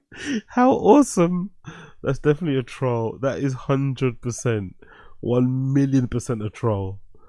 Another person, bro, wait, the homie is on a mortgage, 5 years saving every dime. All the Bentleys and Porsches, the clothing you save for 5 years to put down the payment on a free two. What am I missing? Exactly, it's a lie. A 101 on how to counteract cheating accusations by mama a house. A good man does good deeds quietly to help others, not to show off to people on Twitter. That's fucking beautiful, man. Just another reason to love you even more. I can't hate on Baba. Good job. You're welcome for the motivation I gave you. This is beautiful. You're not all bad after all, Brendan. A gift is personal. It's taken you this many years to take care of your mother. If I ever made it, mum and pa are the first to get rich. Oof. But yes, his mother-in-law, by the way, in-law. But yeah, I love it. I love it. I love it. I love it. I love it. I love it. Let's continue a couple more, I think. Then we're gonna wrap up, and I'm gonna duck. But I left LA. Number of reasons. Yeah, politics suck, but it didn't affect me too much. I hate the school my kids was in. I didn't like the direction it was going.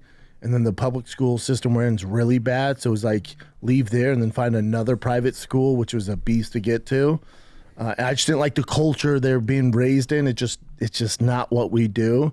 So that was a big reason. And the other reason is, like, I do well here. Like, my life's great, but I made the only smart investments I made was in real estate.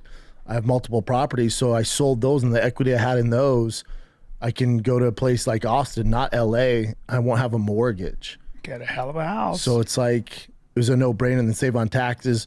Brian wanted to go out there. Chin was down. You're the one who told me to go out there. Yeah. You're literally the one who said, got to. You need to go out there. Yeah. And then Rogan said, you need to come out here. Yep. And I was like, why am I here? You know, and the only thing keeping me here was my other children. I know. But they were like, go. Yeah. You'll see us a lot. And I was like, you're right. Yep. So I figured out, everything is figure outable.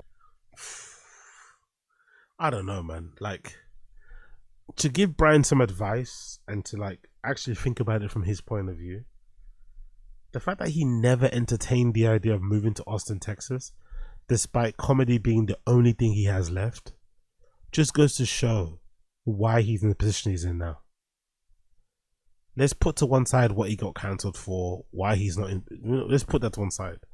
The fact that he only even crossed his mind when Brendan told him to go is pretty disturbing. You know, it's bewildering that he had no concept, no idea, nothing of like, hey, maybe I should move to this place where somebody like Rogan, who's a friend of mine, is moving to and stand up his whole other scene, so that I can maybe try to level up my comedy career and at least make some good money, you know, at the end, because, you know, he's approaching the end of his life, you'd imagine, Brian. So while you still got time, while you still got a little bit of spunks in there left still in you, why not go to Austin and try and see if you can bust a move? But he only crossed his mind when Brendan mentioned it. That's not a flex, man. That's not a flex. He should have been one of the first people to move there, to be honest. Especially considering, you know, everything happened with Bobby Lee. He should have been the first person to move there to kind of get himself situated and fixed in with another crew and shit, and perform at the comedy membership all the time. He should have went there ASAP, but he waited too long, and then here we are. Here we are with having to hang around hallways waiting for people to kind of give them fucking 2 minutes. Like, come on, bro. Come on. You're better than that. I actually think I think everything is figure outable in life. You figure it out. You figure it out. Just figure it out. Yeah. Be tough sometimes, growing pains, but figure it the fuck out.